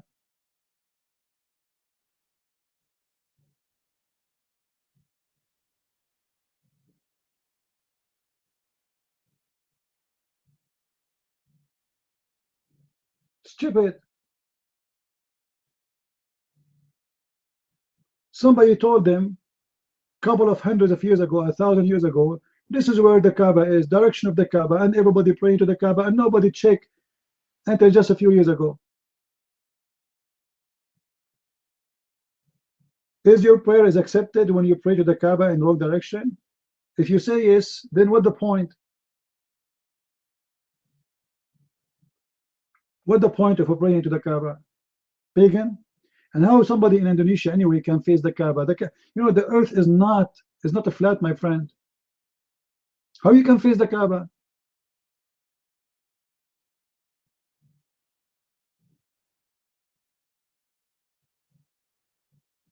Do you know how many bathrooms between you and the Kaaba in the direction? Do you have an idea?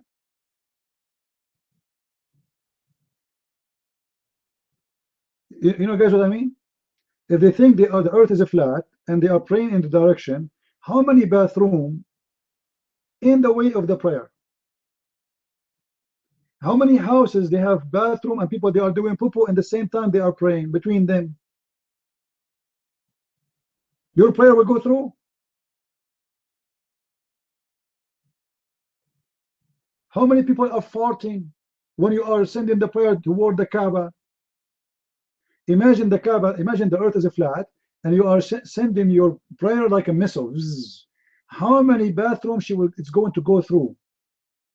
How many people eating pork in their kitchen? Your prayer will go through.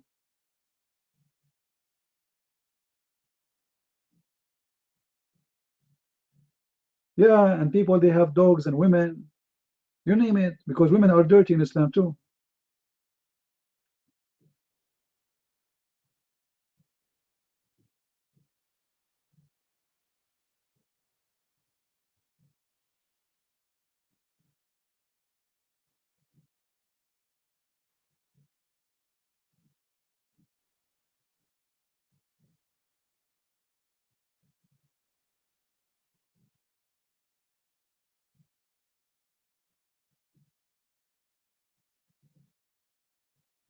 Any Abdul?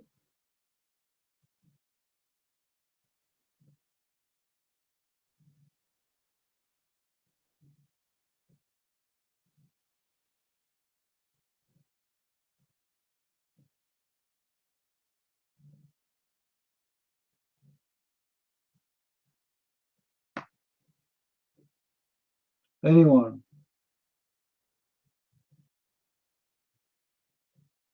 I feel like converting to Islam today, but I don't know. I don't see any Muslim trying to convince me at all. Look like the Muslims, they give up. You know, my heart is, I feel like I'm so close to Allah today. I don't know why.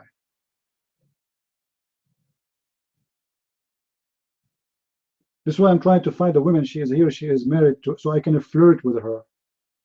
Because if you are a good Muslim, you flirt with married women, my friend.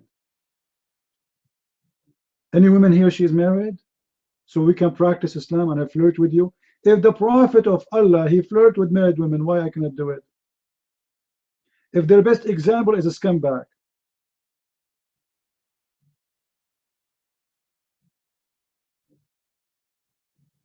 Who can invite Muhammad to his house? Nobody. Because the first thing you will be worried about that this guy is scumbag, he will try to get your wife.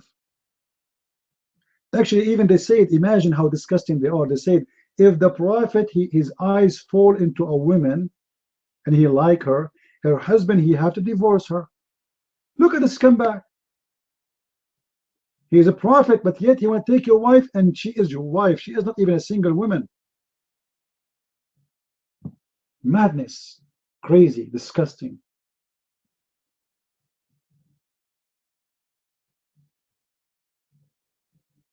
And please, nobody insult the Prophet Muhammad.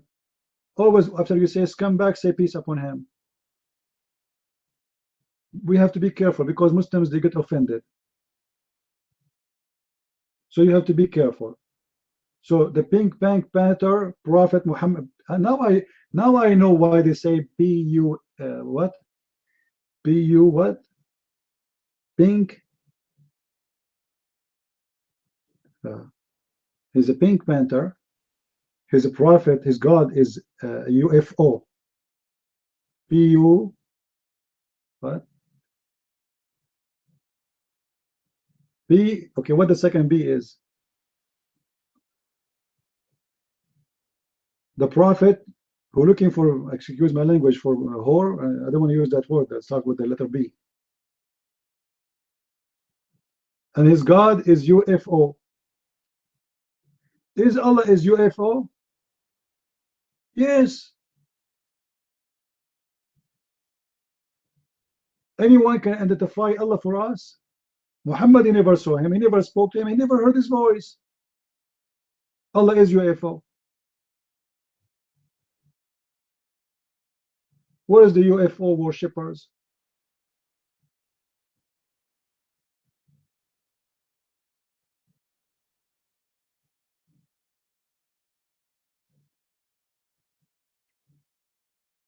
No? No UFO worshipper here? Okay. You know, have you ever heard of UFO and he is in the top of a chair and the chair is the distance, the same size of this earth? I mean, this is big. This Allah is so big, but yet he's so small. You see how stupid Muhammad is? He said that the chair of Allah is in the size of the sky and the earth. And to make it clear for you, Muhammad, he thinks the sky have the same size of the earth. And Muhammad, he think by saying that, he make the chair of Allah so big.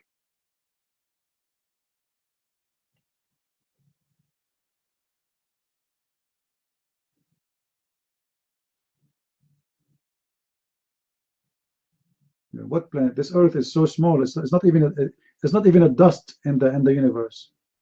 What is the size of the earth in this inside the galaxy alone? By the way, I have a feeling that maybe tonight or tomorrow I will have a mule will come to me and pick me up to the seventh heaven. If somebody wants something, let me know. All right? Yeah, like, you know, if you want me to take a video for you or something. But by the way, if I come back and the video is not working, I think this is normal because we are in the space. So don't tell me why there's no videos, there's no proof, and there's no witnesses. I mean, do you think I'm going to go to heaven and leave witnesses behind? I will kill everybody. Leave no witnesses behind. This is the only prophet who have no witness for anything he do. He woke up in the morning, he was in heaven. Where you been? In heaven. How you went? The mule, he took me. Really, a mule? Yes, a big mule. They described the mule for us. The mule was wearing bracelet. Have you ever heard of a mule wearing bracelet?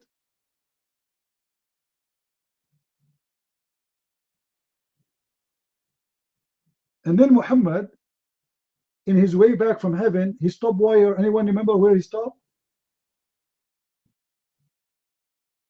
Anyone remember? Where Muhammad he stopped? In Jerusalem. And do you know what he did in Jerusalem when he stopped there? Anyone remember?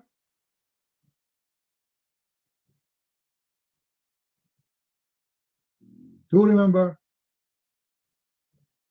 He tied him in the wall. Have you ever heard of a story like this? This a mule coming from the seventh heaven to Muhammad alone, willingly. Muhammad, when he arrived to Jerusalem, he tied him with the wall. Why? You're afraid he was going to be able to run? This mule coming from the galaxies after galaxy after galaxy after galaxy, flying, coming to the house of Muhammad in Mecca. And then suddenly Muhammad is thinking that this mule is the same as normal donkey, he will run. So he tied him up in the wall. And when Muhammad he arrived to Jerusalem, who was waiting for him? Anyone remember?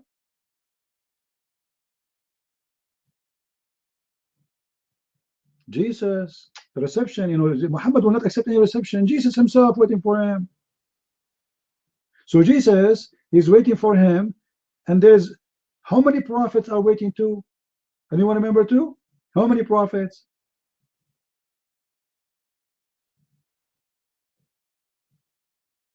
One 24,000 prophets, not 144. 124. Imagine, guys, all those prophets, they have donkeys. Imagine we have a big satellite at that time. And now Jesus is an Al-Aqsa. This is not our Jesus, okay? This is Isa, the Muslim Isa. And Muhammad and 124,000 prophets inside the mosque and 124,000 outside the mosque. They are donkeys.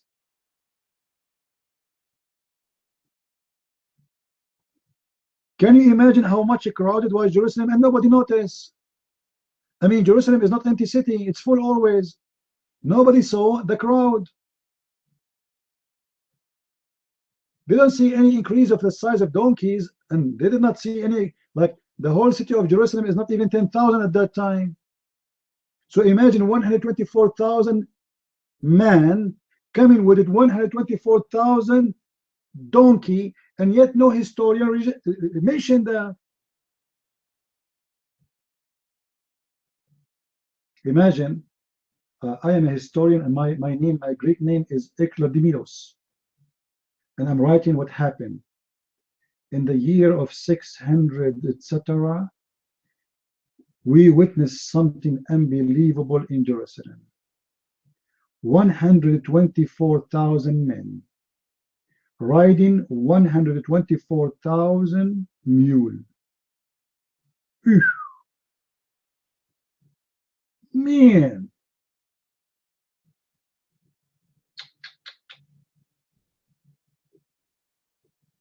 any mule, I mean, any Muslim here?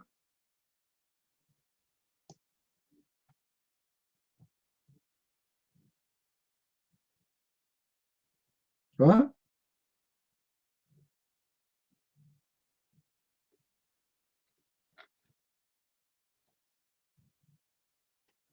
Any Muslim?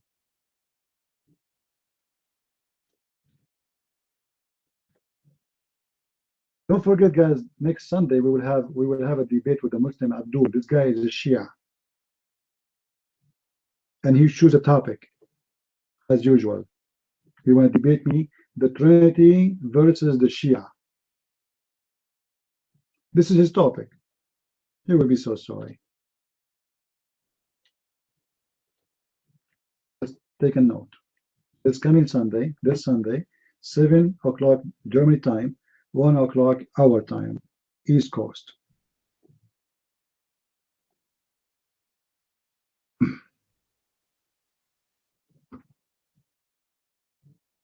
Any Abdul?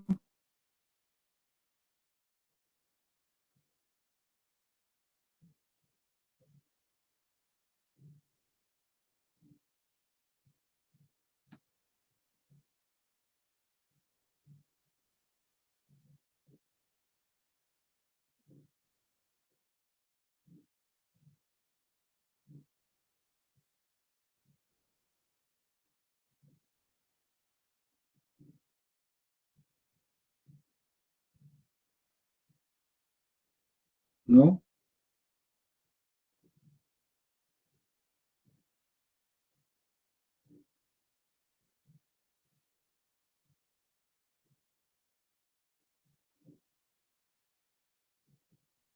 No, Abdul.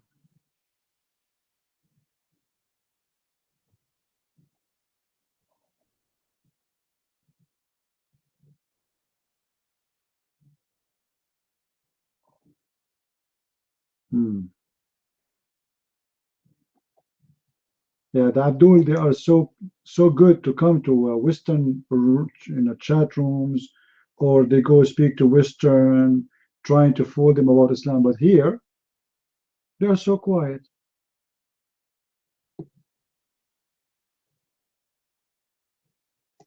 Who is a Muslim want to tell me something about the science of the Quran? Any Muslim?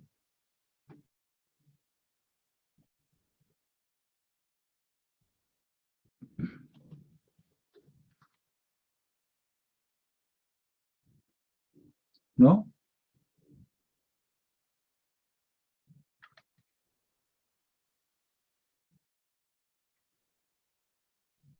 Here there's a lot.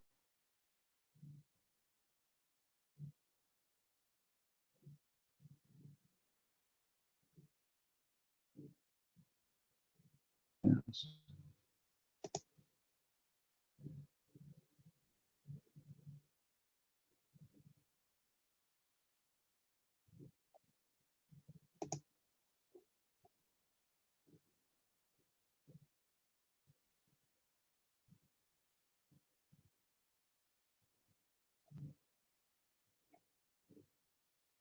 So we are out of Abdul, I guess.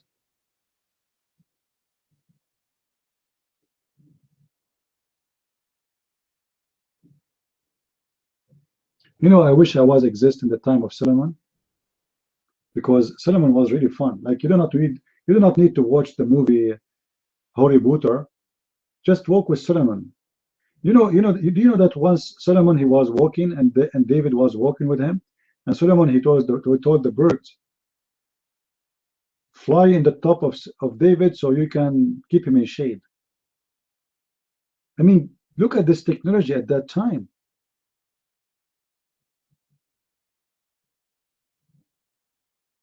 So the birds, they joined their wings together and they made a big umbrella in the top of David.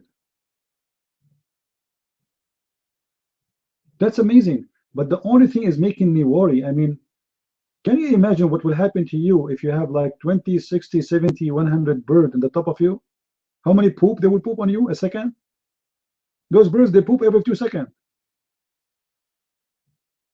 Like, I get the point to keep him in the shade, but don't you think he would be in the shade anyway because he would be covered by poop? Those are birds. Any Abdul?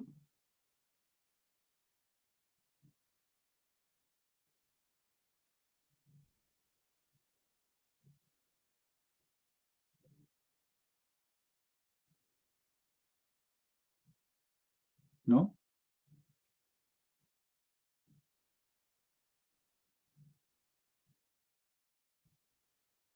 Even actually in the funeral of David, the the birds they cover everybody in the way to the funeral. You can imagine how much fertilizer was there.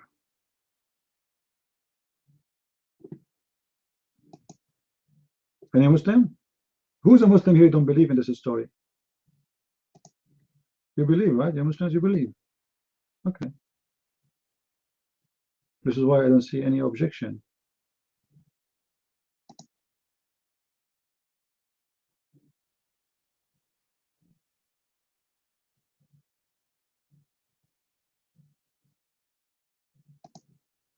And guys, do you know the name of David? The real name of David? According to Islam? The real name of David is, according to Islam, is David, the son of Hashim, the son of Uwaid, the son of Ba'iz, the son of Solomon, the son of Nahshun, the son of Awinadab, the son of Irm, the son of Hasrun, the son of Faris, the son of Yehuda, the son of Jacob, the son of Isaac, the son of Abraham.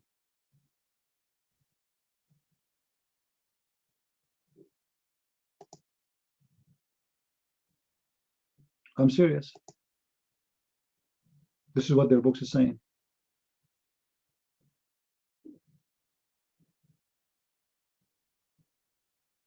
And guess what? David was a blue-eyes man. David was a blue eyes? Why? This guy is a Middle Eastern. Why he have a blue eyes? Do you think, guys, David was a Swedish?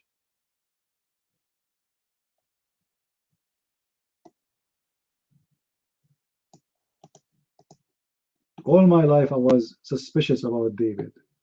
This guy, he is from Europe. There's no way he is a Middle Eastern like me. According to the description of the Muslims' books, especially if you go to the book of Al-Bidayah and Al-Nihaya, the story of David, if you have it in English, you can search.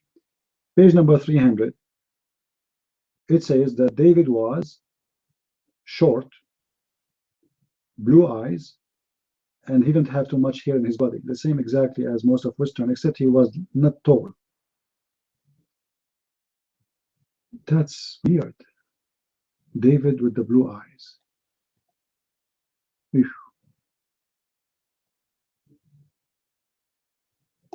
And Abdul.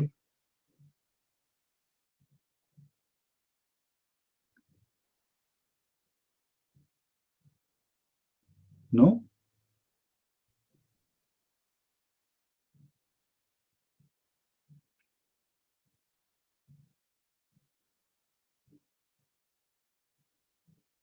And by the way, when David, he used to pray, the mountains, they pray with him.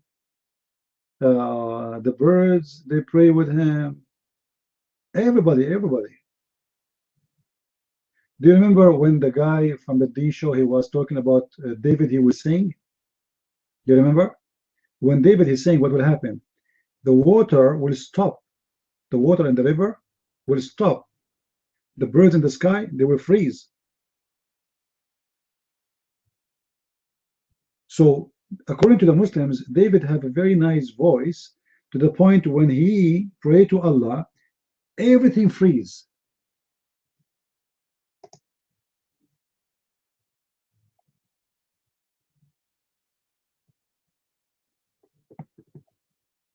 This is why David, he will be one of the 3 singers who will sing for eternity for Muslims every Friday. Like today is a Friday. According to Muslims, every Friday in the heaven of Allah, all the Muslims, they gather together, and then they will start hearing 3 singers. The first is David, the second is Muhammad, and the third is Allah. And for sure, the one who will win the prize of singing or the idols is Allah, for sure. Allah will say to them, after David is saying, do you ever heard something more beautiful than this? They will say, no way, Allah. Then he will ask Muhammad to sing. He will ask them, have you ever seen someone sing better than this? They will say, no way, Allah. Which means Muhammad's voice is better than David. Then Allah, he said to them, and now I will show you something even better. Okay? Even better than all of this. And Allah himself, he start singing. And then Allah, he says to them, have you ever seen ever better than this? They will say, no way, Allah. However, the story is so funny and so stupid because the same question will be repeated every Friday. I did sing for you this Friday. The same song, the same verses, because they will quote the same verses every Friday. A Friday after, I say to you, after Muhammad is saying, have you ever seen better than this? They say, no, Allah. But what? Last Friday, Allah himself, he was singing and you said he's better. Didn't you hear last Friday what Muhammad he said, what David he sung, and what Muhammad he sang, and what Allah he did? How are you saying it? We never heard this before? Which look like the Muslims, each time they celebrate their Friday party, they forget about the Friday before it. Yeah, the matrix of Allah. And Abdul?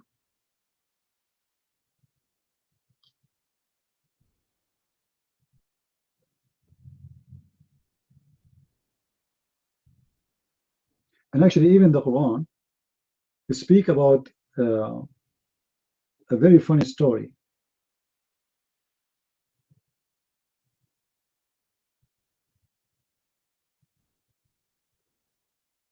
If you remember, there is a guy, supposedly, he complained that his wife, sorry, his brother, he have 99 goats. And the goats here are not really real goats. They are wives. The Quran call women as goats. Any Muslim here will have a comment about that? Any Muslim can explain to us? If you go to chapter 38, verse number 23, it says, this is my brother, he had 99 goats, and I have one. falsely a story have a connection with any Muslim? Want to explain to us the connection?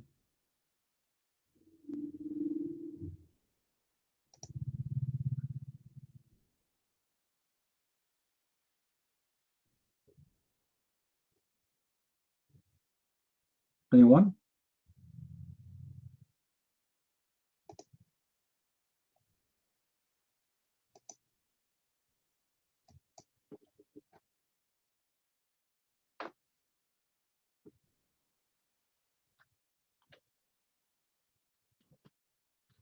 See, we get Abduls, but those Abduls, they are not here to answer, so they run.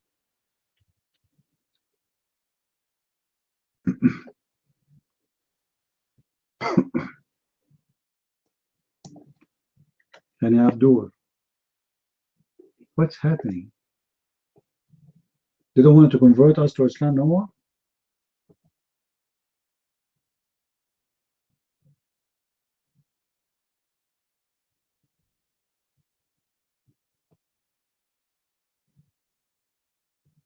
No? Where is the proud Muslims? My brother, he have 99 goats, and they are wives. And for sure, those are wives, not goats. But the funny, the Quran, consider women as goats.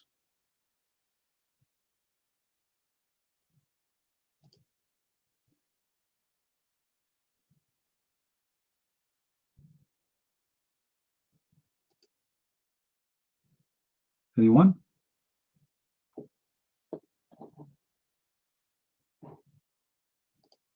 Imagine you marry a woman and you say to her, let's say you are engaged, and you wanna say nice stuff to your fiancé, and you say to her, "You're my goat."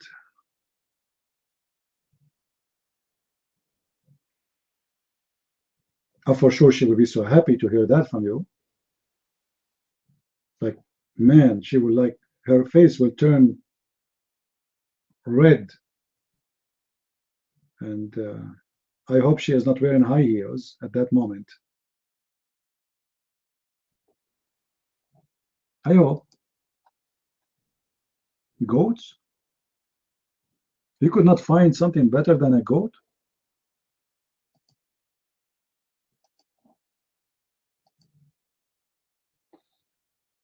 Hmm. And look how Muhammad he stuck with some numbers. Why 99? Why 99? Why the guy have 99? What about 100? I mean, what is missing?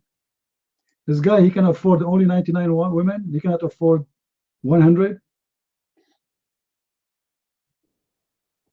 or one woman for every name of Allah.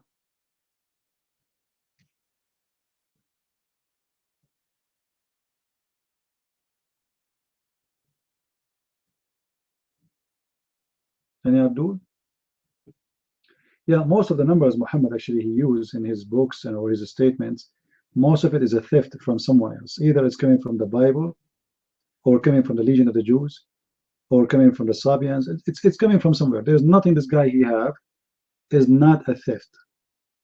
Zero. Even the number 70. Muhammad he stole it from Jesus, but he made it about women and about etc.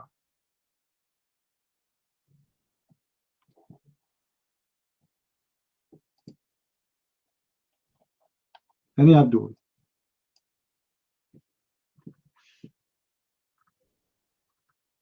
Guys, I need to buy a recording machine, put it next to me, and the recording machine will keep saying any Abdul. Because I'm getting tired from saying that.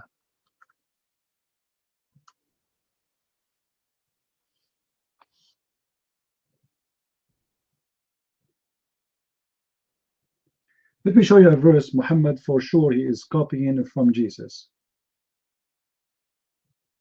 Somebody post for us chapter 9, verse number 80, and tell me, does this verse remind you of something? Just to show you the thief.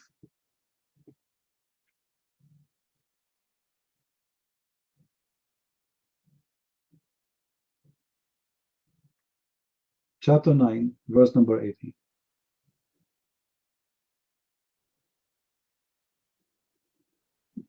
Do you see something there?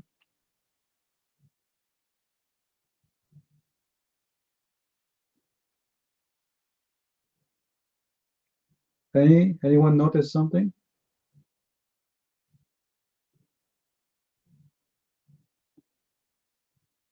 Yeah, it's talking about forgiveness. This is number 1. And number 70 is mentioned. And this is what Jesus said, but not exactly what he meant here. But the number is the same, and it's about the topic is about forgiveness. Thief. Thief with no shame. And he claimed that this is coming from his God.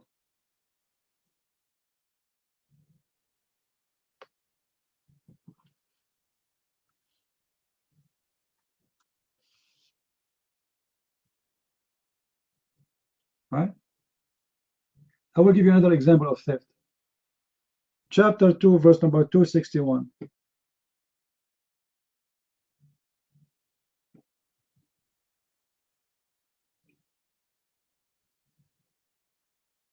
Do you see the theft again?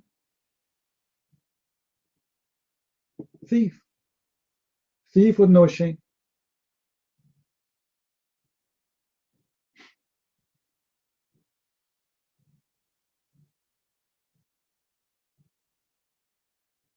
And Abdul?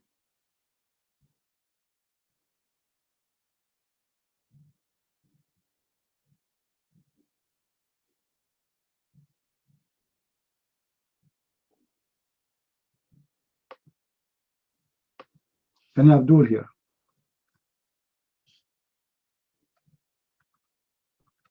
Don't worry, I'm not going to ask you how the question. I'm not going even to ask you any question. You ask me. No?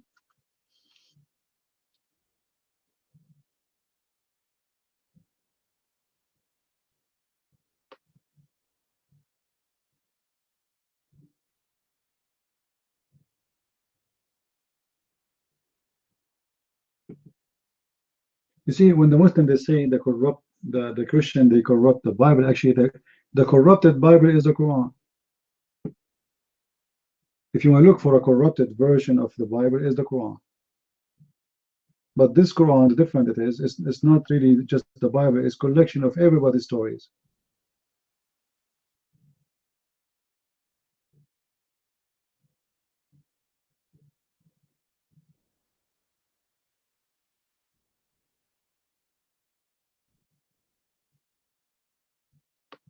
Hi Dominion, how are you? Dominion.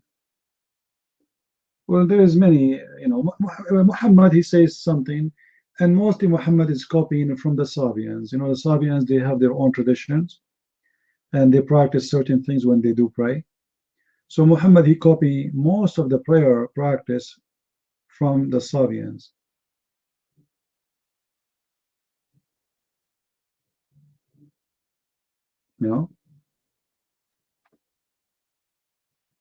If you go right now and search, I don't know if you speak Arabic, if you search for the Sabians evolution, and the Sabians that exist long before Islam, this is one of the oldest religion in the world, you will see that the evolution of the Sabians is exactly the evolution of the Muslims today. So can a Muslim say that the Sabians, they stole from them? No. Long before them. Let me see if I can find you. Guys, did you guys download the video about the punishment of the grave? How many of you downloaded it? This is the link again. Download it, please, and post it again in YouTube. This video. Don't forget to download and post it in YouTube and Facebook, wherever you can. All right? Let everybody see how stupid Islam is. For sure, you will get a lot of reviews.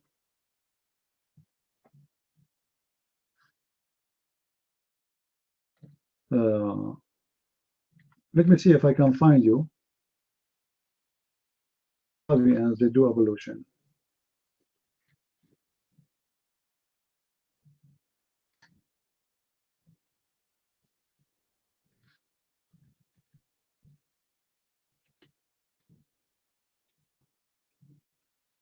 Muhammad himself was called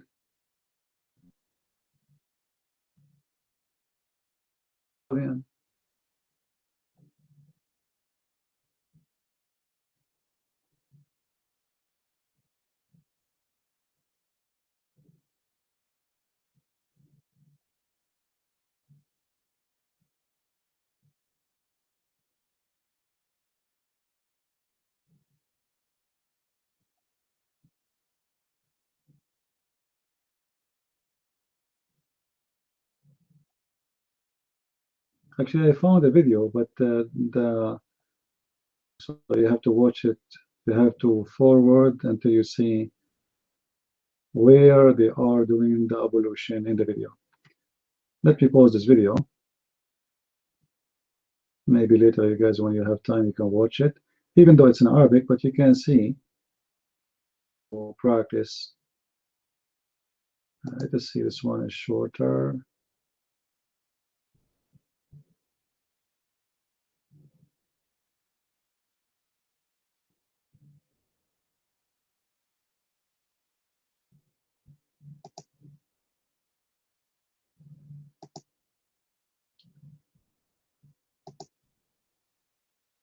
Okay.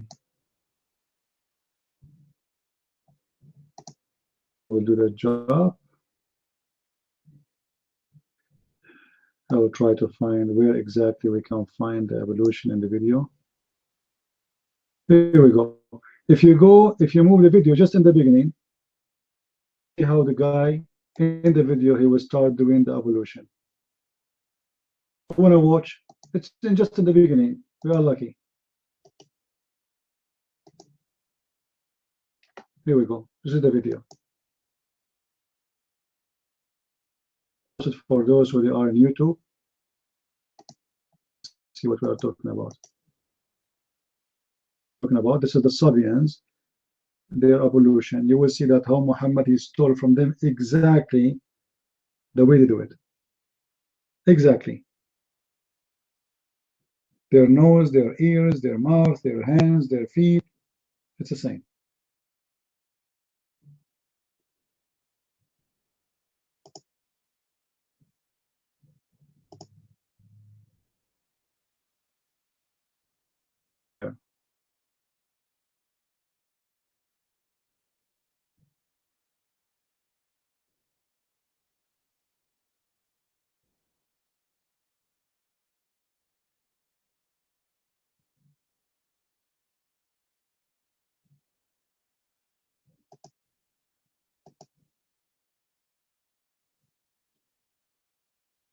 I don't know. Like, I mean, if you are a Muslim, you are willing to commit suicide bombing, but you are not willing to come to my room.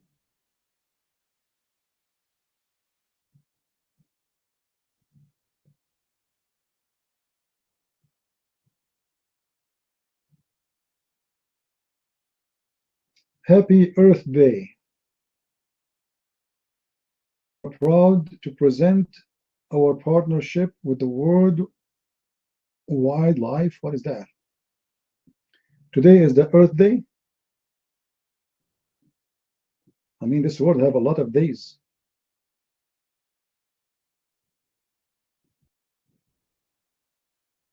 When Muhammad Day is going to be? Every day is the day of Muhammad.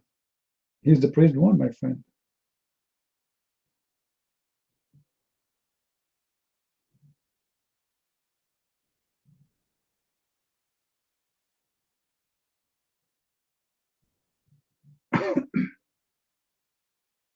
And Abdul, you see the companies, they create days to make you spend money. Mother Day, Father Day, tomorrow they will come with the Daughter Day, the week after they will come with the Mother-of-Law Day, just to make you spend money.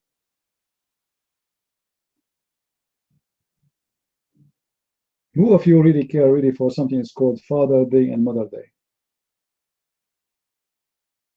Any one of you really care for it? I don't give any attention for those things. Because if you love your mother, every day is a Mother Day. You do not need to celebrate your mother once a year. Take care of her. right? What Mother Day? What Father Day? They just want you to spend money, buy stuff you don't, and maybe even you can't afford it. It's the wrong time. But they just want to force you to spend your money. So they create days. Black Friday, Yellow Friday, the Monday after Friday, well, you know. And the human being is very naive. He's just go with it.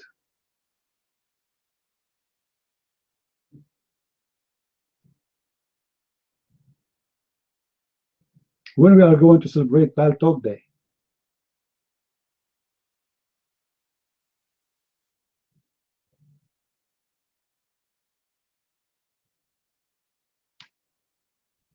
Actually, once I was in a restaurant, and there was a guy. They are celebrating like a, I don't know, forgot, maybe wedding or somebody. Like they reserve a part of the restaurant. So the guy, he was a photographer. He came to give me a card.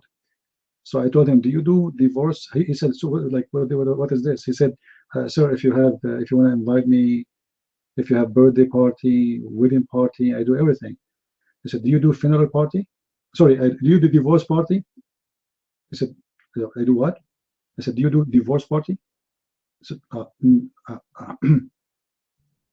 "Divorce party?" I said, "Yeah." I said, "Well, I never saw such a thing." I said, "How come people they make party when they get married, but they don't make party when they get divorced? When divorce is a lot harder."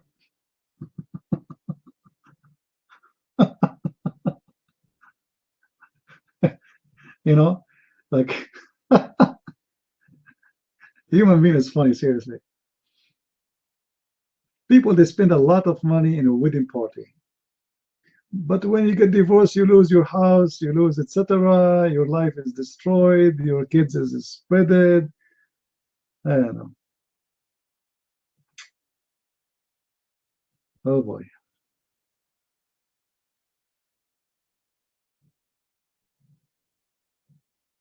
And look how a human being is, how funny he is. When two people they want to get married, look how much love there is, and they look how much, and then suddenly they hate each other and they want to throw rocks at each other. And I don't know, a human being is weird, scary.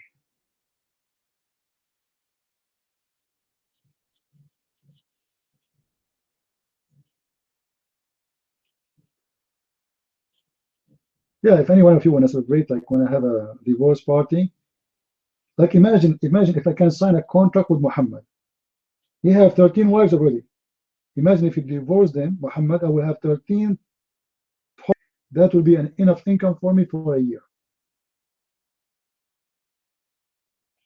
Or imagine I sign a contract with one Abdul who will go to heaven and he will have 70,000 hur. He go there, he don't like them, and then he want to divorce them. One contract, 70,000 party.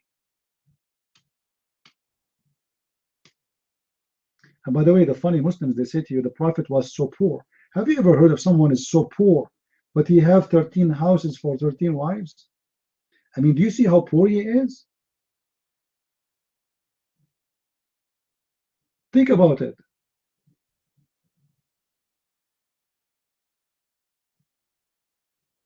He is so poor to the point he have 13 houses and 13 wives. That's very poor. Yeah, he's a very poor to the point he gave the family of Abu Sufyan, each one of them 100 camel and 4 ounces of gold and silver, just to make them convert.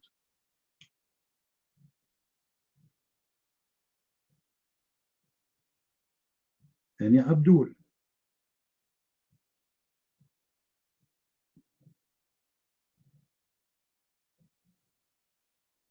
No.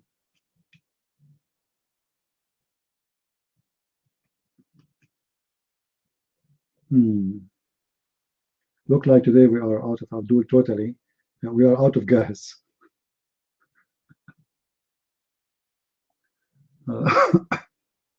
Actually, SR, there's one of you here asked me a question. He said to me, Christian Prince, if you are a Muslim, would you enter and debate a Christian?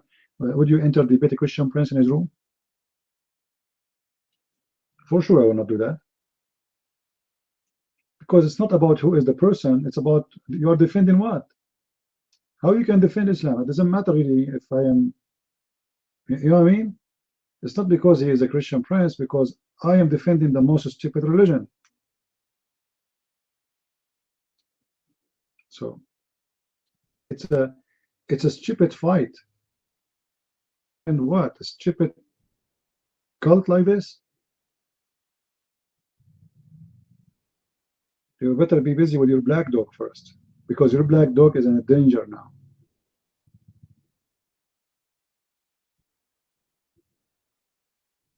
Imagine, guys, we know where Zakir Naik he live, and we push inside his bedroom in the hotel. Let's say he's in a hotel, and we make a black dog enter his room, pure black dog, and we put this like a candy camera, secure like camera, hiding camera, to see the reaction of Zakir Naik. What do you think will happen? Zakir Naik will go crazy because he thinks this is the devil. Allahu Akbar. He will start to do the Quran. Bismillah ar-Rahman ar-Rahim. A'udhu billahi min shaitan ar-Rajim. Alif lam mim da da team ta ta team team. A'udhu billahi min shaitan ar-Rajim.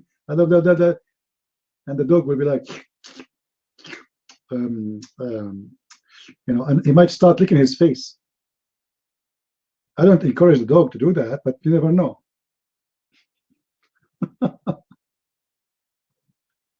The black dog is the devil. Do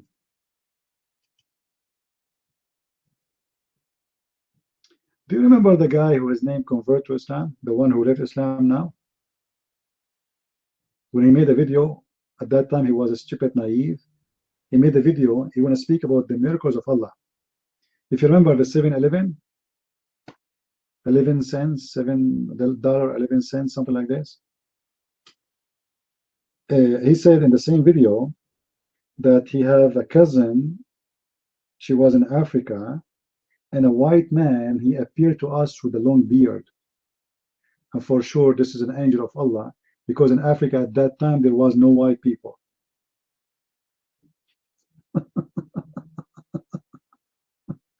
At that time, like how old this guy is, maybe now he's 30. His cousin, at that time, there was no white people in Africa. Oh man. Here, Abdul, how are you?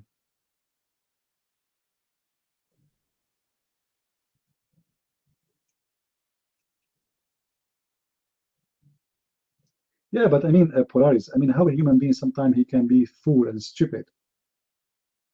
Like this guy, he wasted 16 years of his life.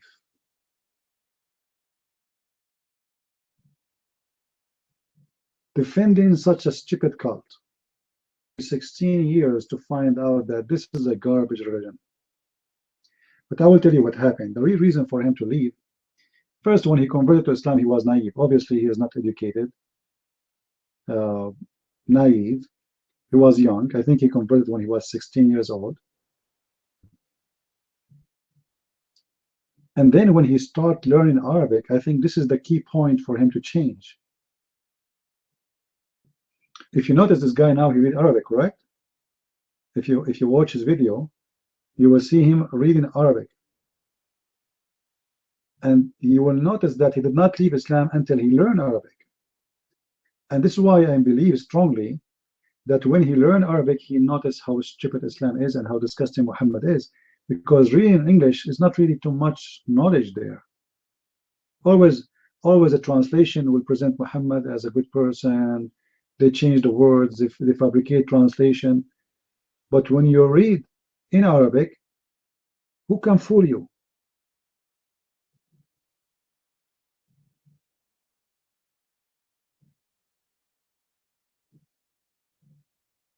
So now he learned Arabic, and now he is reading based on the Arabic he read how bad Muhammad is. I don't know, but I think the Muslims, because he's a Muslim convert, They give him maybe a scholarship. You know, the Muslims are so much crazy about seeing someone he is a blonde, Western, converting to Islam, because they can use him to convert as many Western as they can for the propaganda. You see, a blonde convert is not equal to a Muslim by birth. For them, he is priceless. So they can use him for the propaganda of spreading Islam. This is why you see they invite them to conferences, they sponsor them. Like Yusuf State, as an example. Who is this guy? He have nothing. He have no knowledge, not in Christianity, not in Islam. They put him in TV, they give him a salary, full-time job, good house, good salary, etc. They sponsor them.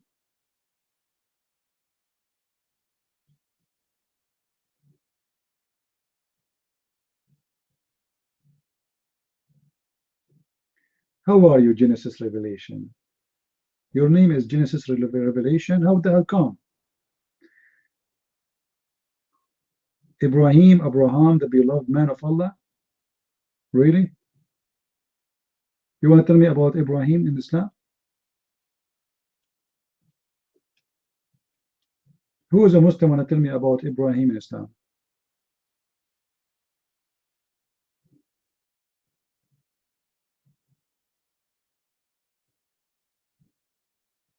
Anyone?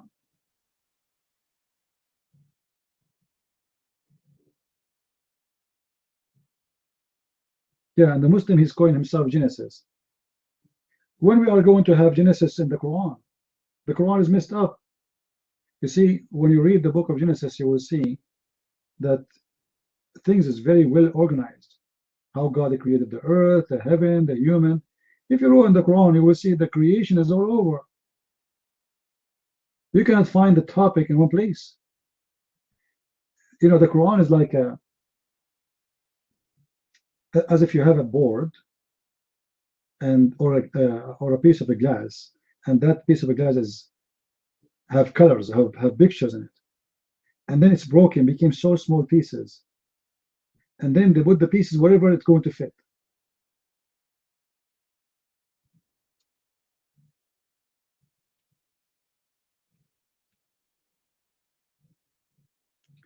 Any Abdul?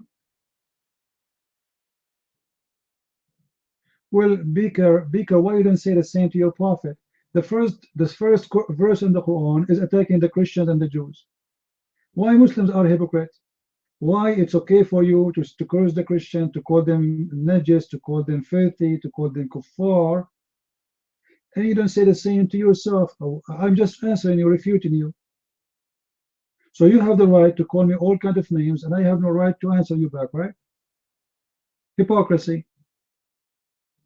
Not only this, your prophet, he ordered his followers to go and kill the Christians, chapter 9, verse number 29. To kill them, or they convert, or they pay the jizya, and with humiliation and being subdued.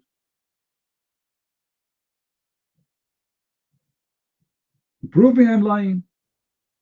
Just to prove it, take the mic and prove it. Name for me one lie I say. You're mine. Let us see how good you are.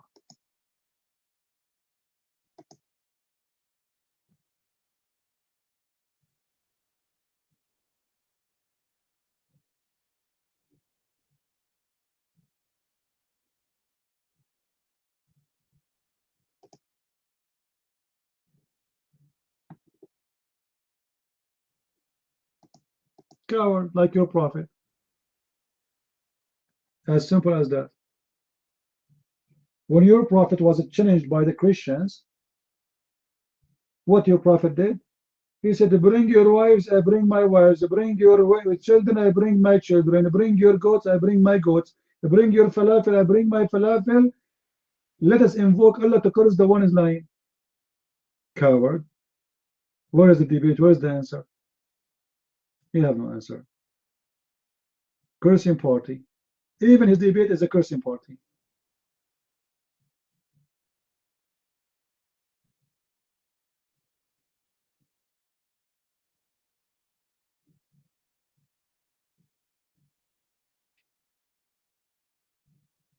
Any Abdul?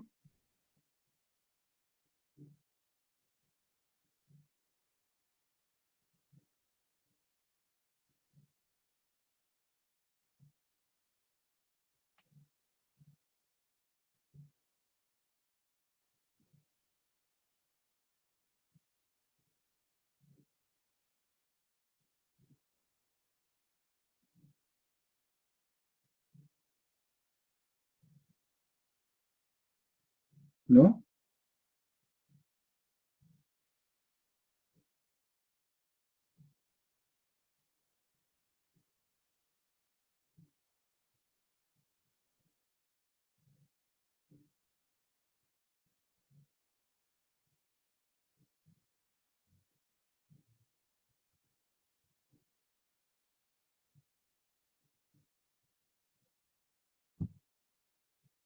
Who's Abdul here? Who there?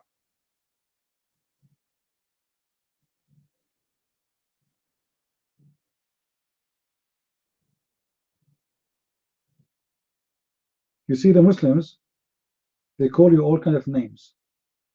Pigs, monkeys, filthy. Even they have signs in the highway. It says, non-Muslims are not allowed to enter Mecca. You see, when I saw a stupid actor who was talking about making fun of Fox News once when they spoke about no-go zone. No-go zone is a fact in Islam. It's not a fantasy. It is real. It's an order in the Quran, not in the news. The Quran says the non-Muslims are najis, and because they are najis, they are not allowed to enter Mecca, period. Not only Mecca, the city of Al-Madinah.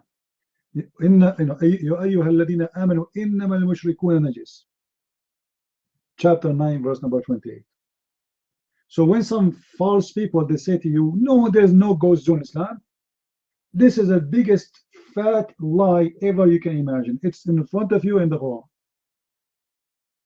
And not only this, Muhammad, he said, I will not allow in the Arabian Peninsula two religions, only Islam. So Muhammad, in the Quran, in the Hadith, approved the no-go zone.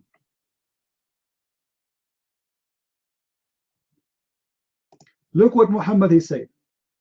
I'm going to kick out all the Christians and all the Jews, and no other religion will be in the Arabian Peninsula except Islam. Do you see it? Do you see it? He's not only saying only Islam is allowed, no. He will expel genocide. And this is why in those areas they have 0 Christians and 0 Jews.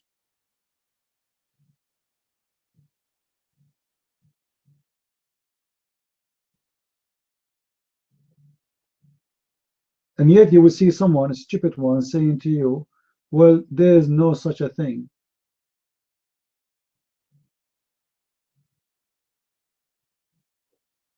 In Islam.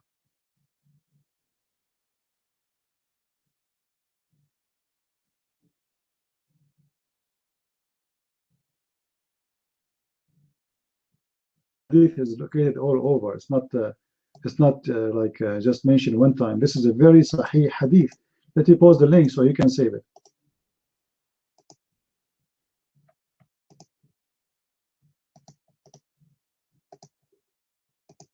This is a very correct hadith. Jabir ibn Abdullah said, or Jabir, that he was told by Umar bin Abu al-Khattab that he heard the apostle of Allah saying, I will certainly expel the Jews and the Christians from the Arabian Peninsula, and I shall leave only Muslims in it. And they say to you, the liars, those stupid idiots who have no knowledge of anything, they say to you, in Islam there's no go zone and there's no discrimination. And the Muslims, they speak about the previous regime in South Africa, which was a racist regime against the black people, right? Which is absolutely ugly. But they will not tell you that they are the same system and they exist long before those people exist. Because when you say certain people cannot enter just because of their color or ethnic or language or religion, You are discriminating, as simple as that. You are racist. So why people cannot enter this place? Because they are Christians. Why? Because they are Jews. Why? Because they are Hindus. We cannot allow any two religion except one. That's Islam.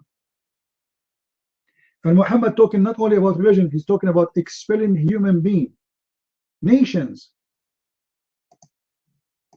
And this is exactly what Islam does wherever they go. You know, in Egypt used to be 100% Christian. Now the Christians is about maybe 10 to 15%. In Turkey, less than 5%. What happened?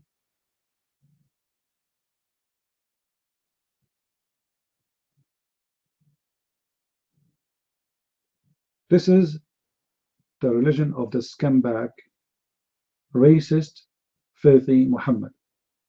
Muhammad, he tried to divide people not by color as much, even though he hates black people, but he tried to divide them about who believe in him and he don't. That's it. The word is two words: the land of peace and the land of war. Any land is not under the land of the government of Islam is the land of war, as simple as that. So the Muslim, they will go to the land, control the land, kill the people, take over it, expel those who don't want to convert to Islam or force them to convert. And then they go to another land again. They will not stop there. They want to take more and more. This is why you see Muslims, when they make videos on YouTube, we want to take over the Vatican, we want to talk over Rome, we want to talk about over Germany, we want to talk over the White House. This is what Islam is about.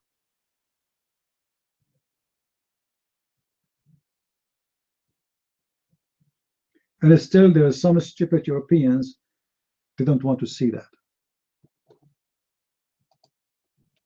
And until now they are defending this filthy cult.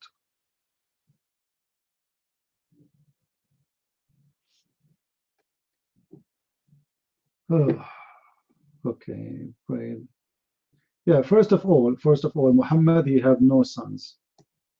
Muhammad, he never have a son. His name is Ibrahim. Don't make them fool you by those stories. All right. There's the hadith where Muhammad, he was saying to Aisha, "Don't you look like me?" Aisha, she said, everybody told you that he have nothing to look like you. Anyway, in this hadith here, the one you are posting for us, let us see what you are posting.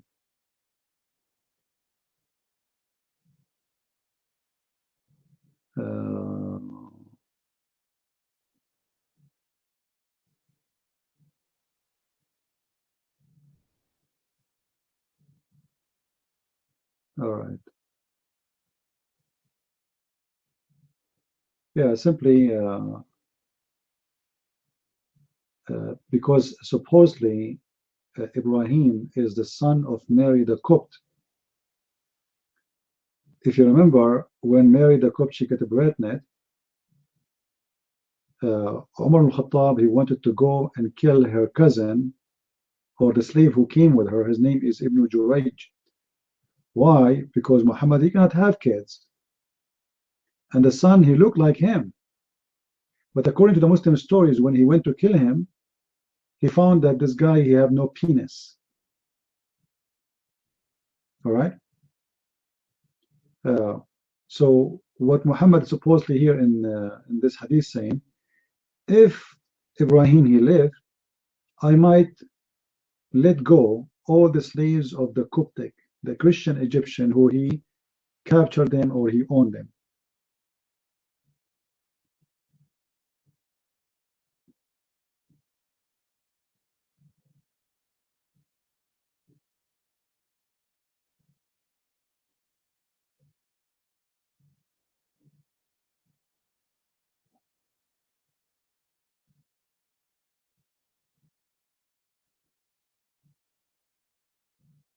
And Abdul?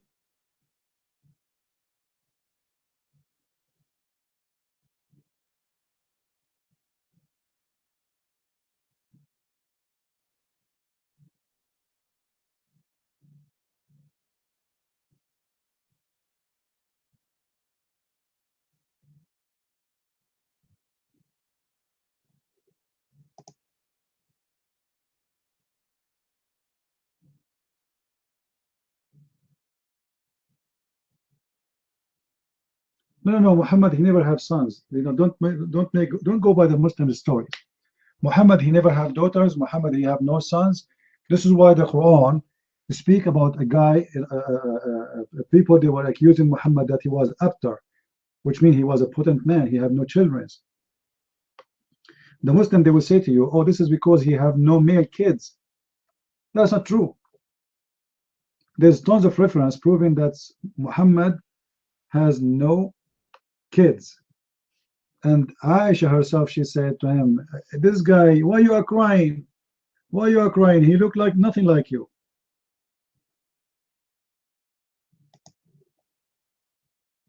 Let me see if I can find the hadith. Hold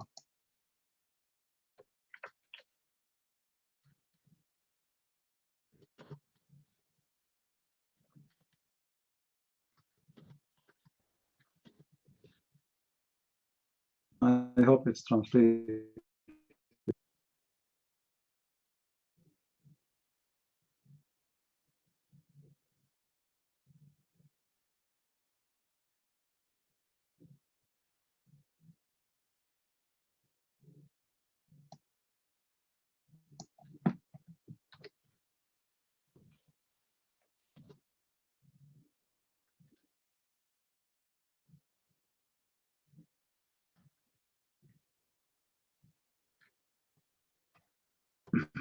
Let us see.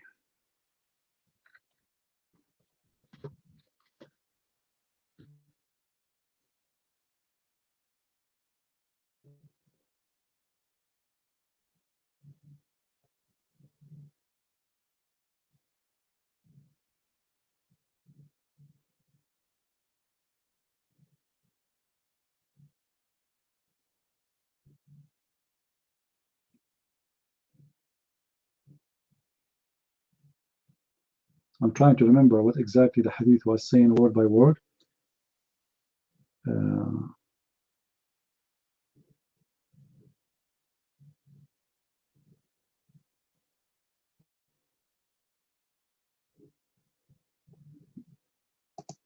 There's tons of hadith. It's hard to remember all of them word by word. But let us see.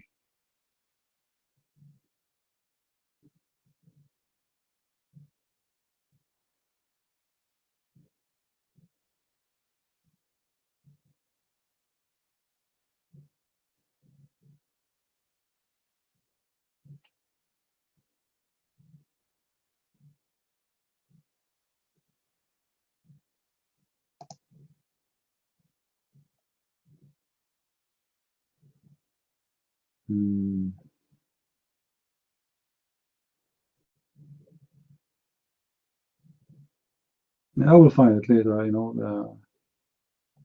I will get it for you.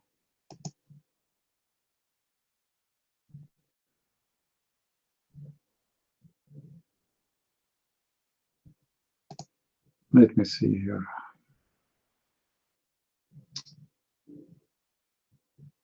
I found it. I found it in Arabic. Now I need to find it in English. All right.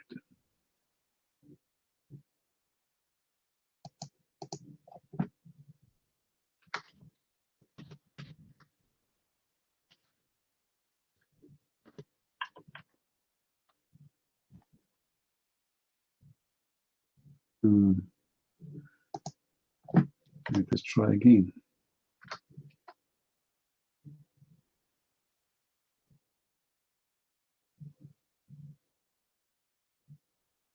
I could not find it in English yet.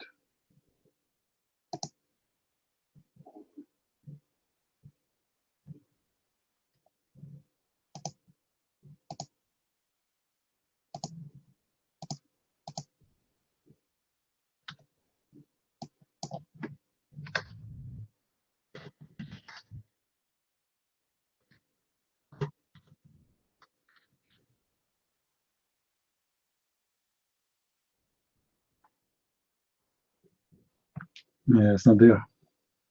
I searched in sunnah.com, but I have the hadith in Arabic in front of me.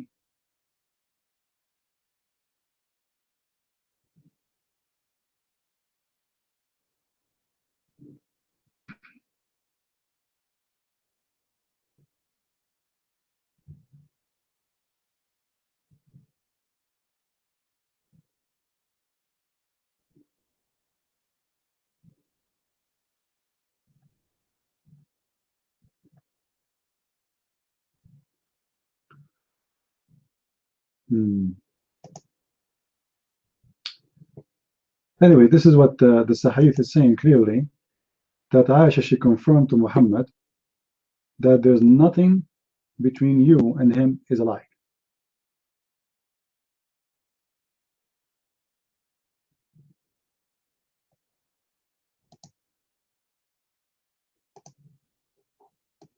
And maybe I can give you a website in Arabic and you can translate in Google. Now, why Aisha, she will say such a thing,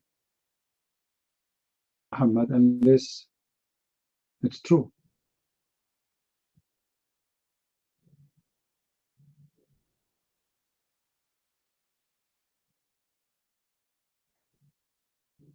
Right?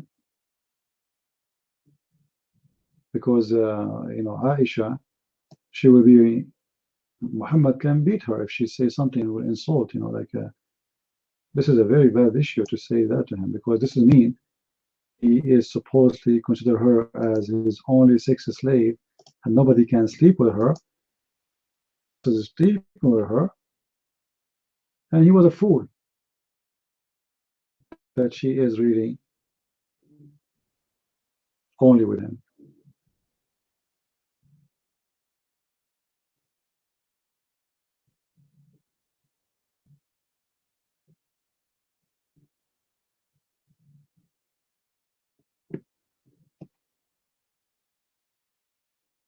And Abdul?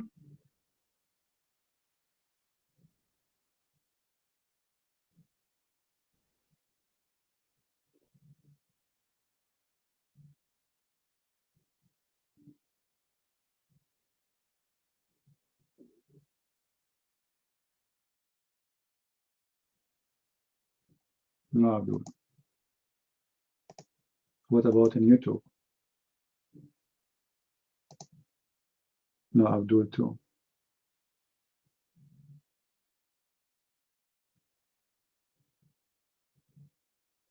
So we are dry here and we are dry there? What's wrong? I think people are going party. Anyway, guys, I think today we have enough for today. We are already online for how long? And as you see, there's no Abdul. But remember, we will open again this coming Sunday.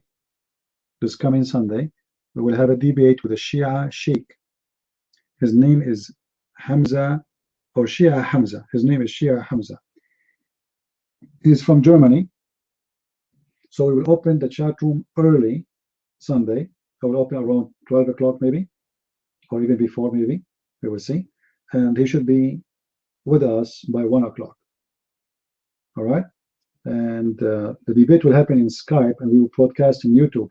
So I think it's better if you wanna if you watch on YouTube more than Paltalk, because I will have Paltalk running, but I might give it out to everybody. But in YouTube, all of you can text, chat with each other. All right. At the same time, you can see live, especially if he is showing his screen or whatever. I'm showing my screen. You know, you can see better. Paltalk, you will hear only the sound. YouTube, you will see, you will have a screen in front of you, and you will have the voice together. All right. So I want to say thank you guys for being here, and remember again, Sunday at 1 o'clock Eastern time, 1 p.m. the debate will start, but I will open earlier, so be there and join us. All right. So I want to say thank you. God bless. Islam is false. I mean to that, and see you soon again.